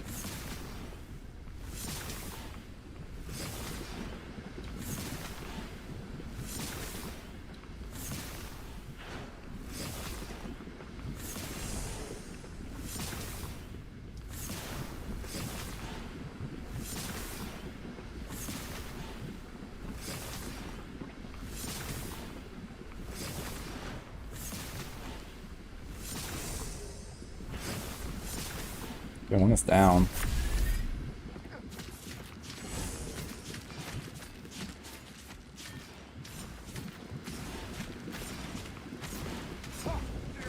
Okay. Ooh. It actually felt kind of tough. Boss fights are much improved, I gotta say. They weren't that cool last time.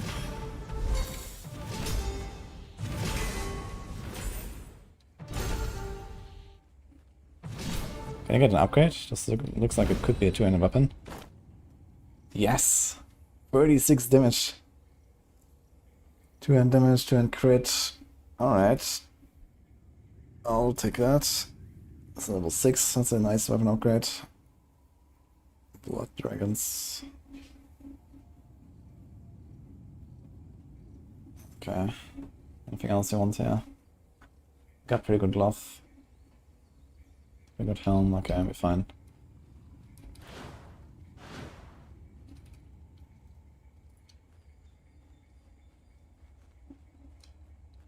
Do two characters die in hardcore, do they still go to softcore? Actually, yes, as far as I know. Well, I think it's gonna be the same. So technically, you can just play hardcore and you're fine for like your first character, or like in early access in general. Spark horn. But you got 2 times the same one. And burning shields. Okay. Next boss down.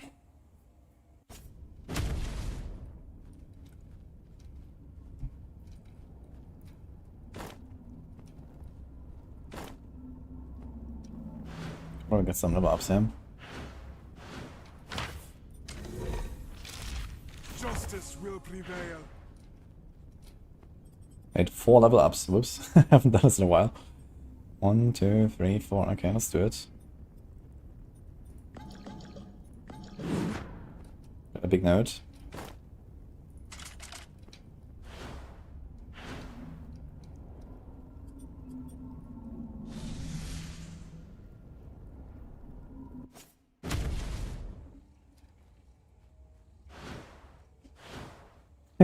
The backwards dash looks kind of funny.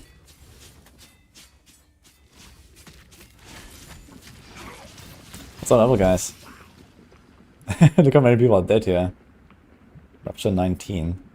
12, 12. Wait, where are we? We're level 9. Rank 9. Wait, we're 2-handed again. Okay, I think it auto switches to 2-handed. Could that be?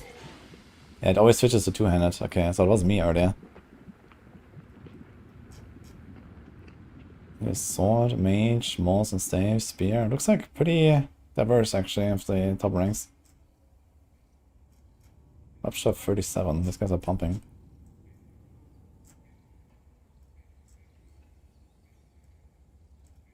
We're in rank 62 right now. Okay. I guess the real strat is to just like instantly go to the boss every single time.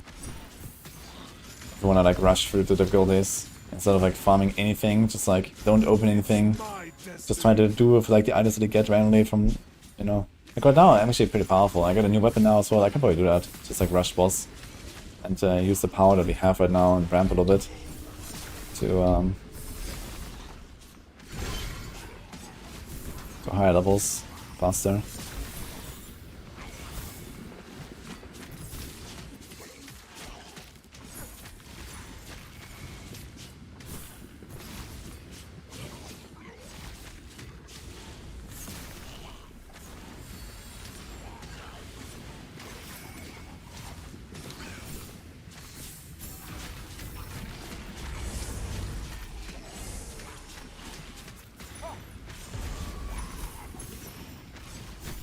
Good upgrade Blade Fury.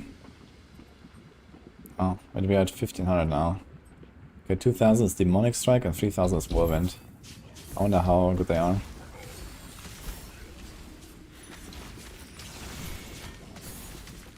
The statue stir your assets. Enter the arena and face my minion. Did I plan to play in PoE too? I already made a build. Mercenary, Witch Hunter most likely. I can have exclamation mark builds, if I don't see it. I made like some, at least like skill combo that I'm planning to go for. Let's see. This guy's melting, but so are we.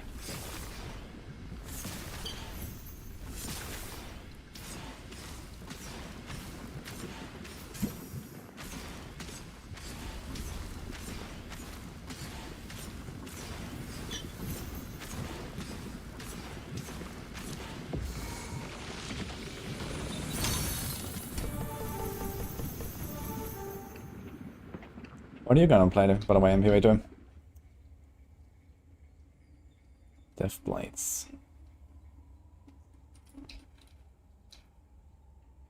Let's try Death Blade stuff. Wonder how this feels.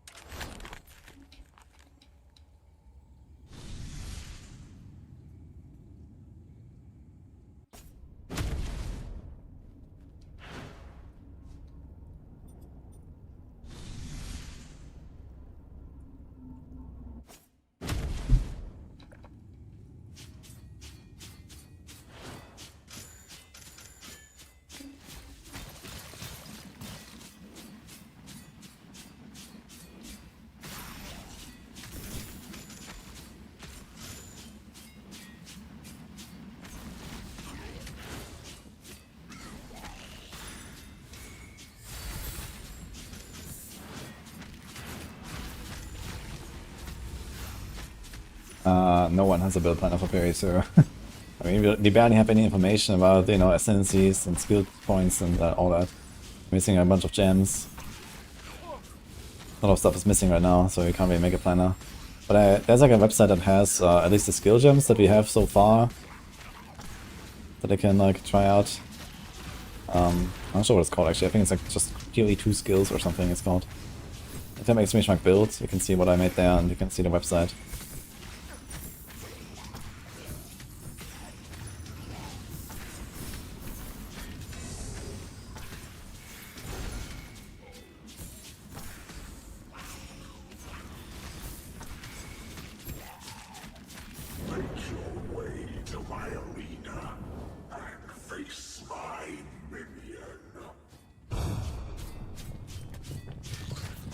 May the spirit protect us.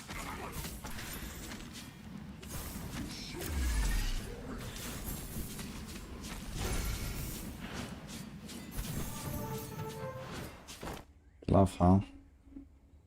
Vortex, great life. We have like a lot of crit chance on mine. What weapon do I like using? I usually always play like something new. What I have not tried though is Magery. Or just, I tried it very briefly once.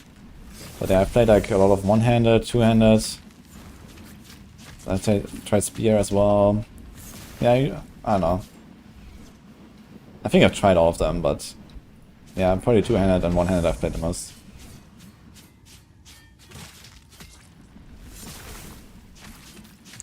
I guess I need to try the archery stuff at some point, like more. I think it has like some rain of arrows ability as well, or something like that. It's like pretty big, powerful AoE.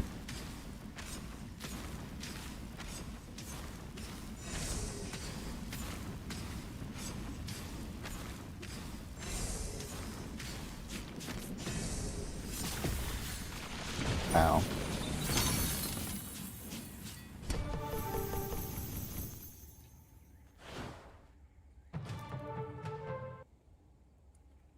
Conceit, ferocity of wolves.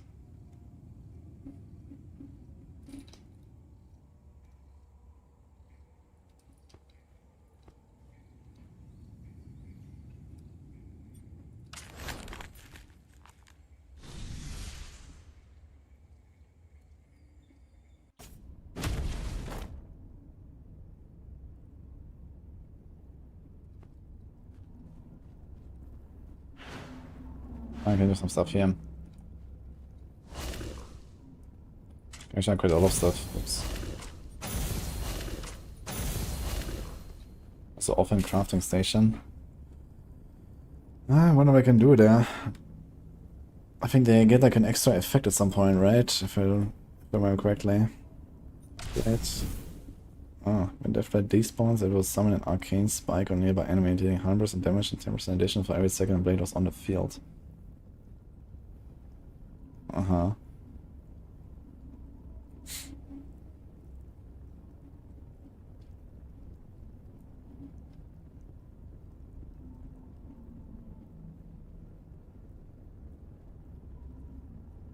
Let's try this.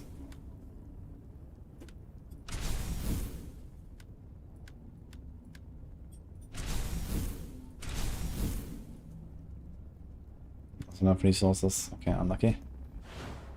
Let's see this. Lost City. Let's go.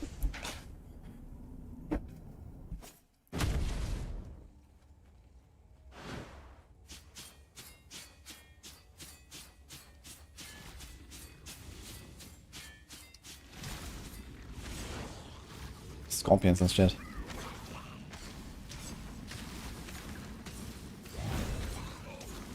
And these death blades, okay, they're actually like swirling around, going for enemies. That's kind of cool.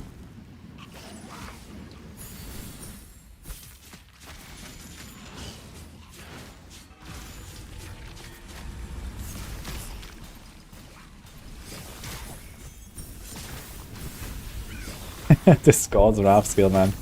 Bam! Look at the corpse is flying as well. It's kind of hilarious.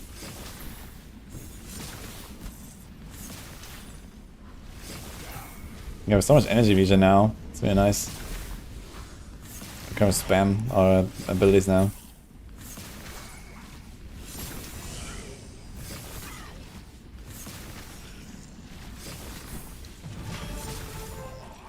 Still getting available free items there.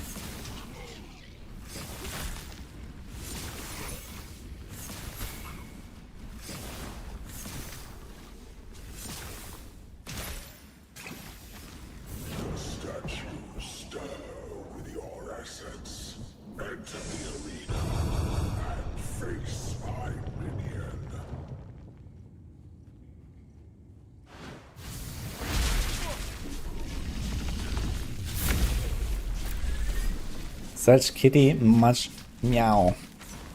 Alright, that's the boss, guys.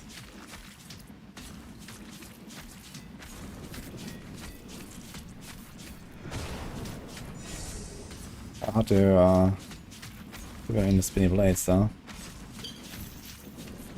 So I do like very small circles.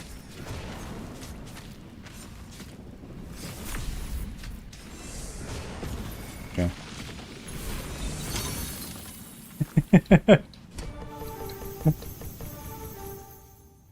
Funny boss, right? Lighting plasma, what is this? Lighting force through both arms emits damaging electrical energies to enemies on either side.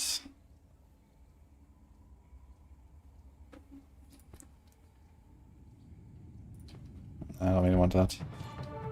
Random one. Let's go.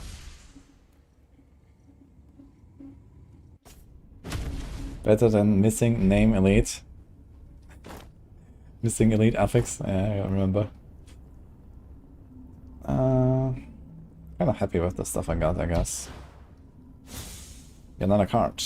Crit endurance, armor bonus, max energy and wisdom. +4 inventory slots and fire damage. This armor and armor bonus doesn't look bad, to be honest. I wonder how much it does if I take it. How much armor do we have? So we have 150 armor, which is 18% reduction, and then armor bonus is 22. Which we get from strength, I think. 10 strength is 1 armor.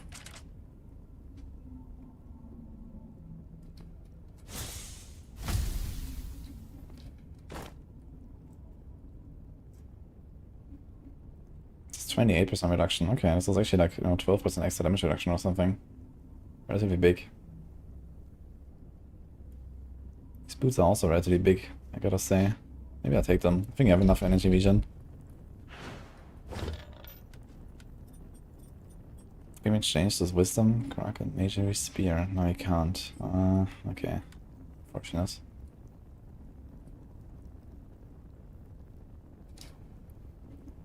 fine.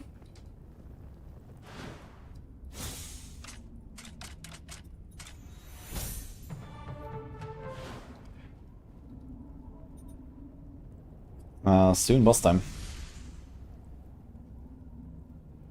The lag power on the boots is kind of nuts, plus 1% damage per slot. Yeah, I'm not sure if this means like any empty slot or just like how many extra slots I have. Can I see this somewhere? Is this like a stat? Yeah, inventory slots. Plus 120. I'm not sure if these boots actually give me like 120% damage now. I guess, can I turn them off? We can try. And then put them on again and see if you notice a difference. It should be like double damage if that's true. 370, 400, 560, 400, 350, 570, 660, 340, 500. Nah, I think there's actually like per extra slot or so. So there's like, you know, plus 10 slots on the passive tree somewhere, and there's like plus 4 from this card. So right now I don't think I actually get anything from those boots. I don't need to keep your inventory empty or something like that.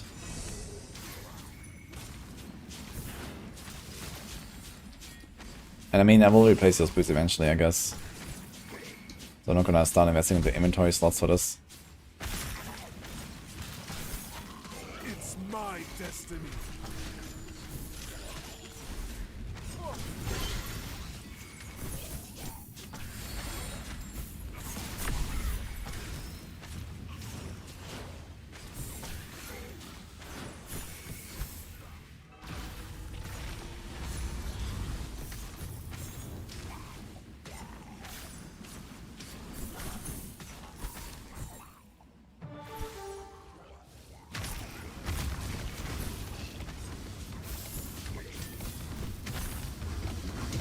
God. The beams and stuff. There's a lot of things going on here.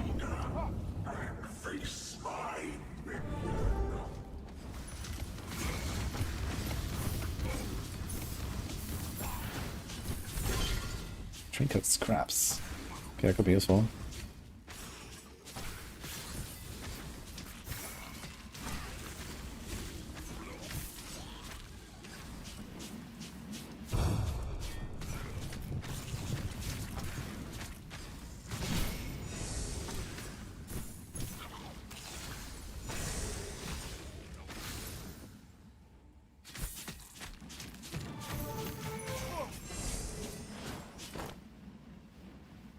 Oh, 5 legs. Not really too impressive, but I guess it's slightly better. We also have crit damage bonus, which is quite a lot. Let's do it.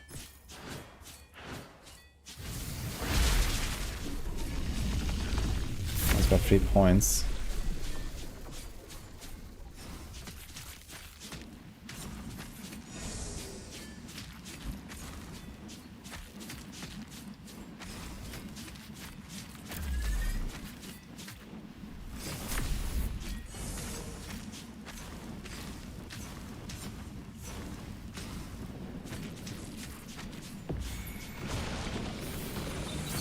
Melted.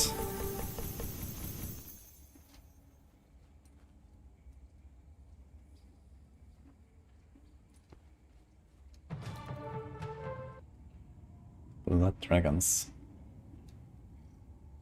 Chain lightning, fire orb.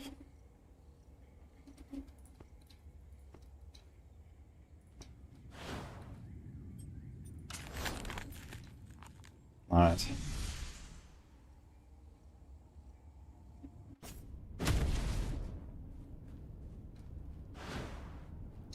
Next. Boss time after that. Can I defeat him? It's like the big scorpion. This is where my hardcore run ended last time. On the scorpion, because he kicked me into the abyss.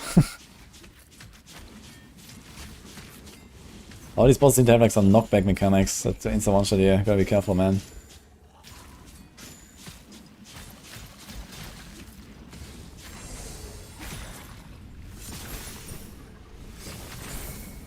Also with my weapon skill, 1900, okay.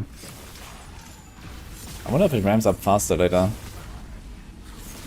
I wanna get a whirlwind.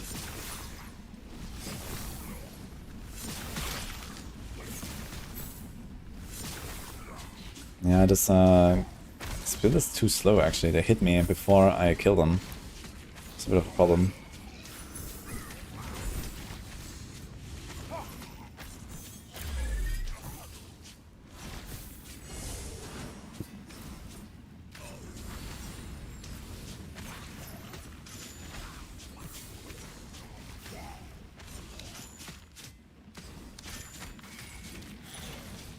It's like you're playing golf and the monsters are the ball. That's hilarious. Yeah, with the swing you mean?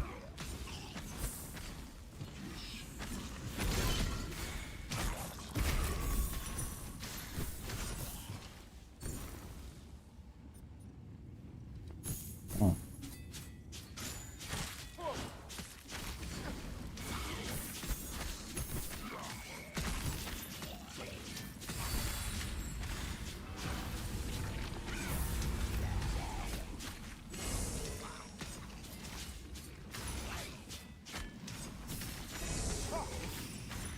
It's the boss arena, yeah.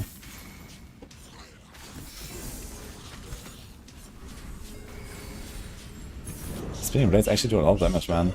With your assets, enter the arena and face my minion.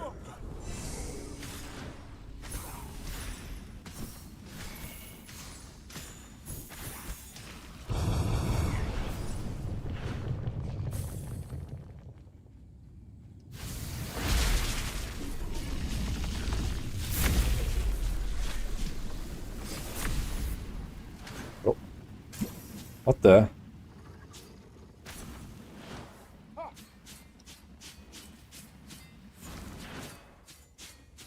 wonder if it can knock me out of the arena, actually.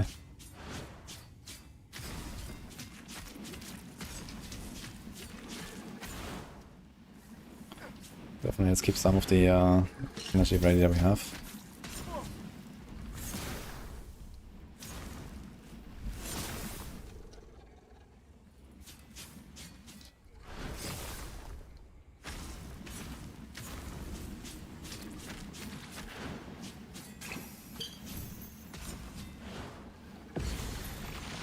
Right.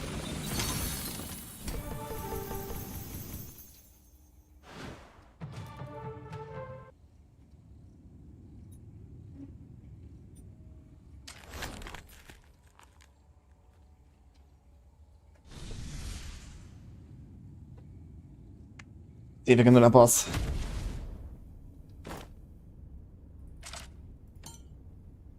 What I got here? Energy regeneration. Oh, it's like a very good bracer. And here's also hands, level 5. Endurance, 1 hand. 8 crafting. 8 crafting seems like a lot. Okay, we can actually upgrade a little bit before the boss, maybe.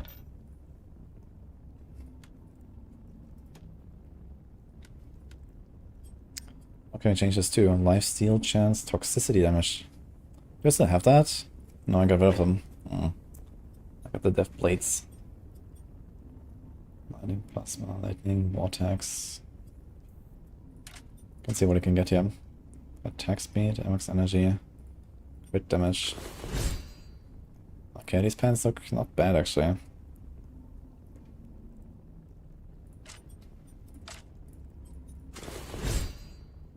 But would it be these?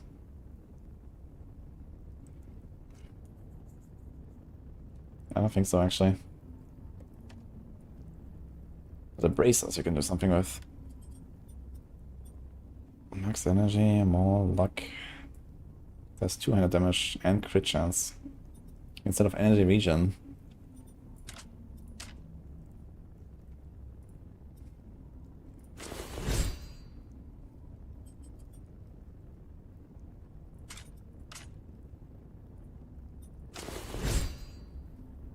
Two max energy. I'm gonna take 200 damage and ramp it. Oh, what was that? Unfortunate. Okay.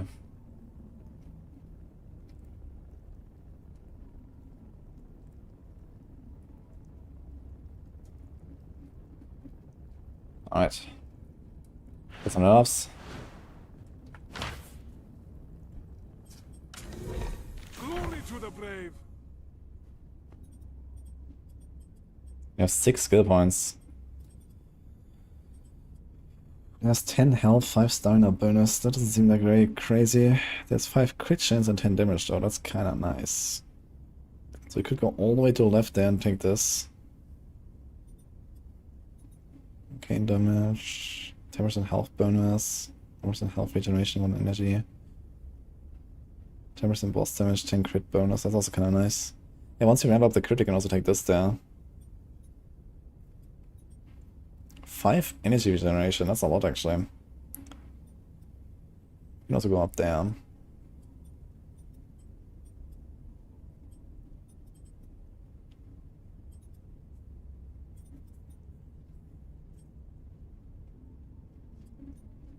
Okay, so what if you skip this and we go all the way through the middle? There's a bunch of life nodes as well.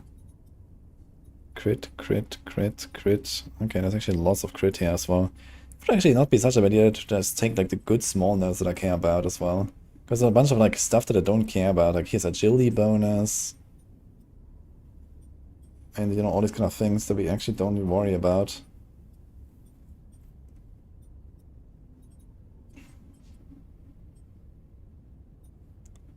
So maybe I'm gonna go through this side here as well. Lots of crit damage. Just do this. And then go up here and there's boss damage, boss damage, boss damage. This is kinda nice. I care about boss damage, I think.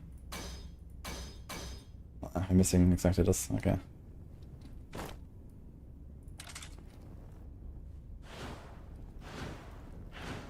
Alright, let's do it.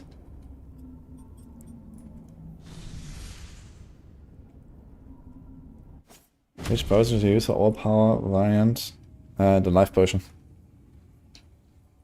Basically any Spiritborn build right now runs that. Yeah, Thunders and Capillary builds might also be the resource potion. Alright, let's see.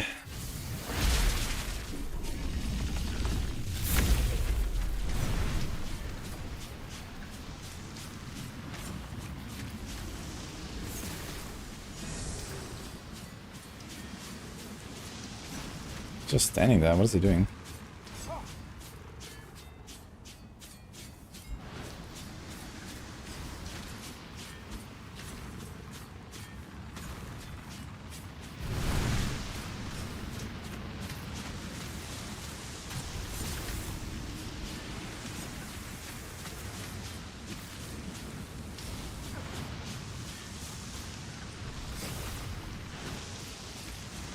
They're all knocking me around, man. In the small ones.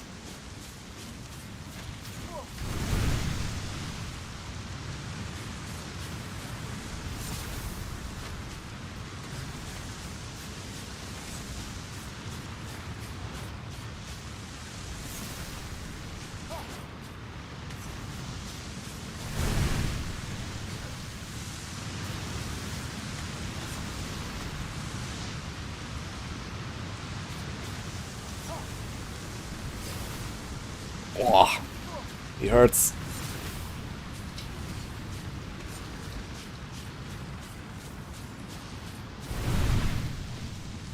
What the fuck is going on?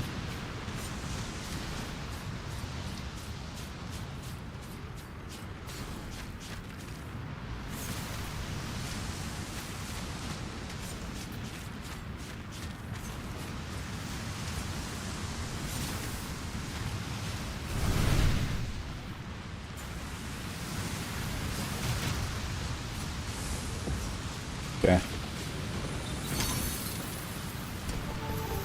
These boss fights have become a little more intense, man. It's kind of cool. Okay, lots of stuff here. Can I actually repeat the bosses, I wonder, to get the stuff again? Or is it like a one-time reward? I've never tried, actually. Ah, waistband.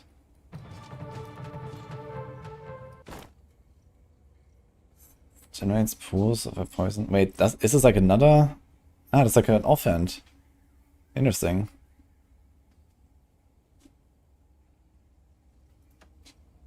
I have the storm.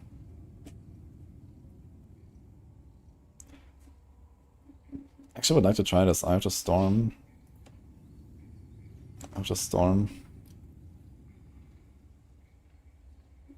Boots. Armor, toxicity, damage, crit. Max health. Two-handed weapon, level 6. It's kind of comparable, but it has two-handed damage, 200 crit, and crit. I also got that. Stamina, so it's kind of the same weapon, it's just weaker. Chest.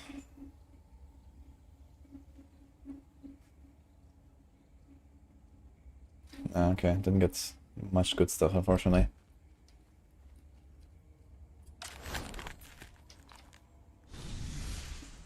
Hi, El Nino. Thanks for the sub, by the way. How are you?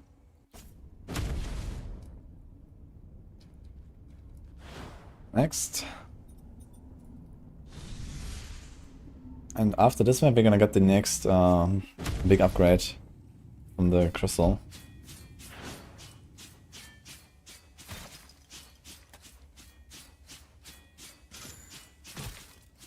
Destruction.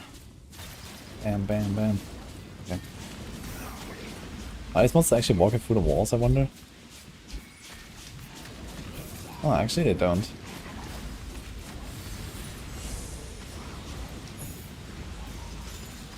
I have like the thundercloud above me.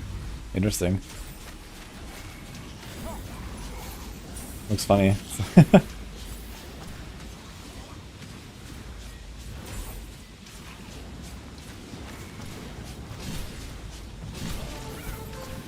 Oh. Is that 2 minutes?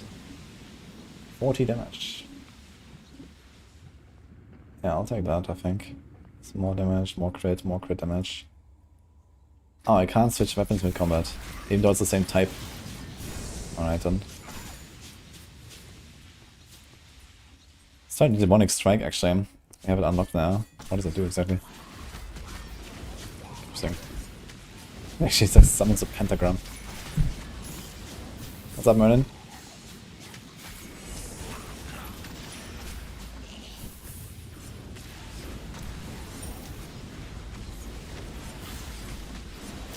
Actually, spam is playing really fast.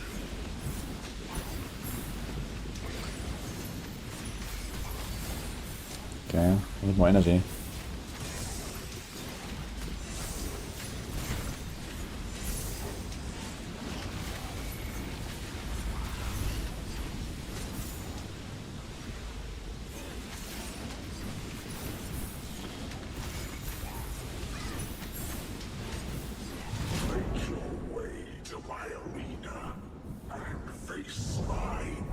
Oh, I got a legendary helm again. It's a boss, yeah.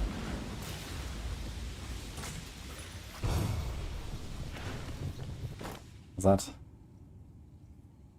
While moving, your character generates shroud stacks up to 50. You gain 5% damage per stack. Damaging an enemy will drop all stacks. Okay.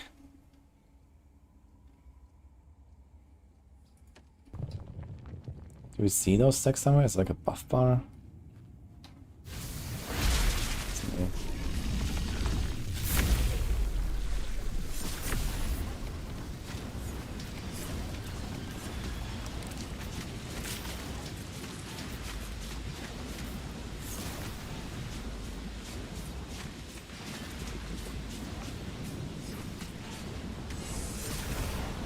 Have everything on the screen. Yeah, the thing is you have like always these you know, like all these abilities, right, that constantly go off. So you always damage enemies, that's the kind of the problem here. And it sounds fun, like here, like you just did like a big bongo to start, but I think you're gonna go with this here anyway. 20% energy consumption reduced is kinda nice, I gotta say.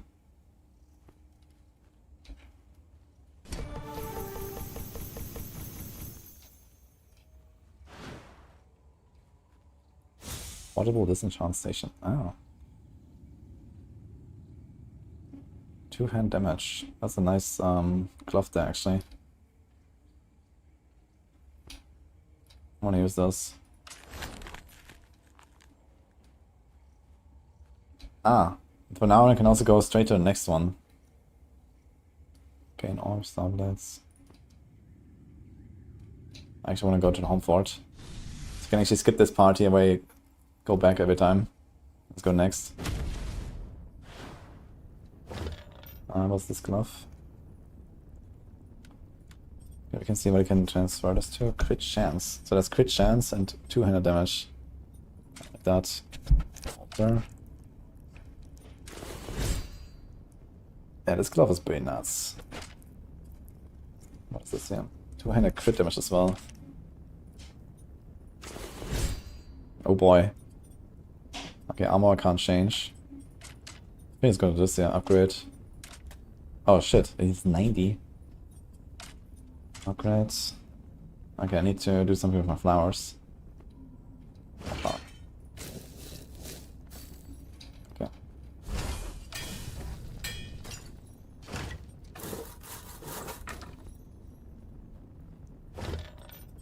Better.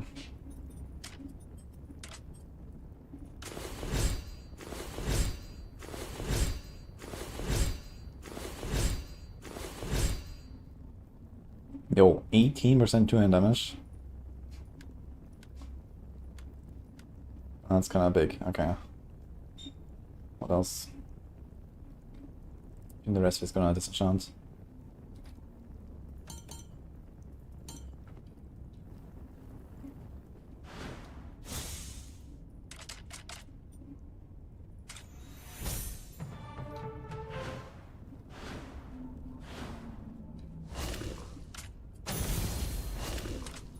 I get XP for upgrading this stuff. One Rupture Gateway. Intensify the Rupture. Breaking a Rupture will unlock 2 levels. Ah, yeah, I forgot about this. That's very nice, so we can actually go faster.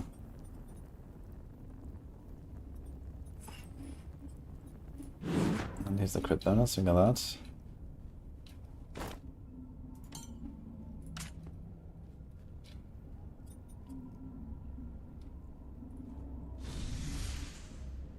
Yeah, die Helle Arbeit.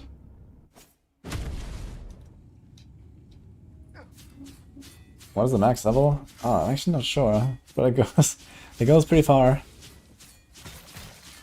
It's a very grindy game.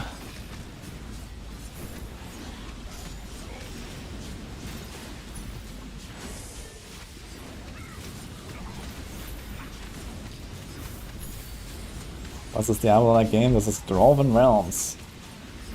The most fun indie game I've ever played, I think. What the... Merlin? You wanna blast too? Unfortunately, I don't have another key right now, Merlin. But I can try here if you want.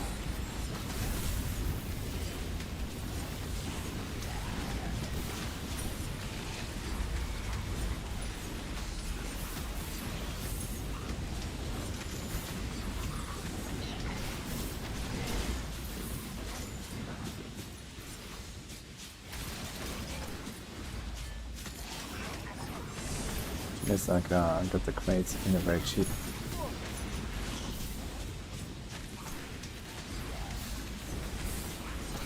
So I guess one strategy now, since I can unlock 2 levels at a time, I think you also get like the one-time rewards of like if you skip one.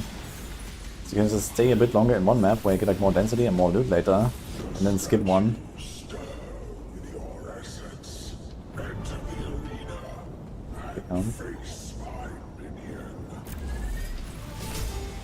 One-handed.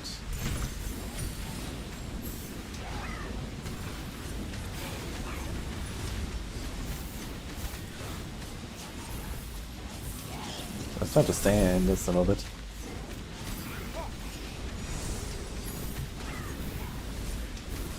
So many effects here overlapping already.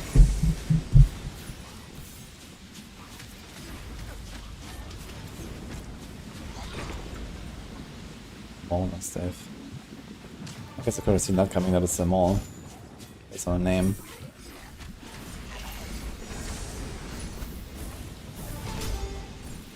Another Maul. May the spirit protect us.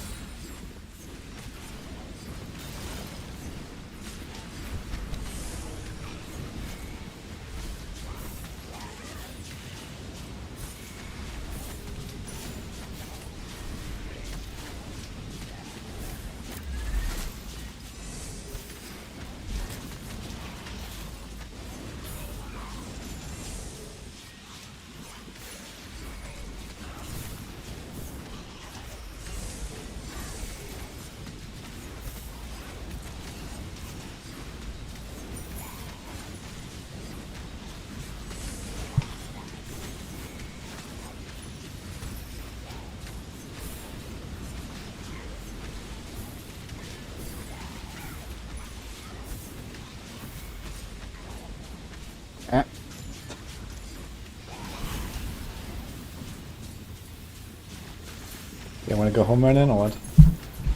Oh, okay. Give me a second, I need to kill the boss.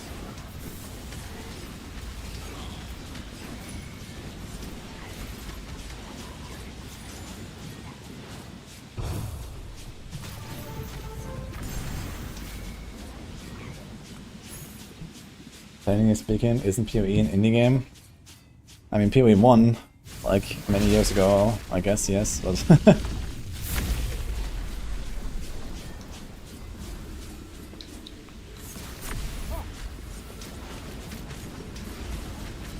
Wait, did we fight this boss earlier, or was it like another version of him?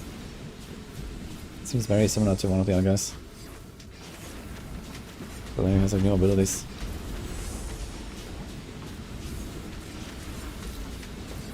Oh my god, what the? He almost one-shot me. Seriously?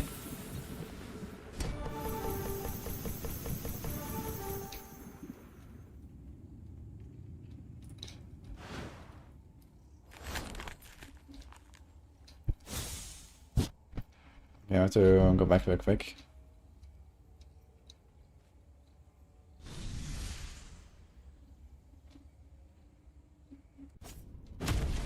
Get our upgrade here. Here, you What can was that? tack on an extra mod to items that already have 4 affixes. Yep, that means you get 5. Congratulations on your counting skills. Oh, that's new, I think. Add modifiers. Modify a yellow item with 4 affixes, drop it in monogram, and add a powerful modifier turning to an orange.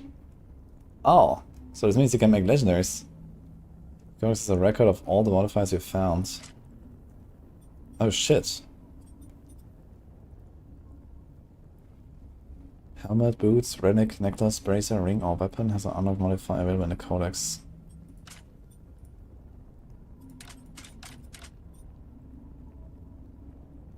Try closing rushes to find some. Okay, so it seems a bit like a codex of power, basically. I didn't know about this yet. That's cool. So can like more reliably actually make a build and then play that, basically. So what if I salvage this equipped helm? Will I get it then? Does anyone know that? I already have like an orange here, for example. I can get the armor thing again. This actually just saved me, I think. I almost just got one-tapped. Go take it. I have a lot of armor.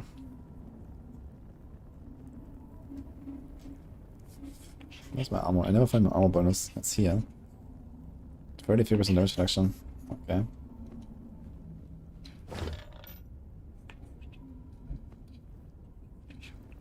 That's a decent shot.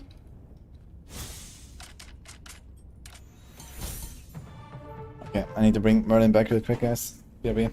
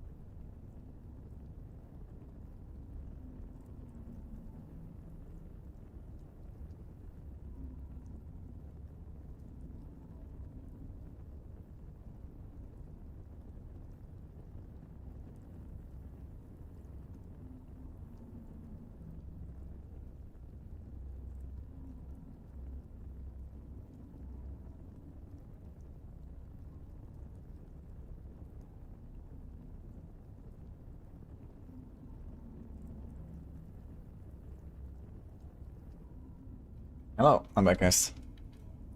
Was a bit of a longer break. Is this WoW? This is not WoW, no. This is Dwarven Realms we're playing. I guess the graphics could remind a little bit of WoW, to be honest. Like classic WoW, now that they say it. It does have a bit of a feeling.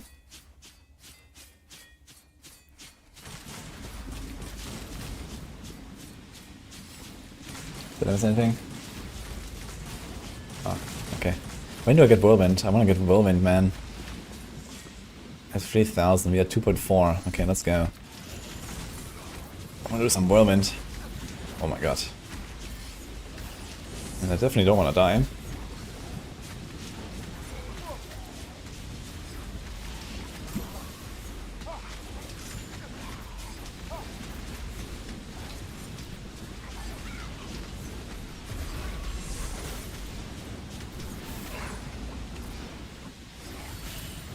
Not sure how fast I get this skill. I need 600 more and I have 2,400. So if anything, I guess I should have it in like in half an hour maximum or so. Oh my god, man. I think I should maybe farm a little bit. So does the monsters actually hurt? May the spirit protect us. 37.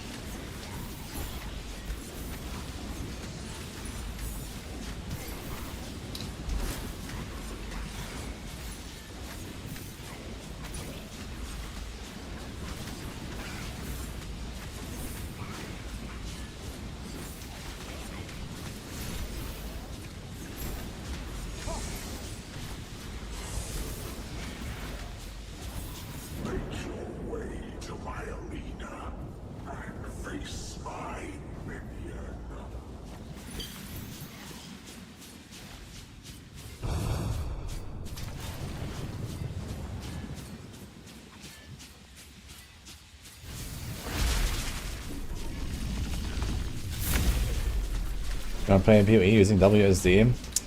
Yes. Kinda have to if I wanna be efficient, so there's not much of a way around it. This guy's melting.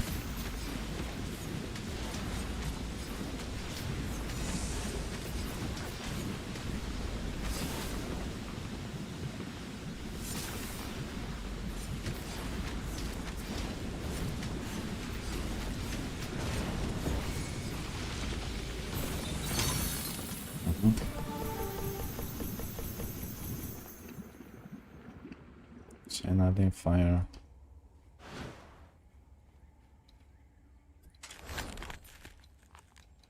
Okay, let's just go next, I guess. Do we just skip one? Sense of time upgrade, mortar. So we get both, I guess, right? Let's see. Why does WSD make it more efficient? Because you can attack and move together. Or you can block and move and stuff like that. If you just do click to move, you will not be able to like really control both the movement and your abilities at the same time that well. I mean, if you play controller, you can do that. So that's another way of doing it. But then you're like very inefficient with your inventory and stuff. So yeah, WSD is basically the efficient way to play it. And you can't really get around it much.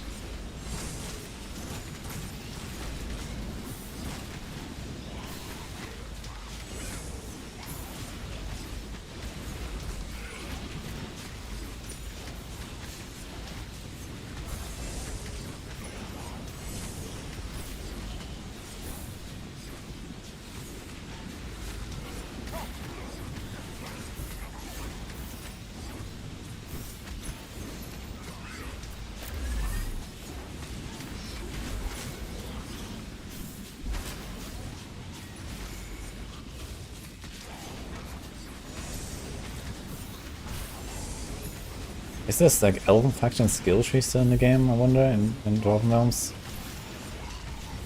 I think it is, but I'm not sure when you get it. I need to check actually in the home for it at some point. Maybe after the next one, because we're gonna get like another big upgrade.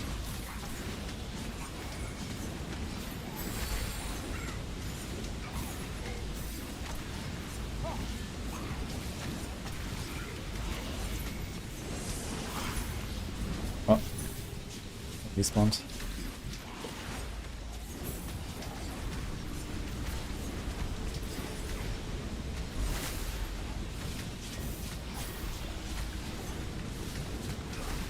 It's my destiny.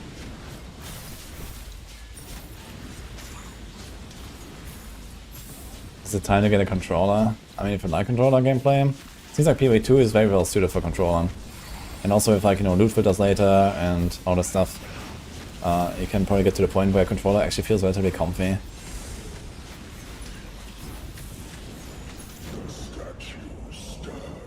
If you don't really have to like pick up much stuff anymore and so on.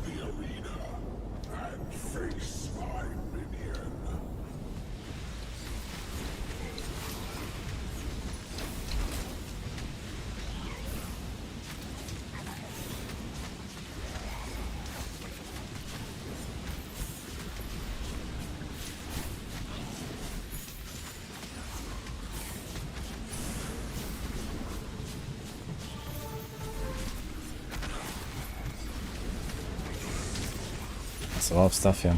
I want to switch my skill again to this holy quick, I think. With a bit more like AoE. Like this. This allows me to like clean up better.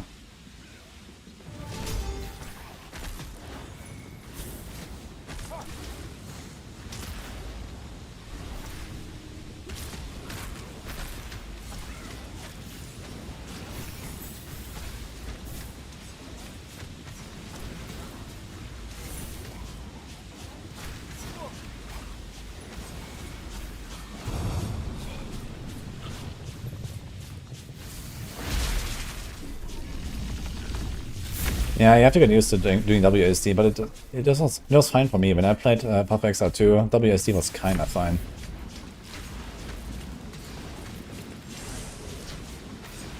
Oh, ouch.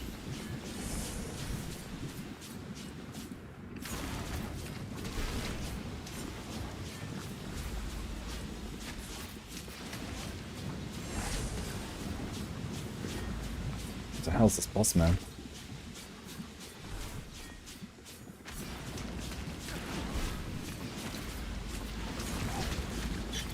I don't see anything. I can only get close to him very easily.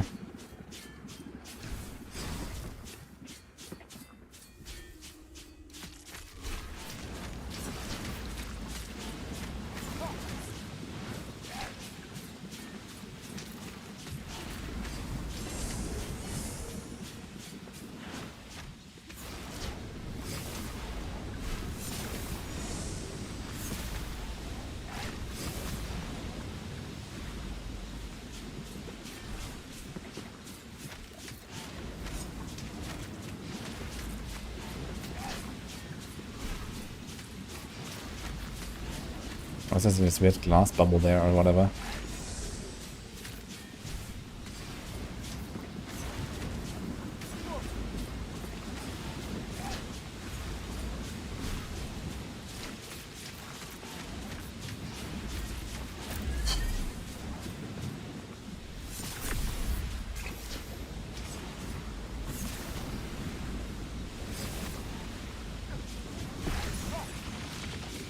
Yeah, this boss wasn't easy.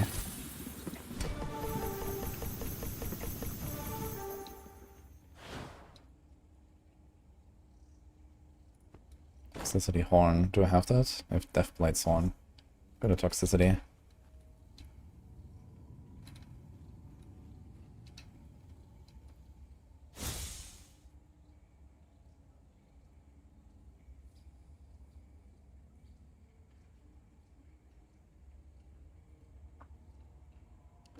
I should try to craft something on this.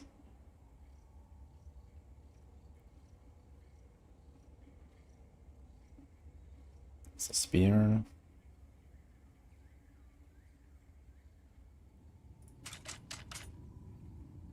So what's this? This chest, right? And a ring. Wait a minute.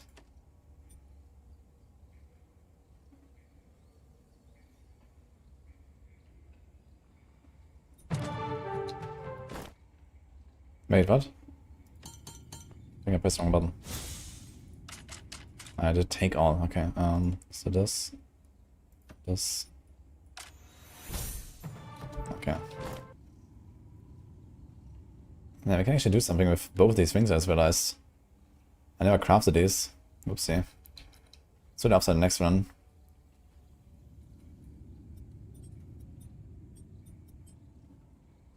Ah, it's boss time. Okay, let's do it now. I forgot. Every 6 levels is a boss. 24 we have a boss. Let's go back real quick. Upgrade for this. What we got here? May the spirit protect us. Got 5 skill points. Can do the boss stuff, right? 1, 2, 3, 4, 5. Ah, I'm missing 1 point.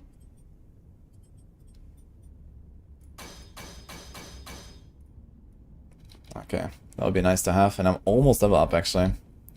Maybe I'm gonna get it from like an upgrade here. Genius! Void's lurking at the back of the fort with your daily chores. Grab the catacombs key from her and, who knows? You might stumble upon something valuable, but only if you don't get lost. Oh.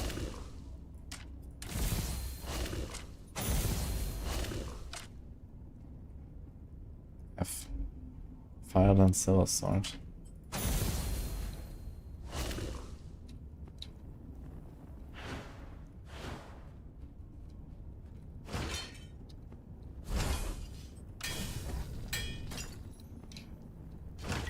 We have a lot of stuff. What about these? Oh.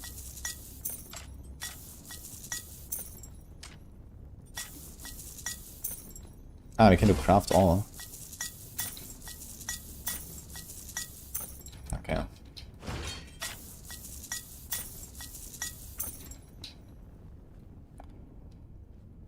Uh-huh. So what was that about the void thing? Yeah.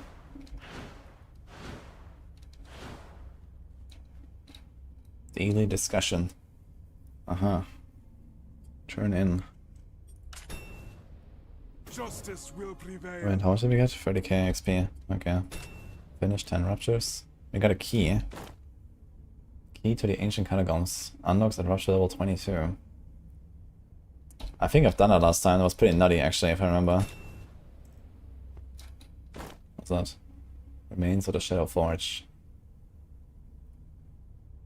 Craft a key to a lost Shadow Forge. Okay. Kill 300 elite enemies, we get something, and then return 6,500 books. Okay, so it's like daily quests here. Here's a respec station. Can we open this? Maybe we'll open this later. What is this guy? Fellowship.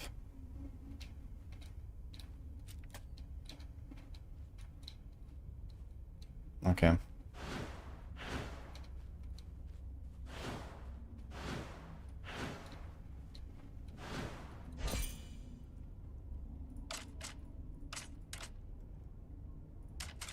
This is for later, I think. Dwarven Rune.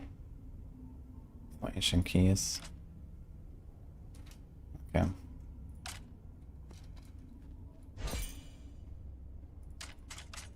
Okay, that's like basically get rid of all of your like leftover materials and stuff, but I don't want to do that right now. This is only when you're like in late game you care about this.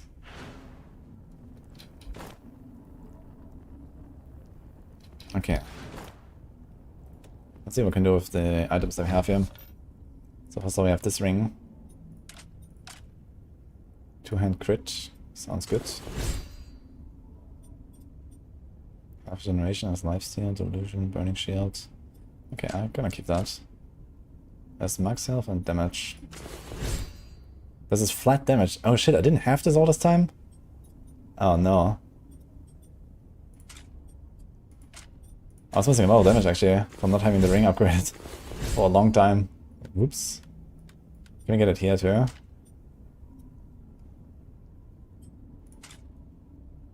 Stamina, toxicity, that's it does. Lifesteal chance. Oh, shit. And spear crit doesn't help us. Arcane totem, agility. Yeah, okay. Not way too impressive. I guess we can just upgrade the armor, cause why not?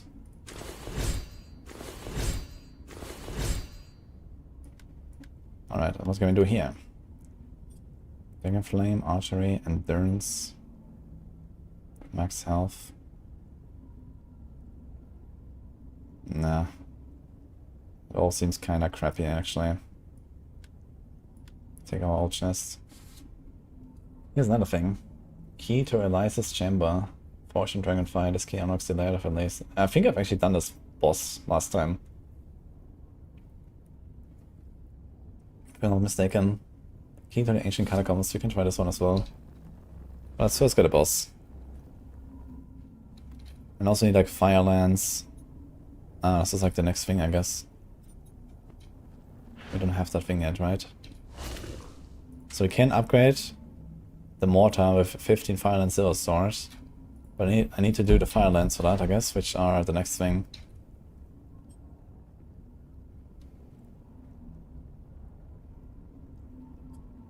Tomb of Fortune level 1, Ancient Catacombs level 45, Northern Compass level 50.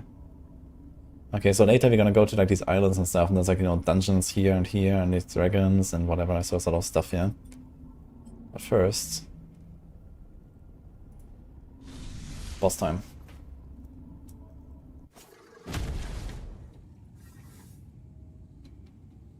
I don't remember this. Well. YOLO.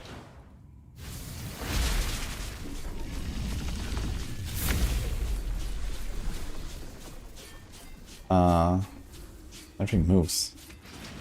Okay.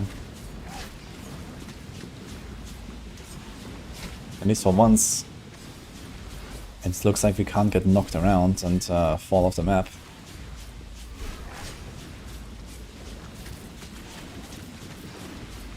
Oh, man, not good for melee though, this boss, I feel.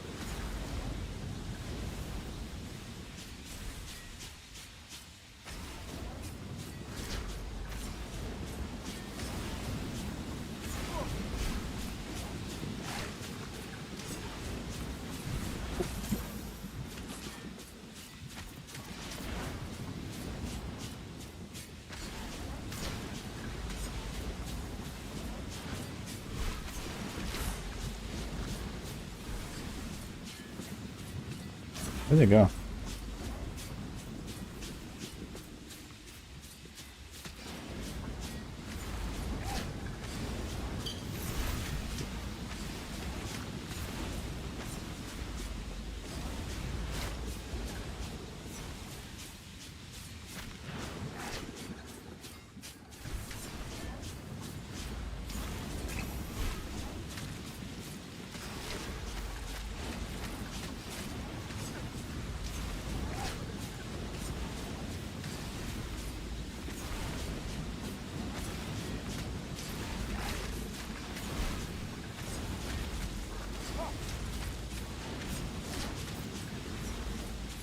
I almost got my double damage charge again. Oh, he teleports right on me. Nice. Get him. Are these like braziers I can use or something? No. They don't do anything.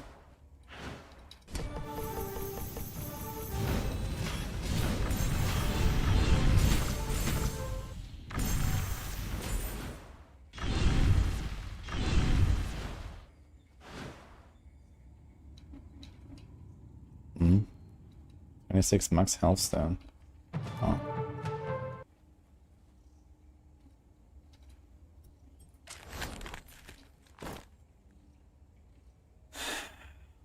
I need 100 of them for 1 health.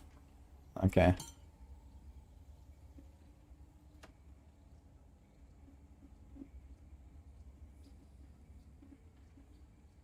One-handed. Dude, this one-handed weapon is more damage than my two-handed. Level 9. 2 crit chance. Lots of life, lots of armor, strength, agility. I kinda like it actually. This is more.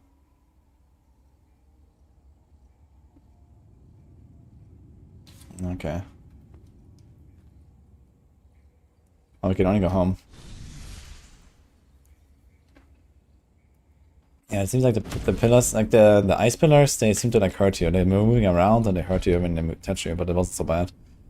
It was like a lot of like AoEs that they spam at you and stuff though. Advanced gem anvil. Unlocks furnace, mortar, plank station, and the home fort. Wait, don't I have this stuff already? Mortar at least, plank station. Sense of Time Guardian upgrade portal. Ah, so then we get +3, I think, per run or something. How's the leaderboard looking? Let's check it out. I got an achievement. Number 2 dead. Level 53, where am I? I'm 5 actually, on 2-handed, on hardcore. Cool. And overall?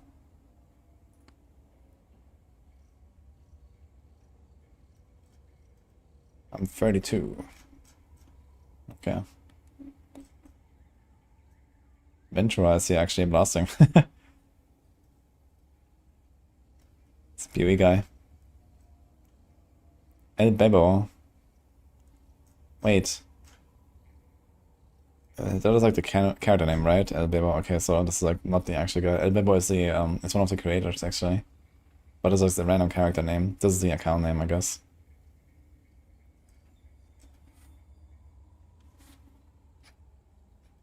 Okay.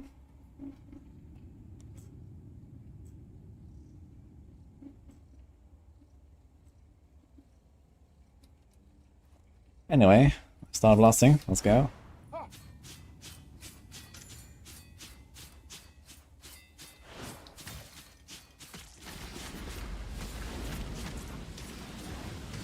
gonna get a guy like this who is just like basically a mini boss. Holy.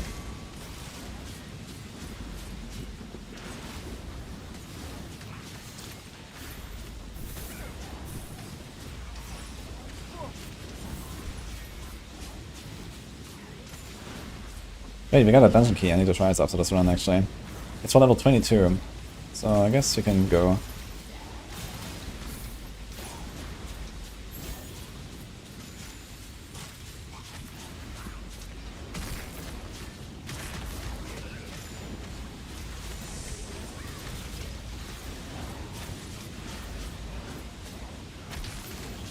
This is getting quite tanky, man. Guess I need a weapon upgrade at some point. Hopefully we get one.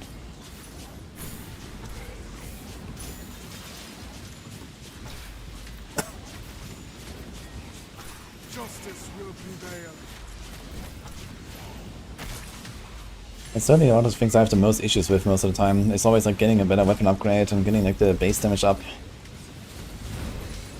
It matters a lot.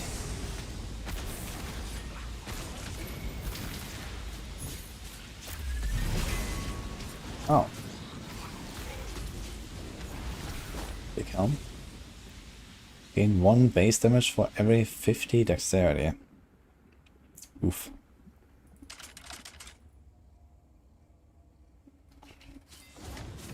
I wonder how much dexterity people are gonna have in that game. 1 damage per 50. Holy dude. I don't even have. I would have like of a strength for a main stat. I would have 1 damage bonus right now.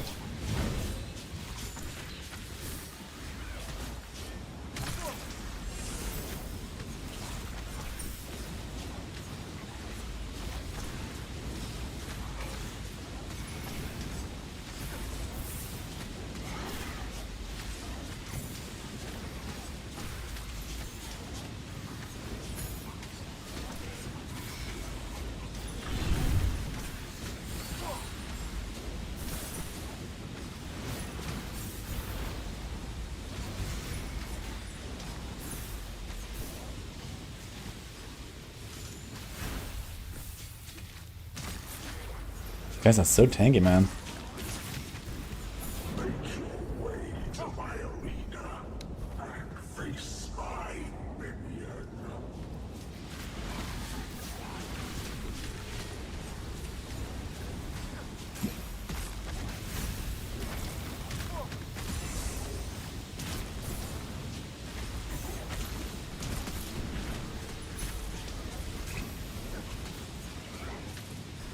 Glory to the brave.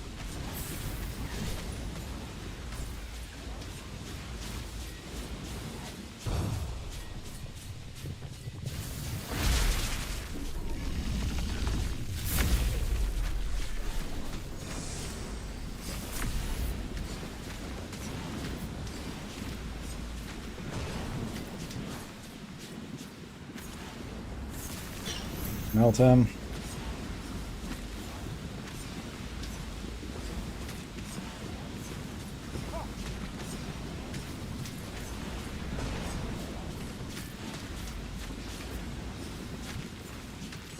I feel like I hit the boss very fast compared to how much that time I took on the monsters. Once I do like 4 or 5 specials.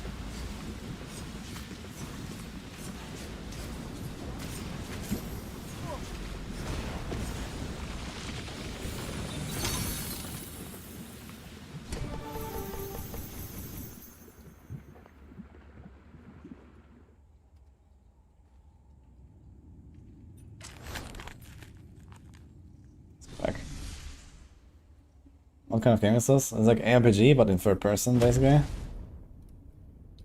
Hi, Sophie. This is Dwarven Realms they're playing right now. Fun game. You can check the command if you want to check it out. And the title. Nice little indie ARPG. I've been playing it a bunch of times in the past. They just like started a new season like a few hours ago. So, playing that a bit. These gloves don't seem bad actually, but I have really good gloves, man. It's gonna be hard to beat those. I think I'm not gonna waste my mats on this. I'm gonna wait until something way better.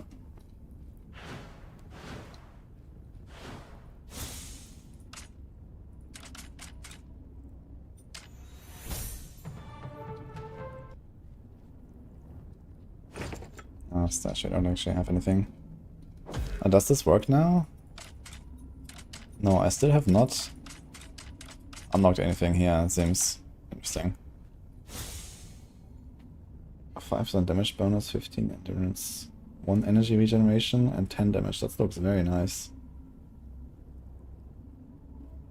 I kinda like that with the flat damage. I'll take this.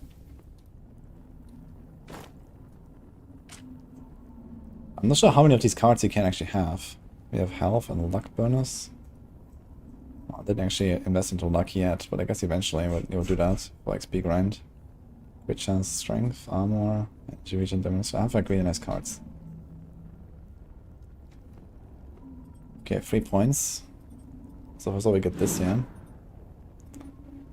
There's also armor, energy regeneration, let's go up there. Also armor and max health and small notes. I might actually take all of these small notes here. Seems like they're kind of ramping up in power here at the top. 2%, 2%. Oh, look at that. There's actually so many inventory slots. Look, 3, 3, 3.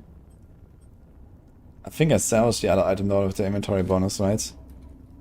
Did I? I think these were boots and I don't have them anymore. I actually realized there's a lot of inventory slots.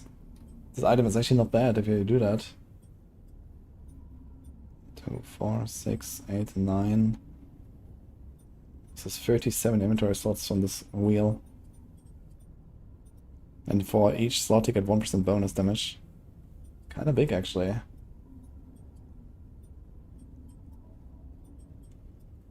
Anyway, let's go up there. Okay.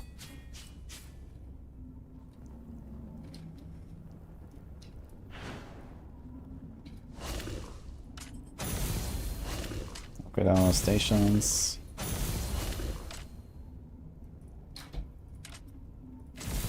A rupture upgrade as well, and here we need Cabarian Sage. I guess this also comes later. What was on the labs?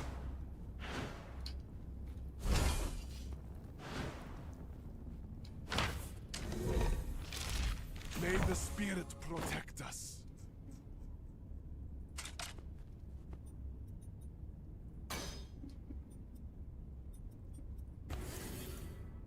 Yeah, I wanna get this.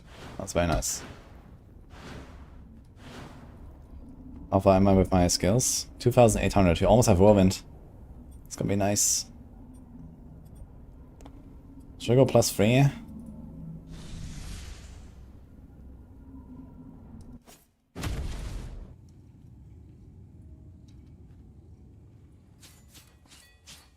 Oh, enjoy Sora. Yeah, if you're looking for something to kill some time before PoE, for example, Dwarven Realms, pretty good game. Can recommend. I've been playing it, I don't know, 5-6 season stars now or something, a bit. And always have a good time. It's just good fun, you know, just blast kind of game.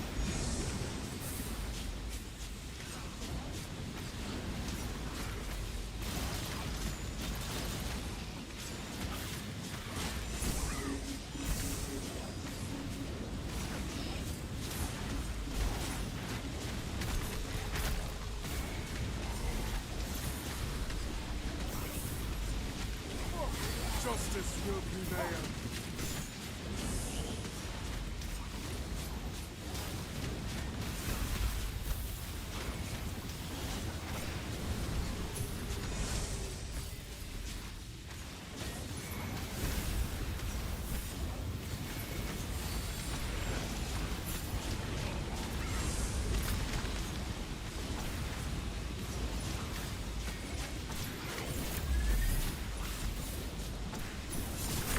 Let's silence level a little bit.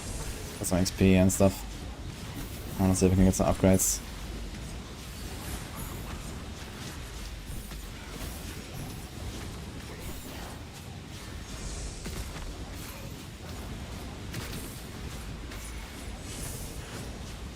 The statues stir with your essence. Enter the arena and face my minion.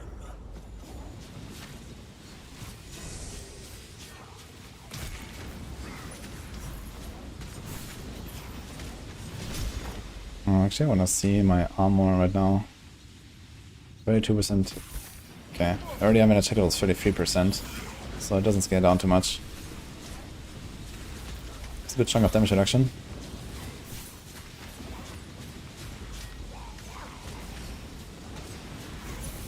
Ouch. Oh man, Scorpion's hurt.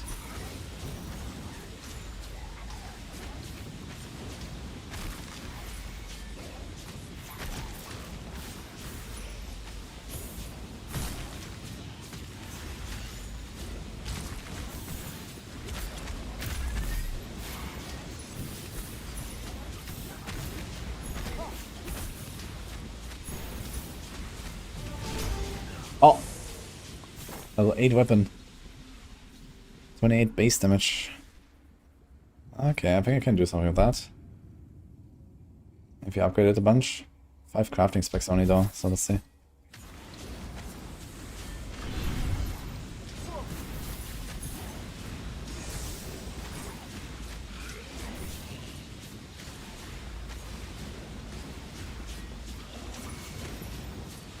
May the spirit protect us.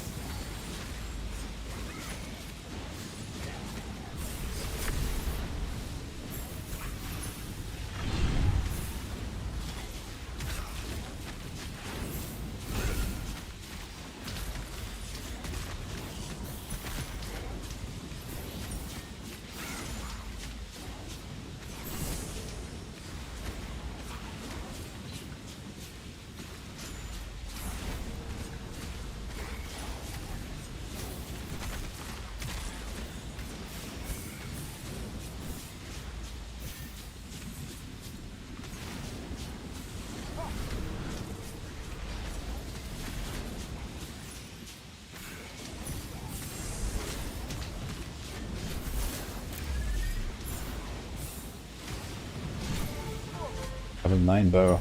Epic, holy shit. I wonder how reliable I could actually swap my weapon type now.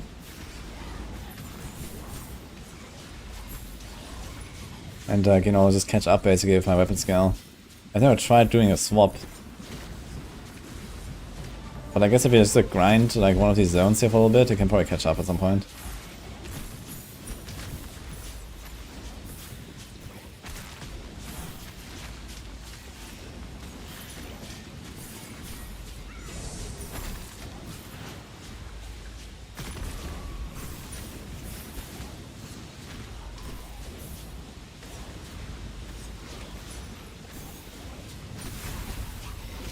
Any stuff I can open here?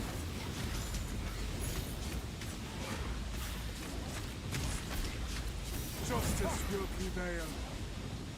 Ah, whirlwind. Quiet.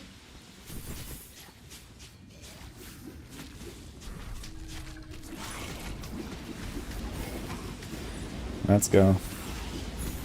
Spin to win.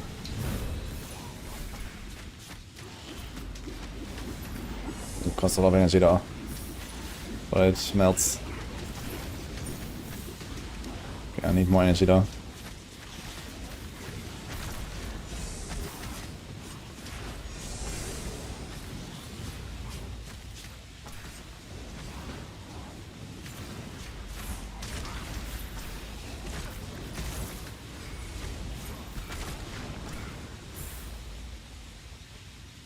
It's 1, 2, 3. Ugh. Can we get another up? I think I can actually. Let's get it before the boss.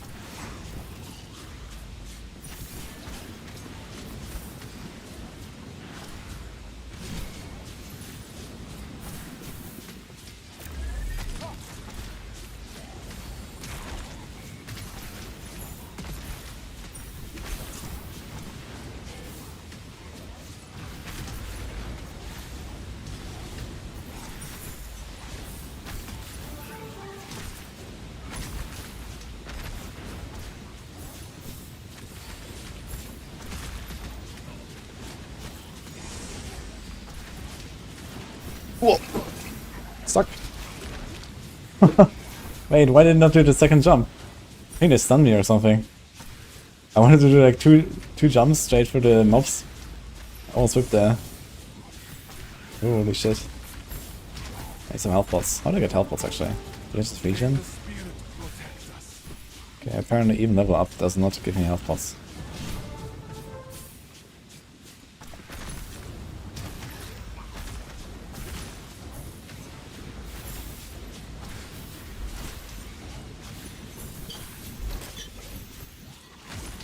Okay, I got health pots back now. I should actually open the thing. Huge. Gonna help to detect from my whirlwind.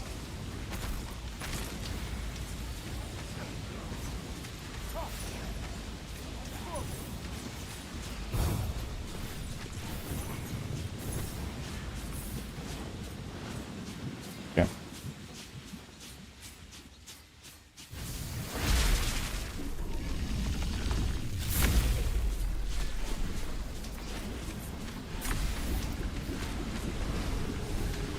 Oh. Okay, Bowman can be kind of tough on some of these. But he's melting, man. The Bowman is actually melting. Holy. Log in. Okay. Oof.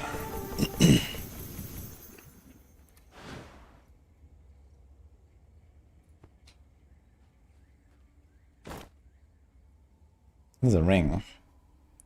99 attack speed.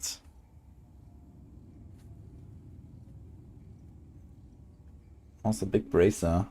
Energy regen. Crit, luck. This is actually a very good bracer. I like that.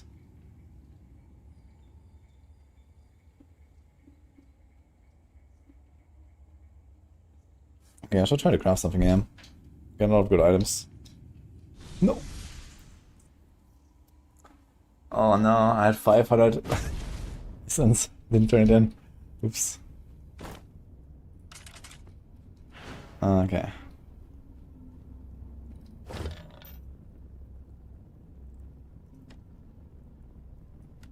For example, we have a level 8 ring now. Spark damage, energy regen. we get damage? Crit chance. Also not bad. I wonder if it would beat this though. Because we have flat damage, we have 16 flat damage.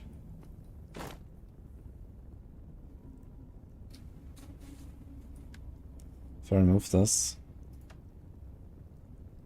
I have 81. I don't think I can replace this ring anytime soon actually.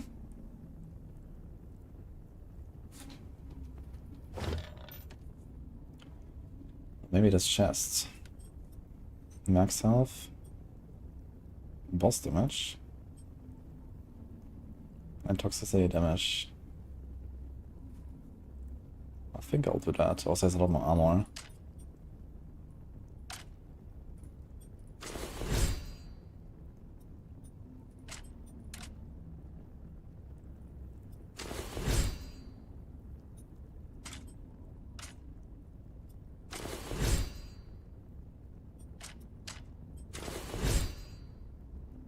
It's like a roughly 1% health. Kind of like the idea actually.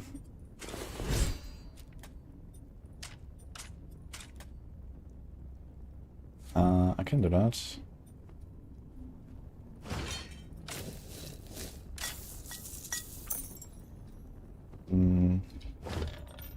I can't.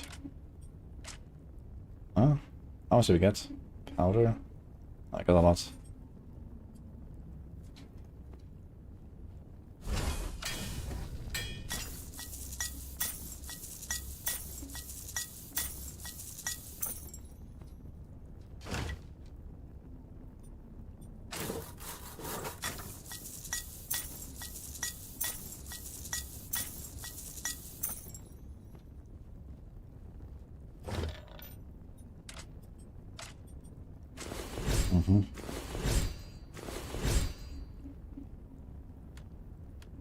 Okay.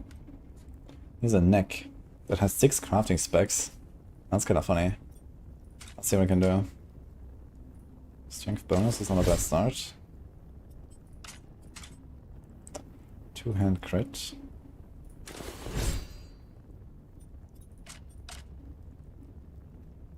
Fire damage, 1-hand fire orb. This is all kind of bullshit.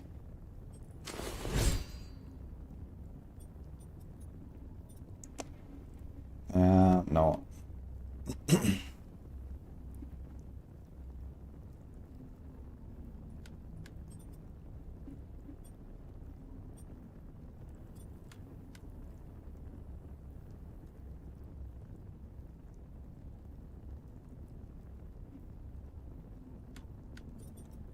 What damage I can get out of this? That's boss damage. Crit bonus. How much is this when I upgrade the damage? Oh shit, I can't. We have 2-hand damage, crit damage, 36 base. Ah, damn it. Okay, save to see for later. Wait.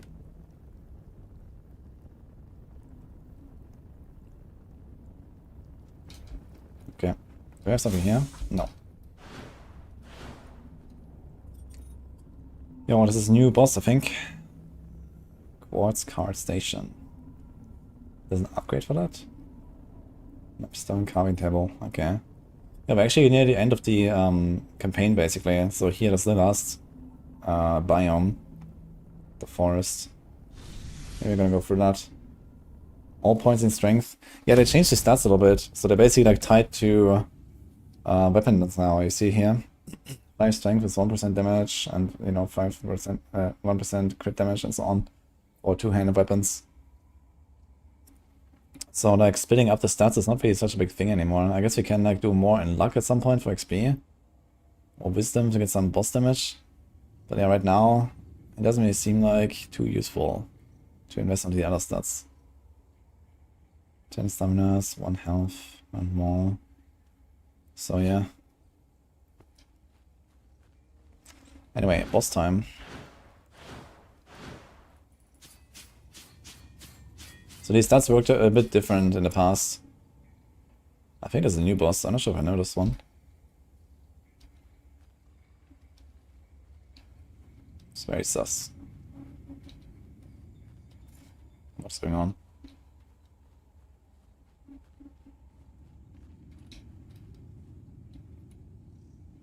Okay. Lucky there's no fall damage as far as I know. Oh, look at the bunny! Flying bunny! Okay.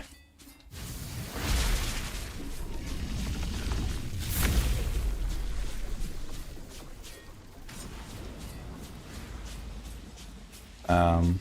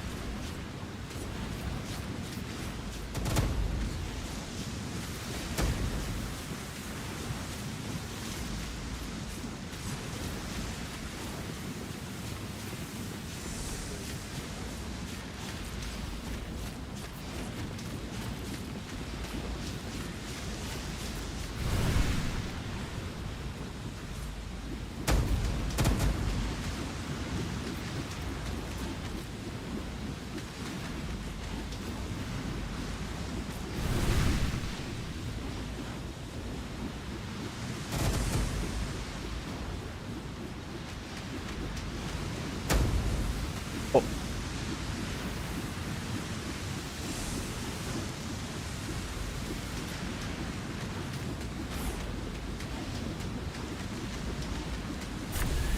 What the?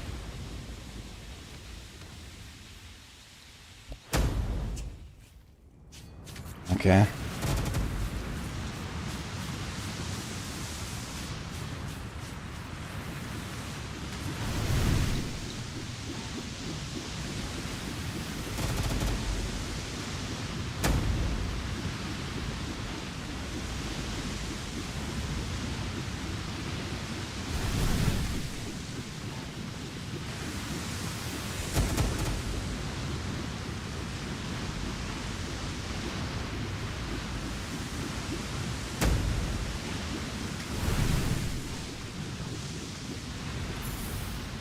Ooh, okay. This boss fights actually keep you on your toes, man. Ah, discover monogram enchantment. The poison steel 10% increased damage. I actually want that. Interesting, we got something that we actually need.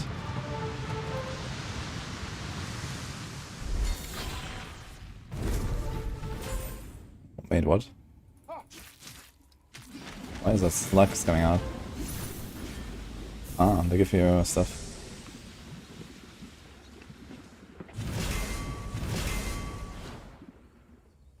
Okay. Holy, let's get out of here.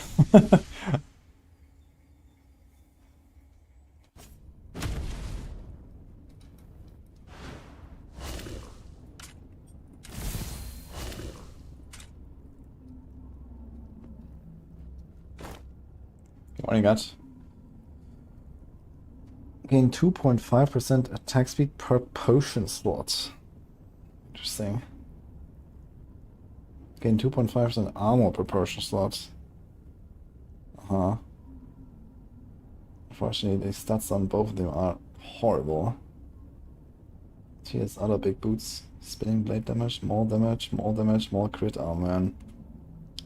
That's the wrong. Ready. Use to craft a key to the Grave Digger's Cove. Burns, okay. Here's a level 9 two-handed. Two-handed crit chance. With 6 crafting specs. Maybe I can do something. Let's see, yeah.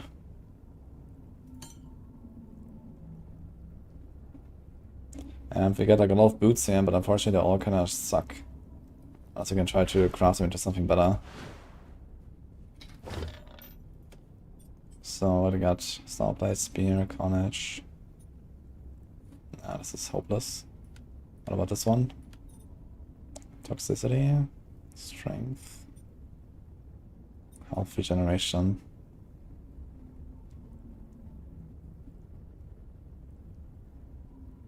It's also a lot of armor. I wonder how this impacts my overall reduction of 31. 33. Not really worth it, I think. But let's try this weapon.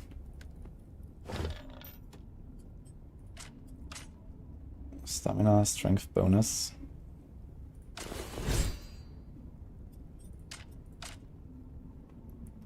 Luck, max energy.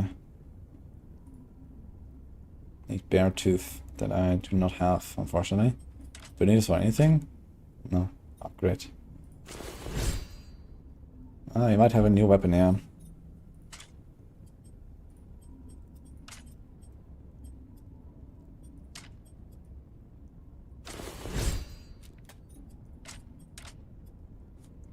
Ugh. Plank. I don't have any. Wait, these are the normal planks, and I don't have them. What the fuck? I need normal planks to upgrade this thing. What the? And here I need this bear tooth. Do I use this thing? Actually don't. Now what do I do? I guess I salvage. Crit chance, crit bonus, energy regen.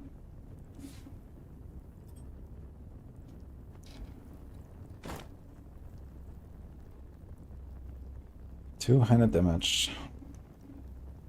67. What about these gloves? Self crit damage. Has energy regen. Small spin to win basically. I do lose quite something there though. How's my crit chance? Not high enough yet. But it's gonna be a downgrade if I cut these gloves.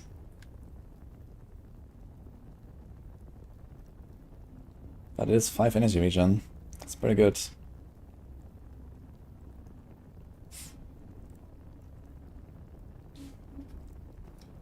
Ah man. Hard. Max energy, stamina, max health, stamina, damage bonus, inventory slots. I don't care that much about the inventory slots. Damage, strength, crit wisdom, max health dex. So damage strength would be 2 good stats here. Maybe I'll just take it. Base damage. Kind of like this.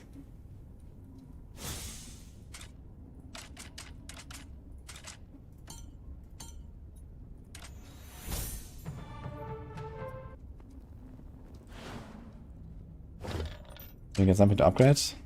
No. Wait, I have a buff at the top of my bar. Can I see what this is?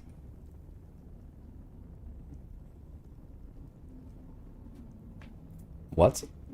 Mucho's power of the slug. Increase damage by a lot. Damage burden 0.5, duration 600, max stacks 200. Ah, so these are the slugs. They buff you when you kill them. Yeah, I saw that these are like enemies you kill and you get like a stacking buff, apparently. Oh, that's funny. Can I do this one now? I do not have a key. What was this? Key to the ancient catacombs. Oh, it says level 55 dungeon. But unlocks after level 22. I think I've done this once and it was just like a bunch of... Can I do this?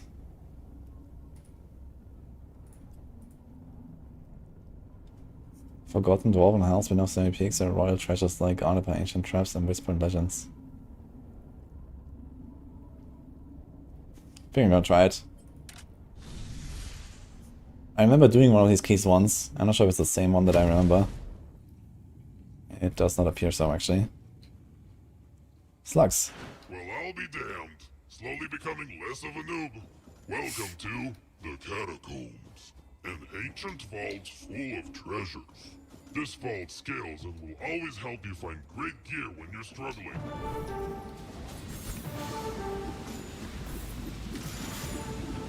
Okay.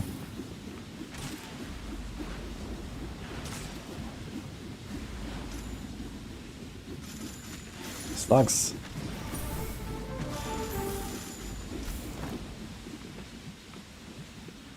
It doesn't say how many stacks I have with the slugs.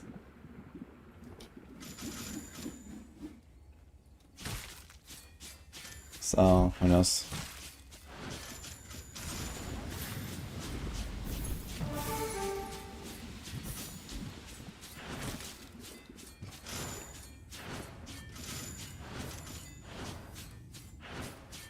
These are not crystals again.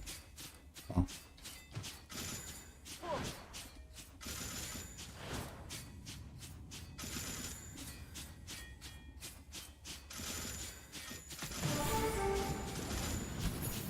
I wonder if there's enemies here, or this is just like free loot basically.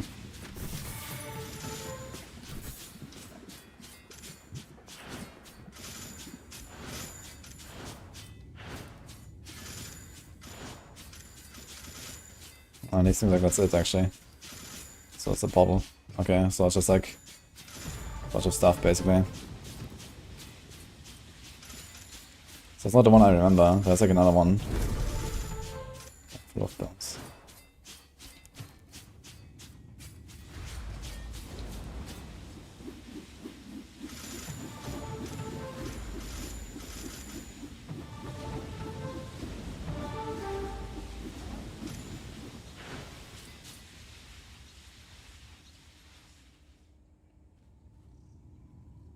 Okay. There's a breakable wall. Ah shit, I just saw that. Oh, what? Wait, level 14, level 15? Oh shit. I probably can't craft anything on these though, right? Because they're probably like, you know, need like materials I don't have and stuff, I imagine. What the hell? But maybe got a new weapon here at least. Any two-handers in chat? Yeah, Havoc Bane. I wonder if I can craft on them. Strength. I need Masalian Baobab Plank. I suppose I have none of those. Actually, I do have some.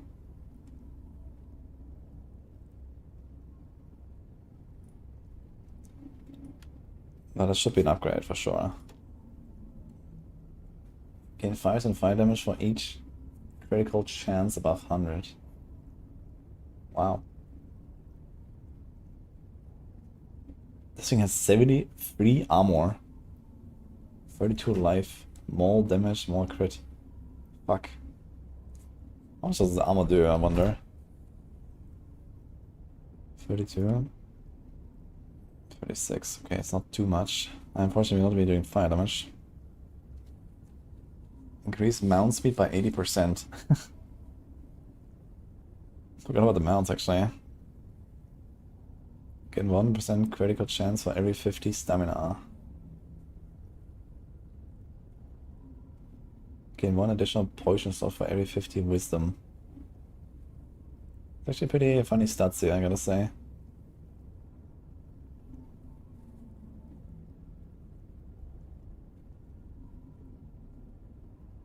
Gain additional 100% damage bonus to your charge secondary ability for every 100 agility. That can be pretty nuts later, I think. Gain 1% maximum health for every 20 wisdom. 10% crit chance on that amulet. Damn. I should check a little bit like what I can roll on these items. And beam arcane orb strength bonus. Unfortunately not the most, like most of them do not have any great stats. There's nothing to do here. Strength, 2 hand, 2 hand, 2 hand. No, that's something I like. And energy regen and armor. This has like perfect stats. Doesn't get better than this pretty much.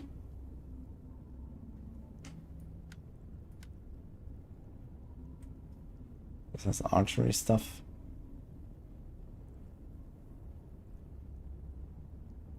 Two-hand crit and crit. While Unholy Void is active, gain 1% maximum health for every 40 dexterity. I'm not sure what's Unholy Void. Is that like something here or so? It's probably like one of these things, I imagine. Or what is that?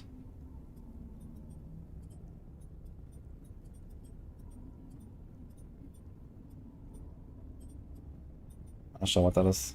Maybe it's like one of the trinkets.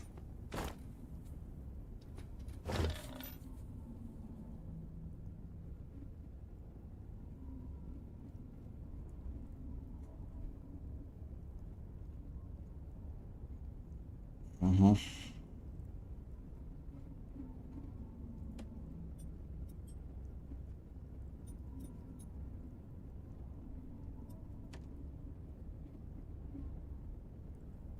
I mean, we have some flat damage, but there's a lot of crit on this thing. Can you change the electric dragons? Vortex, small, archery. Not really, unfortunately.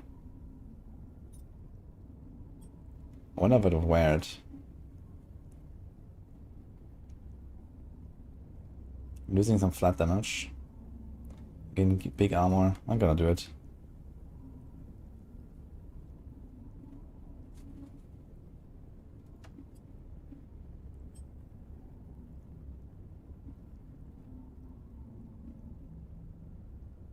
Ah, wait, here's this actually. Two-hand crit. We have that actually. It's like a way higher roll. What can we craft here? Energy regeneration, health regeneration. Actually, that seems very nice. But can I? I can. I actually do have the mod sort of stuff. It would be nice to see like what I actually have, like how much I have of, you know, one or the other. But it actually looks like something.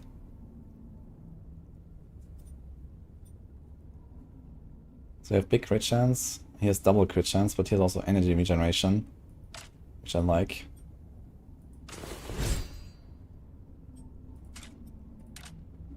Oh god, I need the fucking planks again.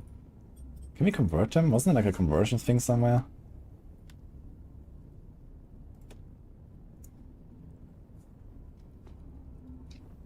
Not sure if I remember correctly.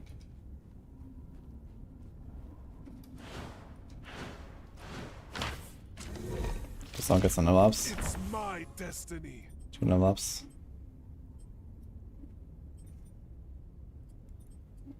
What do we want now? Health regeneration, energy regeneration, endurance, health, stamina. He has 10 flat damage and 5 crit, which is kinda nice. Lots of like good bonuses here, lots of crit chance. I think I can go over there.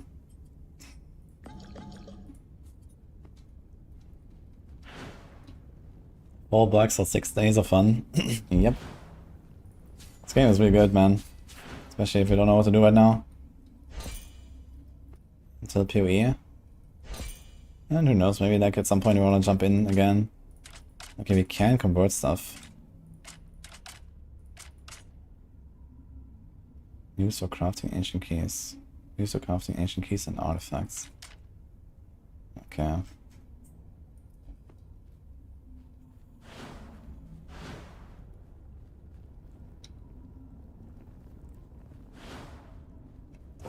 Well, any other items you might potentially wanna save here? This has 3 different spear bonuses, unfortunately. Health regeneration. Also for armor. What can we do on this thing? Lifesteal bonus, boss damage. I could do this. This has a 2-handed crit. And 2-hand damage. Oh shit. That's a lot of damage.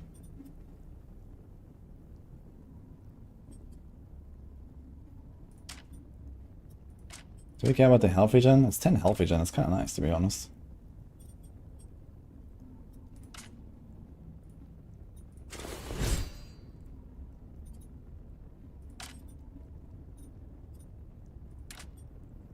Shit. I mean, like all these weird random materials, I have no idea when and how I get them. This thing has 7 crafting specs left. I can't do any of them.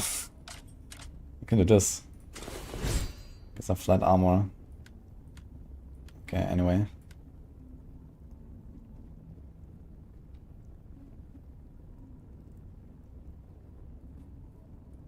Can we check this ring?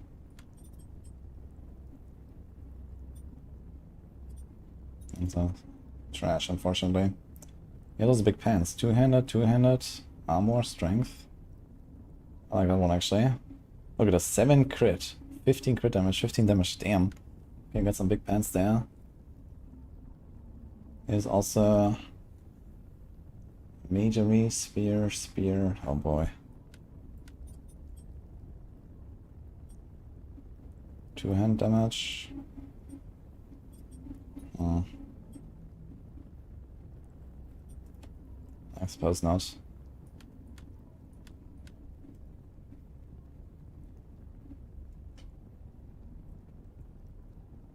Okay, are we done here? I think I kind of checked everything.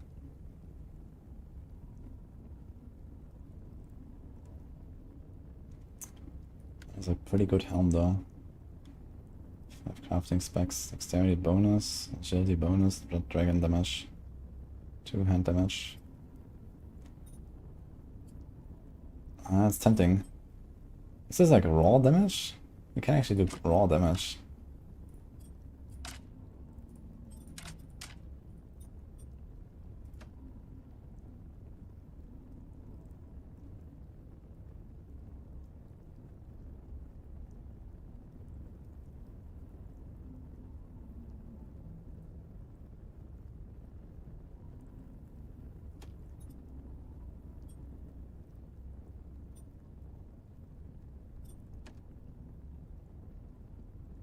When killing an elite enemy, gain 10% chance to spawn another elite.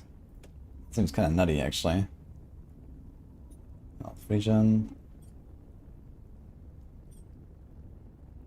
What do I have for my boots? Toxicity damage, health, strength, agility. Nothing really crazy.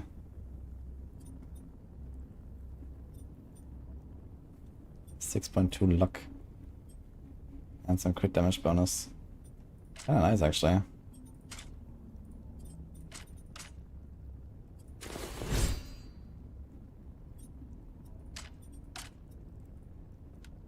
Gonna try this.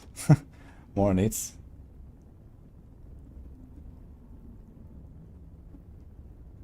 Okay, do I have any gloves in here that I like? Crit damage bonus, attack speed. They also look kinda sick. Lifesteal chance. Could we change this?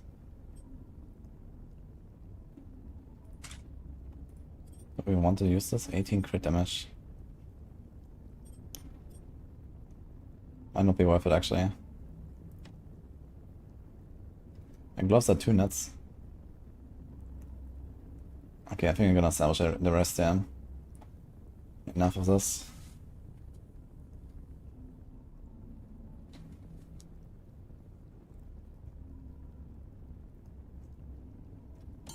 Ready.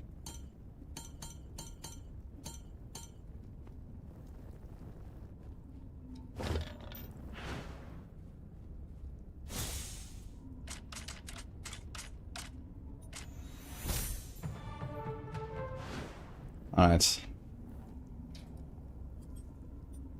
Let's go. Let's see how powerful I am. Definitely got some little upgrades there. Is this game worth it? Absolutely. It's very fun. It's like, I don't know, $7 right now or something on Steam. They have like a sale as well. It's a fun game.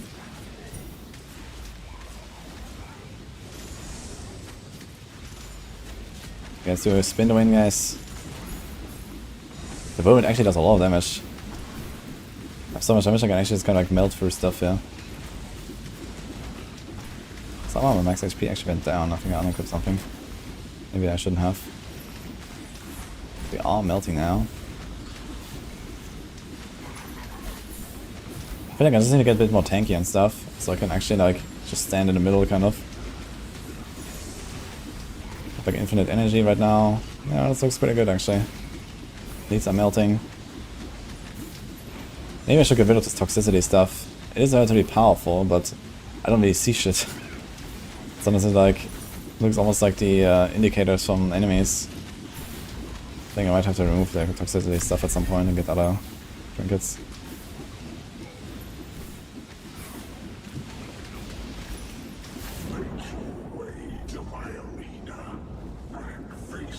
Damn, we were fast actually.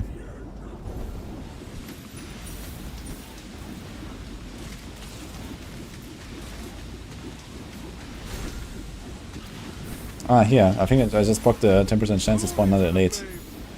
Seems like he just popped out. I think totem.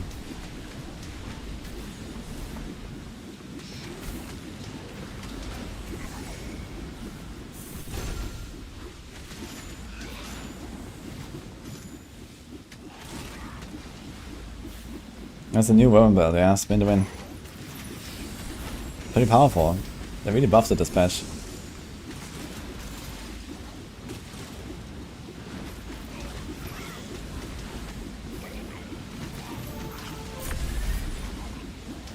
Take more weapon cache.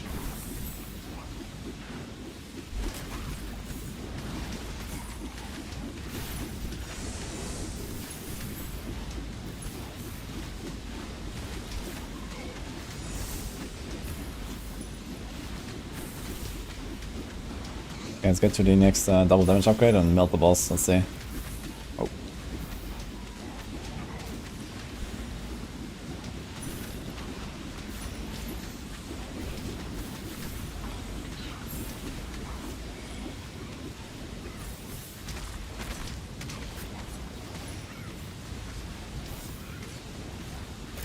It's like Infernal Hordes.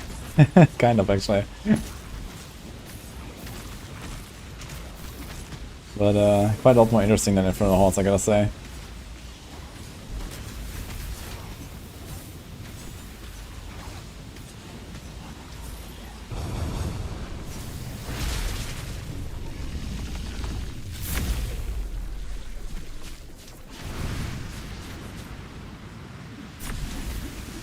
Oh my god, he almost one-shot me, what the fuck? What? Okay.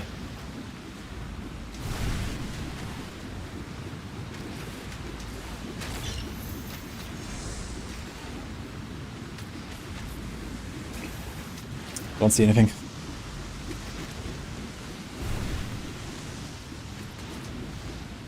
Dude, this is ridiculous.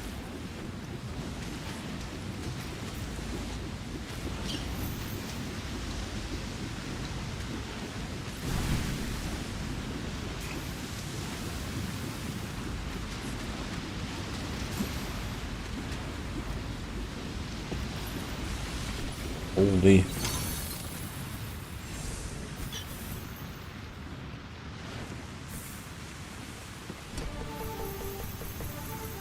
I thought I'm like super powerful right now with all the upgrades I just got and stuff. I guess not.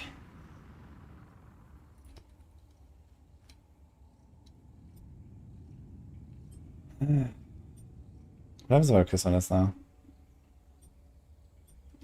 Ah, so I exchanged this for this and it's actually the same, right? Okay.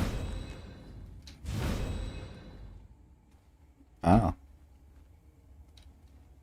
It just spawns there. How much armor do I have? A lot, actually, I think. I have 38% damage reduction. It does look pretty good to me, to be honest. Lifesteal. Big ring here. 50 base armor, 2.5 for energy regen. I'm gonna try to craft this. There's 7 crafting specs, but I probably don't have Maxroll, unfortunately.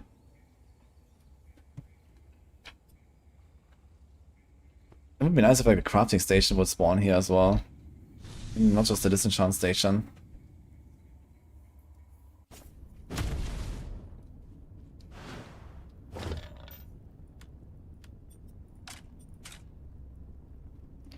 Shit.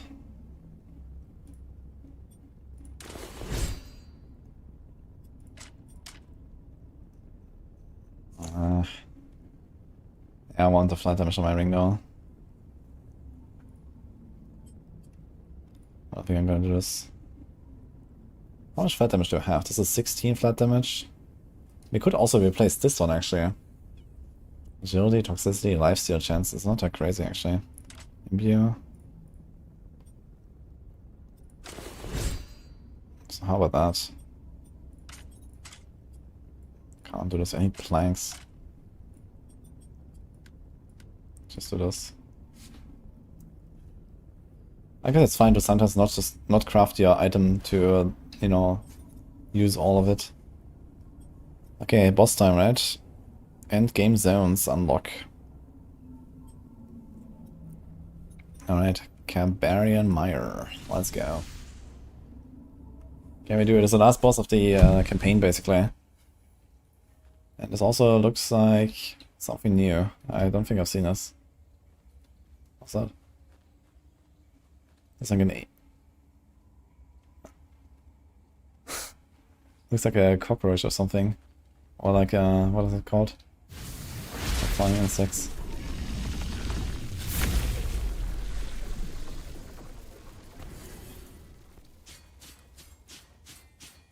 Lord of Tricksters, okay. I don't like where this is going.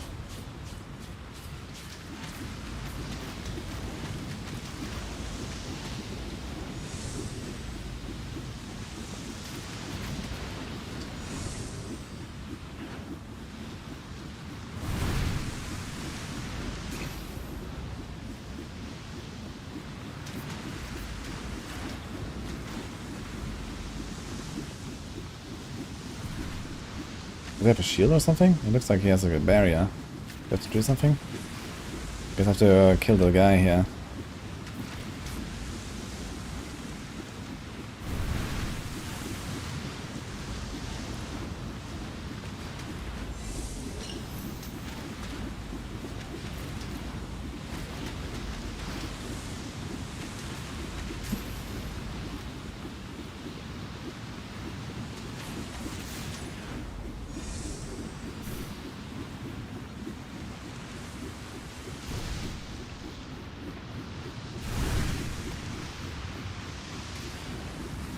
And there's two of these rates.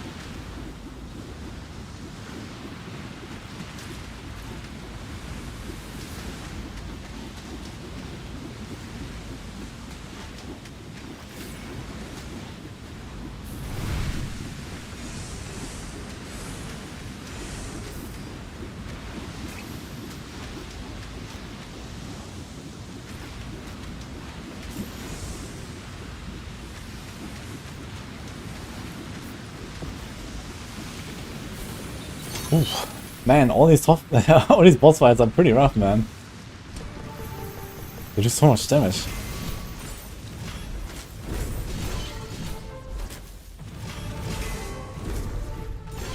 Stuck.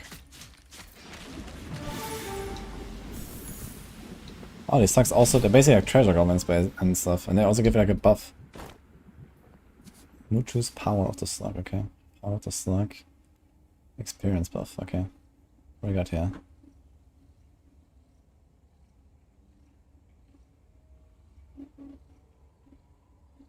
Gain 2.5 maximum health per potion slot. Now that seems kind of interesting. Crit bonus, stamina bonus. Kind of nice boots, yeah.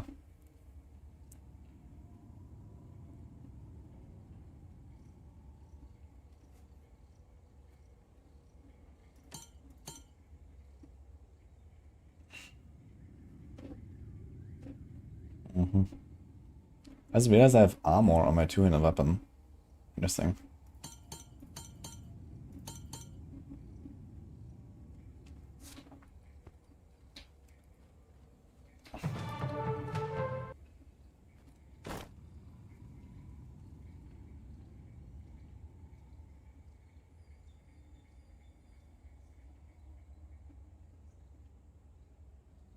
Carnage of fire. Can try this. Do you save toxicity? You save the toxicity horn. I want to get rid of it actually.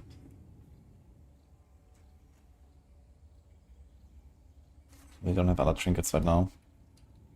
Cool arena, I gotta say.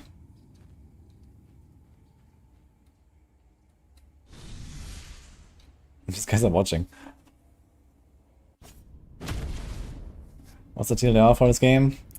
I'll kill 500 monsters per second, get loot, and get levels, and at the end kill big bosses and stuff. That's the idea of the game. Congratulations! You're officially a very strong toothpick. You've unlocked the infinite Rupture Islands. Let the grind begin! Yeah. So now we're in Endgame basically. Here, Barbarian Swamps, Desolated Plains, Australian Firelands, okay. So yeah, now we can basically choose which biome you want to farm.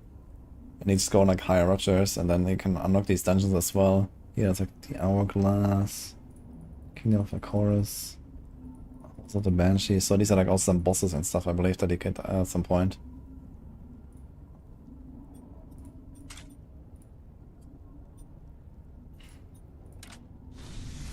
I think I didn't get the big card upgrade actually. Can I TP back? Yes. H. Yeah, there's no cost to opening a rupture, I believe. So if you miss something, just go back, I guess. Yeah. Plus 20 damage. That is a nice upgrade. I think I'll take that. That's a lot of base damage. What's my base damage right now? 128. That was actually a huge upgrade. Okay.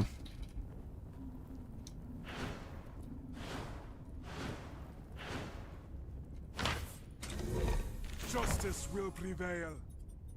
Oh,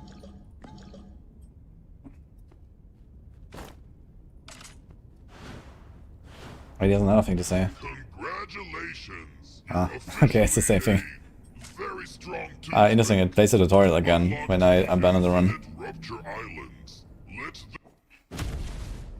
Let Let's do it. That's the time actually. Okay, let's do like a few more runs, I guess. Do I have like another key that I can go for like one of these dungeons? I hear key to Eliza's chamber. Unlocks the rush level 45. Okay, let's try to do this one actually. I'm not sure if it's gonna be like super hard or so. But if it's like Rupture 45, then let's try. Spin to win. Let's go.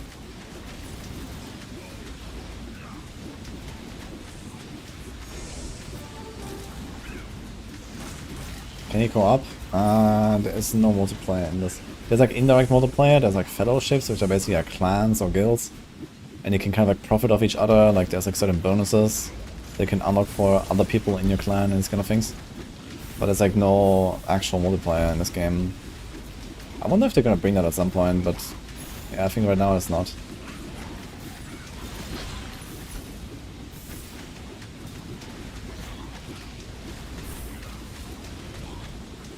Ouch. Dude, everything hurts so hard, it's crazy. I feel like I'm pretty squishy, even though I invest into life and stuff. It's insane. I might just get one-tapped by some boss at some point, and that's it. Sometimes I'm not sure how I built a lot more defense than I have. Besides like maybe stacking a bunch more armor. I guess it depends on how the armor scales up. If it scales up exponentially with more armor, then I guess it kind of makes sense. For example, if I like double my armor, do I get like double the damage reduction? There must be some cap somewhere, I suppose. Or maybe it's just like purely based on, you know, rupture level. It's my destiny. statues stir with your essence. Enter the arena and face my minion. The problem is also I don't see shit, man. There's like this fire rain now. It's insane.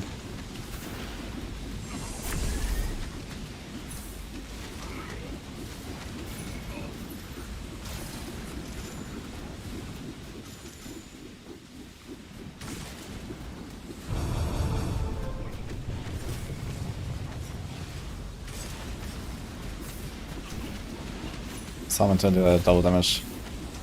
So basically every time I fill my bar, I get like the double damage buff next time I use my whirlwind.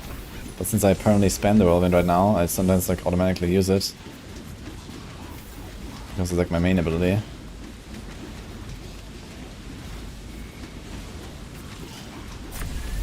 Oh shit, like that. Didn't pay attention.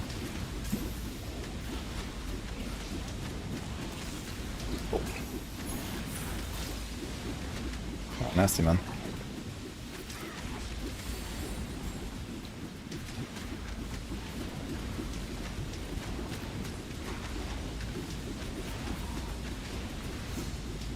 Oh, I don't have potions. Wait a minute.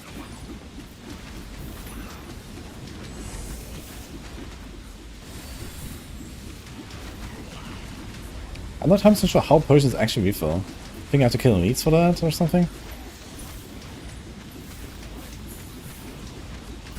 Because not killing normal monster does not seem to do it.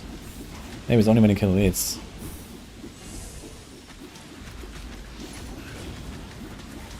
There's one guy about to die.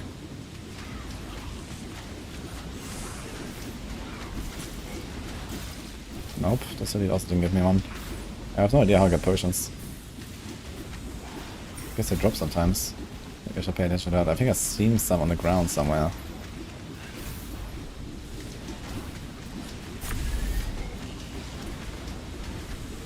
Oh my god.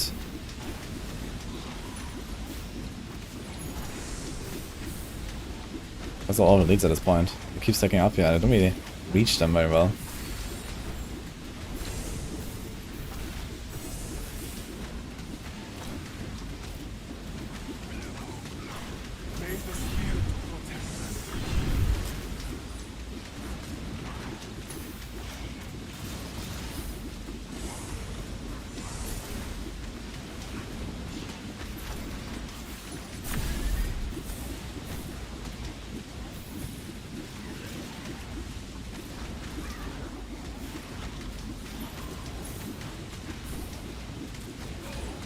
I'm gonna stack the same ability in all offense and the belts. It doesn't really seem like it though, because they massively nerfed the bonuses for stacking. Like it's very low now, it's like, you know, 5% extra or something, unless you go and upgrade the trinkets. Yeah, I actually haven't done that very much. I guess at that point you can actually start stacking, but I haven't really done that. And I'm still looking for like what I actually want to use, because I'm not really happy with any of the stuff I have right now. I'm not sure which ability I want to go for. But yeah, I guess there's like some power I actually did not tap into yet. Should probably check that out. This is probably also the reason why I feel relatively weak right now.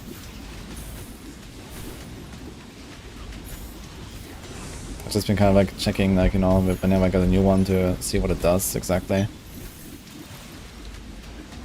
Maybe it's gonna go the spinning blade thing and just double down on all the spinning stuff. But I need to find belts then. I'm not sure where I get belts, because they're pretty rare.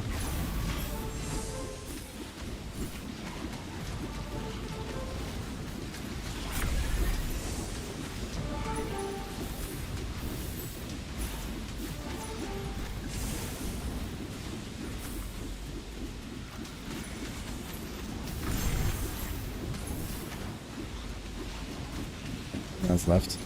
Does the timer stop when I start fighting the boss, or do I have to kill the boss in the timer as well? I'm not sure.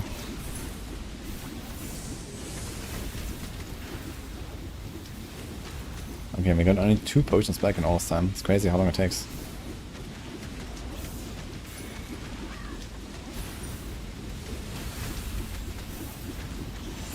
It's my destiny.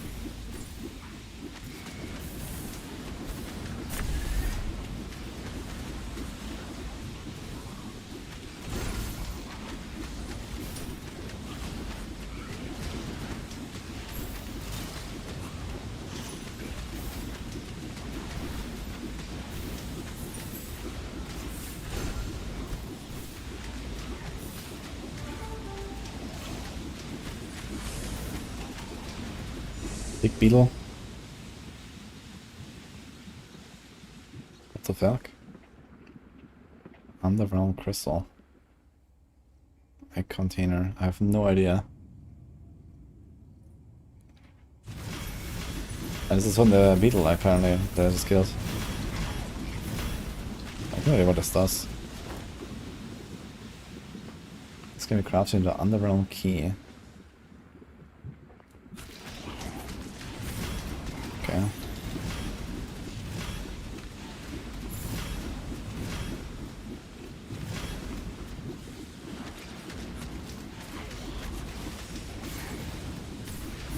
There's 2 minutes left. I'm gonna get the double damage buff ready and then go to the boss.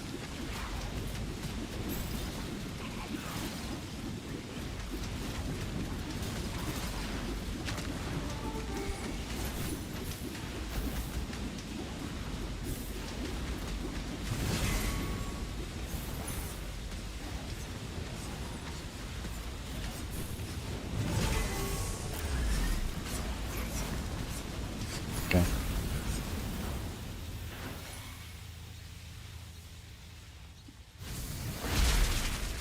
Okay, timer just keeps counting actually. Ah, it's a meow. Oh my god.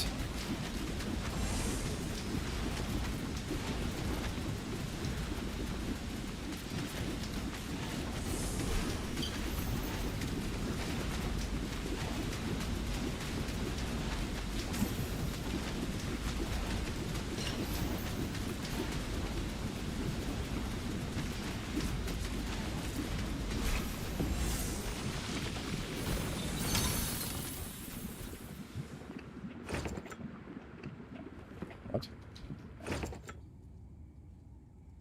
Oh, it shows like in a stash now. Interesting.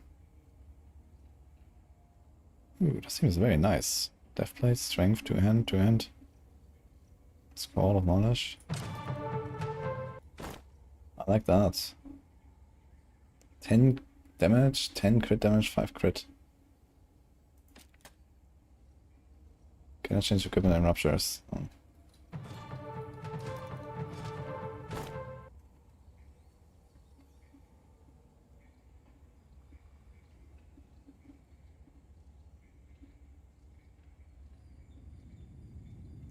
Fuck, they're both goblets with the same thing. They're both the same, and what the hell? Okay.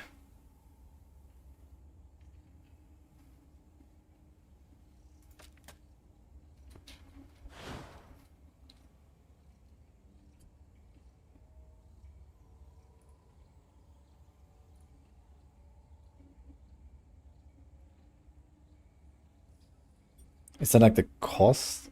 And then I get like one of these as an... Ah, so I can take this again basically.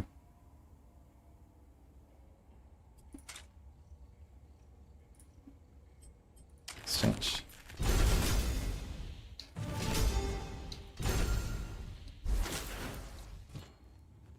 Okay. Oh.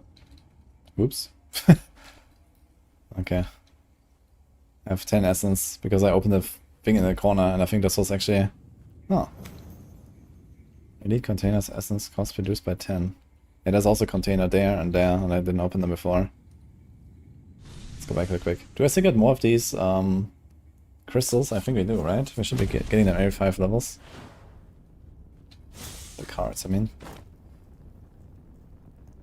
Oh man, okay, so this is like a really good glove. Lightning totem.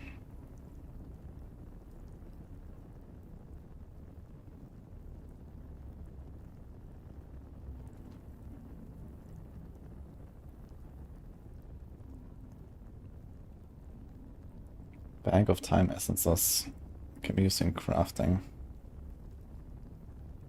Okay.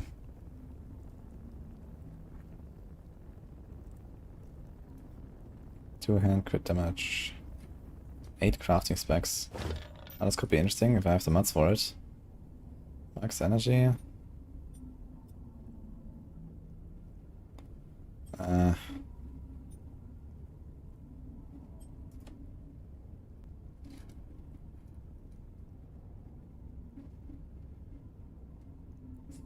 When Shroud is at maximum stacks, the next attack deals double damage. Interesting. This like synergizes with another ability actually that I had earlier. Where like when you don't attack, you get like a shroud, and then after some time it stacks up and you do like a lot of damage extra and then you get double damage again. Can like do the mega bonks and just dodge.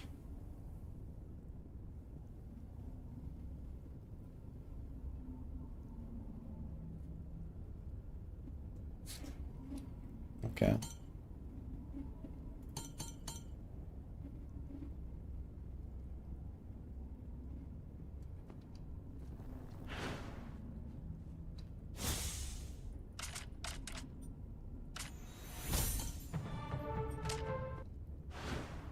Let's go.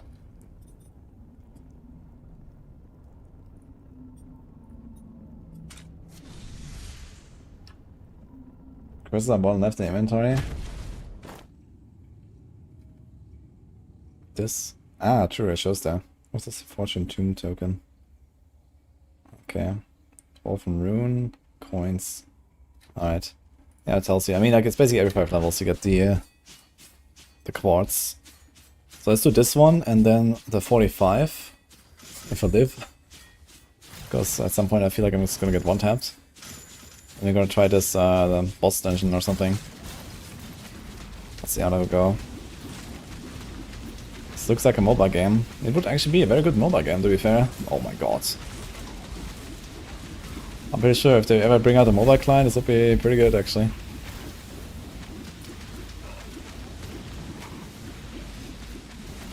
Especially because like the runs can be anywhere between like, let's say 2 minutes to 10 minutes. Of your choosing as well, like you can choose how long you do the run. So it's actually kind of perfect.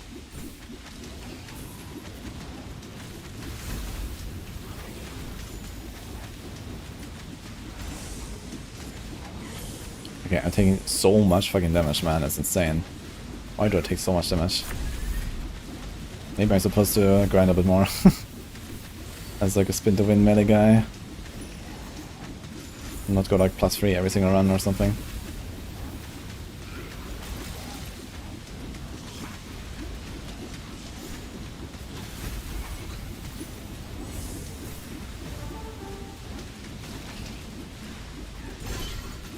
Yeah, at least I don't have the toxicity anymore, so I can actually see stuff on my ground a little bit. But still, I have the tornado, not the tornado, the whirlwind around me, and that is also red, just like most of the indicators. So, oof. May the spirit protect us.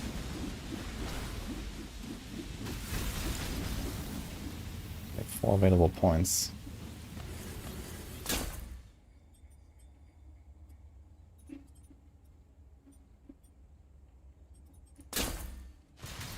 That's all of crit.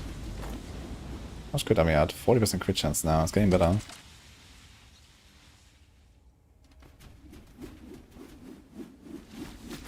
Oh my god.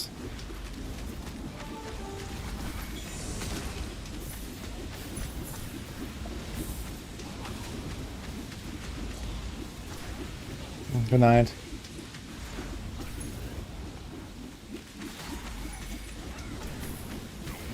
Oh.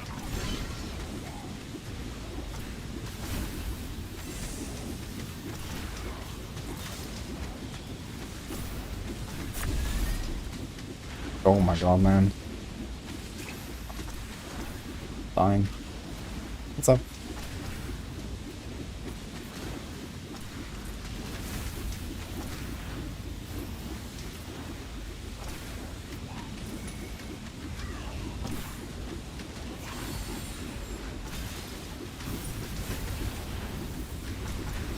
This ends now.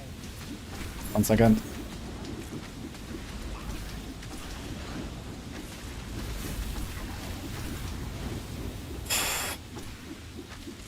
Gonna die here. Just wanna spawn the boss and go.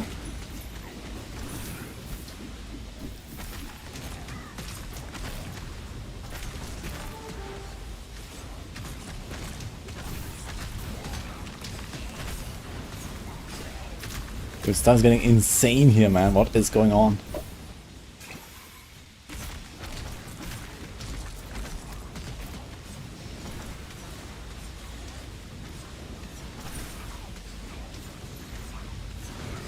I'm stuck behind the fucking crate, dude. Oh, almost whipped there, but I have no potion now. Okay.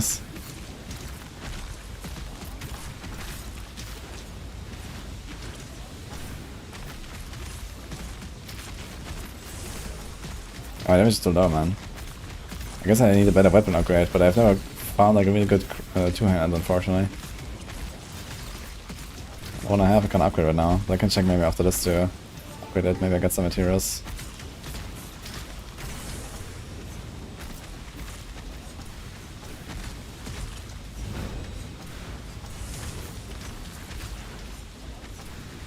Can I get some health pots?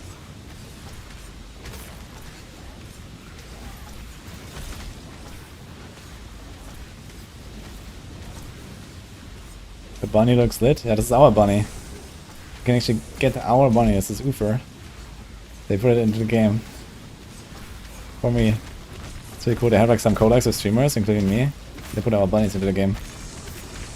Justice will prevail.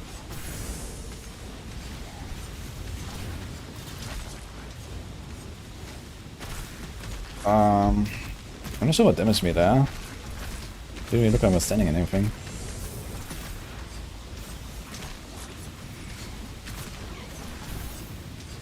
I still have 0 potions. I have no idea how to get them.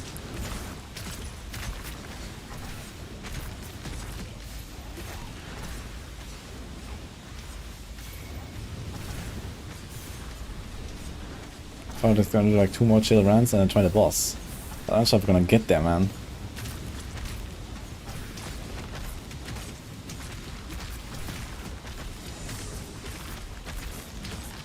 It's starting to lag actually.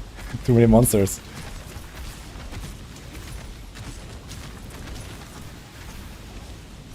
Holy.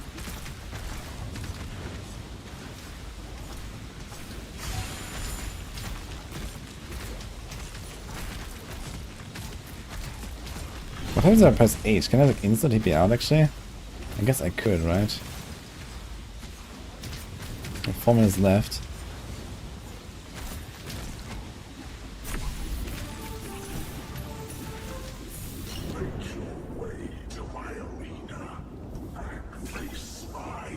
Okay, we had 1 potion from somewhere, luckily.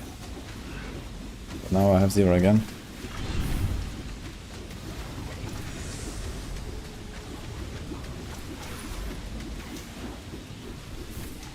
Okay, we can try to just not get hit forehead on the boss. Because we have 3 minutes left.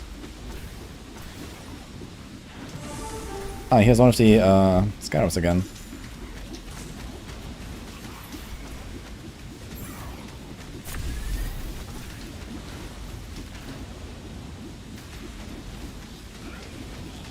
That guy does a lot of damage.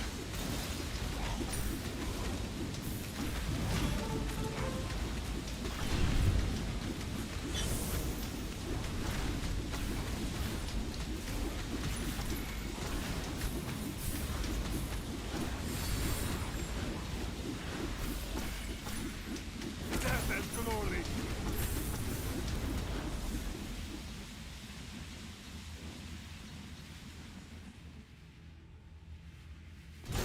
Yeah, so I can basically choose what you get from it. It's interesting. They also have to collect them all. Holy shit. Hey, is this another one of these? Seems like they keep appearing quite often. Okay, so you can kind of like target what you want to farm. That's good. Maybe they're not that rare.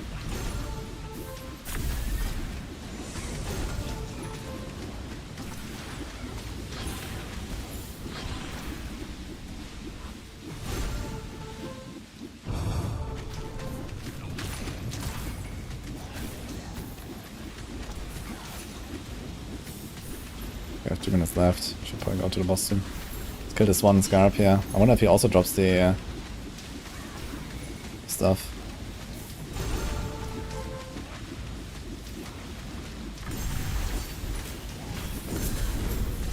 I mean, just drops random stuff. Okay.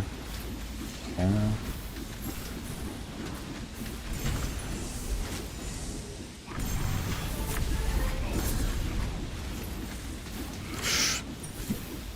Holy.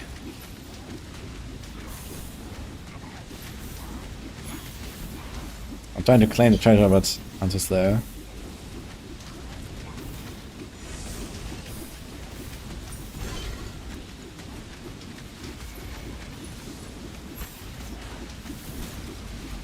I wonder if I can go back and get it actually. Can try. We have only 1 minute.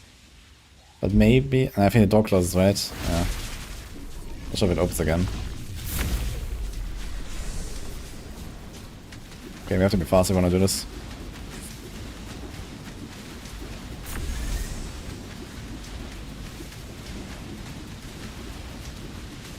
Okay, this is actually a very good boss fight for this. Melt him. Let's go.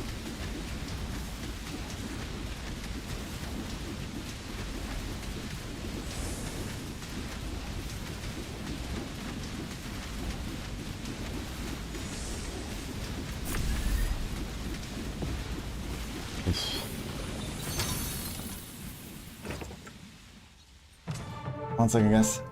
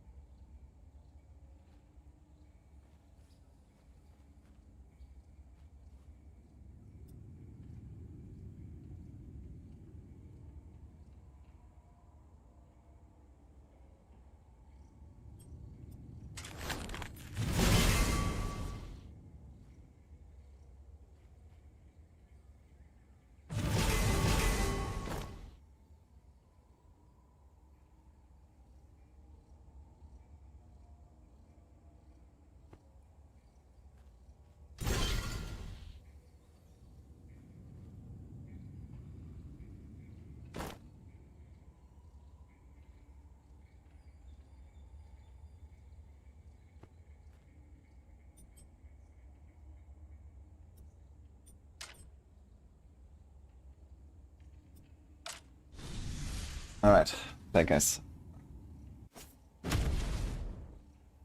Standing next to dude Endgame. It's... Wait, I'm gonna copy it. wudijo 312 exclamation mark, I think that's the code. Right?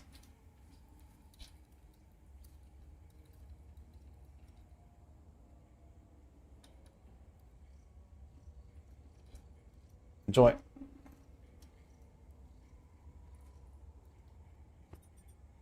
Two points.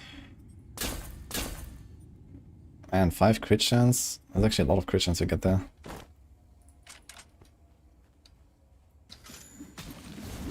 Okay, gonna do a quick run and then we're gonna try this boss that I unlock.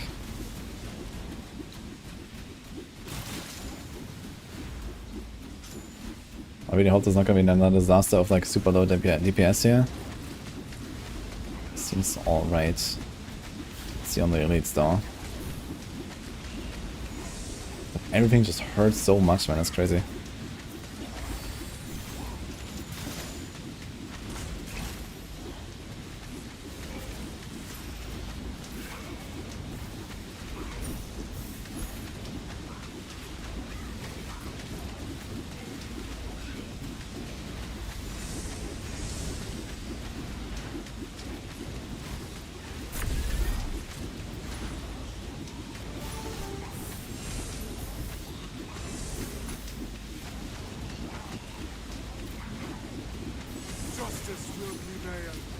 Up.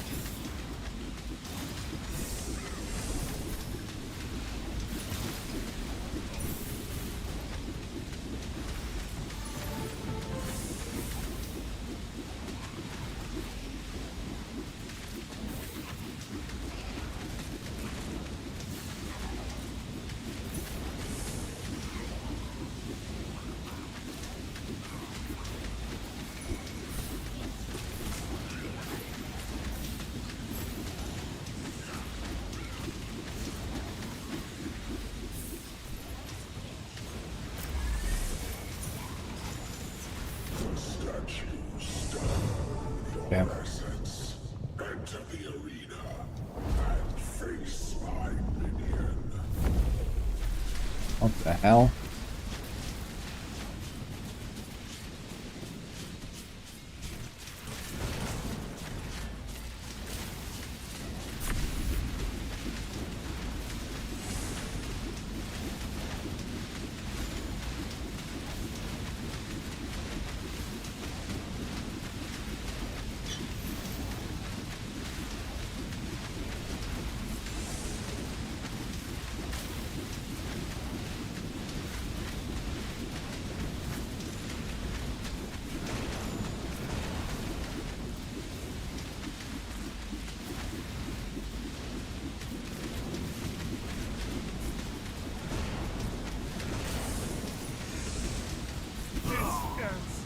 Okay. Damn, this guy's less. Man, at the final boss, I wanted to see those key that I had, and I had to beat level 45. Ugh. Well, that's it, guys. 07. Dude, he fucking slapped me. Yeah, this was like the last guy I had to do to see what this key offers. I think it's like a dragon or something, if I'm not mistaken. I wanted to try to beat that one. Yeah, I don't know. I feel like my defense just kind of kept falling off a cliff really hard after like, I don't know, 35 or something. This was 45 now. And now, like, look at us. He's just like insta-killing me basically once he reached me. It's insane. How far do you get though? Let's see, hardcore. I was rank 14 on hardcore overall. Adventurer is also dead, number 1. Okay, F. Level 91. 63. It's rough, man. He was doing malls and staves. Okay.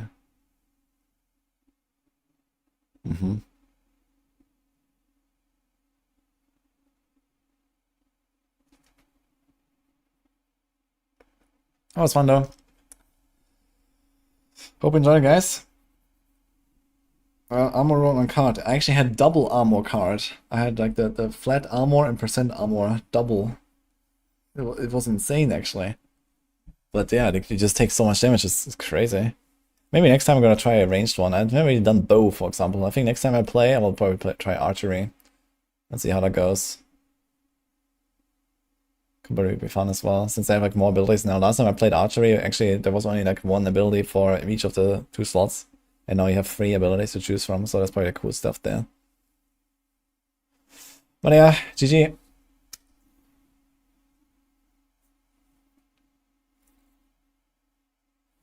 I found that plus 600 base HP. Wait, what 600 base HP are you talking about?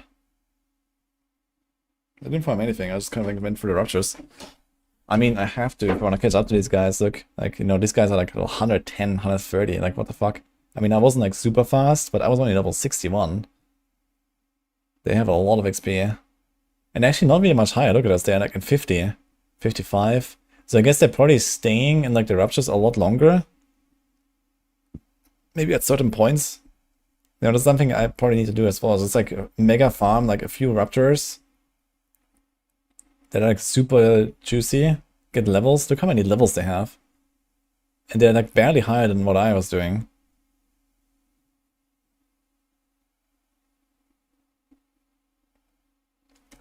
Each weapon gives 100 base HP and reaching level 100 stands. Level 450 for ranged.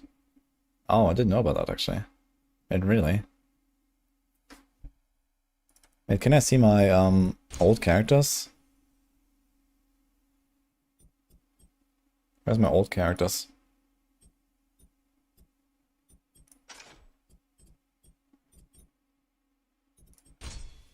Can I see this here?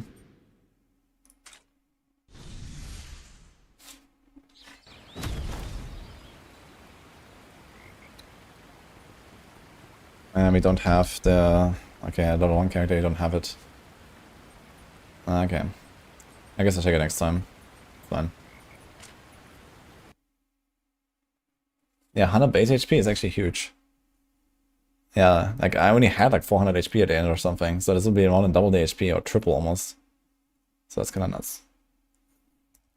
Anyway, guys, Dwarven Realms was fun. I actually played way longer than I had to. But it was cool. I really liked that run. It was fun.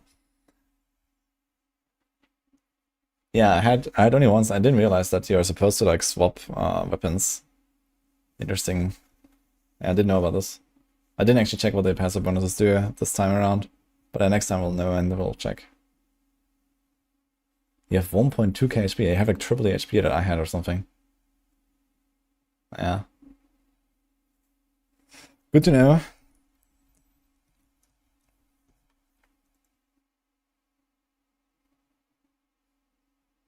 Beneath level 100. I'm not sure what level I had on my character though. Can I see this? I guess I can't inspect it or something, right? Look at the bunny. Nice.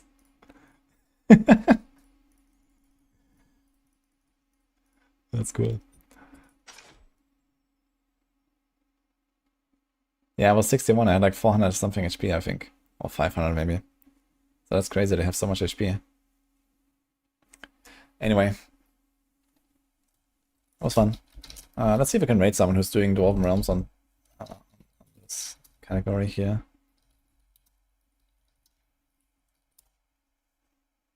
Who's streaming?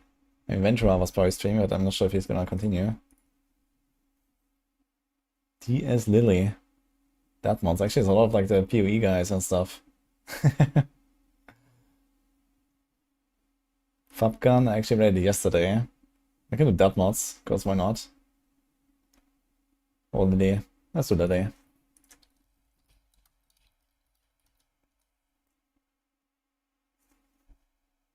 Right, morning coffee. He's a parent streamer for the Dwarven. Ah, shit. I see. Well, we can do that next time as well. I might like log in again and just kill some time until PoE anyway. But yeah, go check out Dwarven Realms. It's like $7 right now or something on Steam. They have a sale. Very fun game. I had a blast. I always have a blast, to be honest. They're doing cool updates to the game. I'm really excited to see what else they're gonna do over time. And like, you know, here and there come back.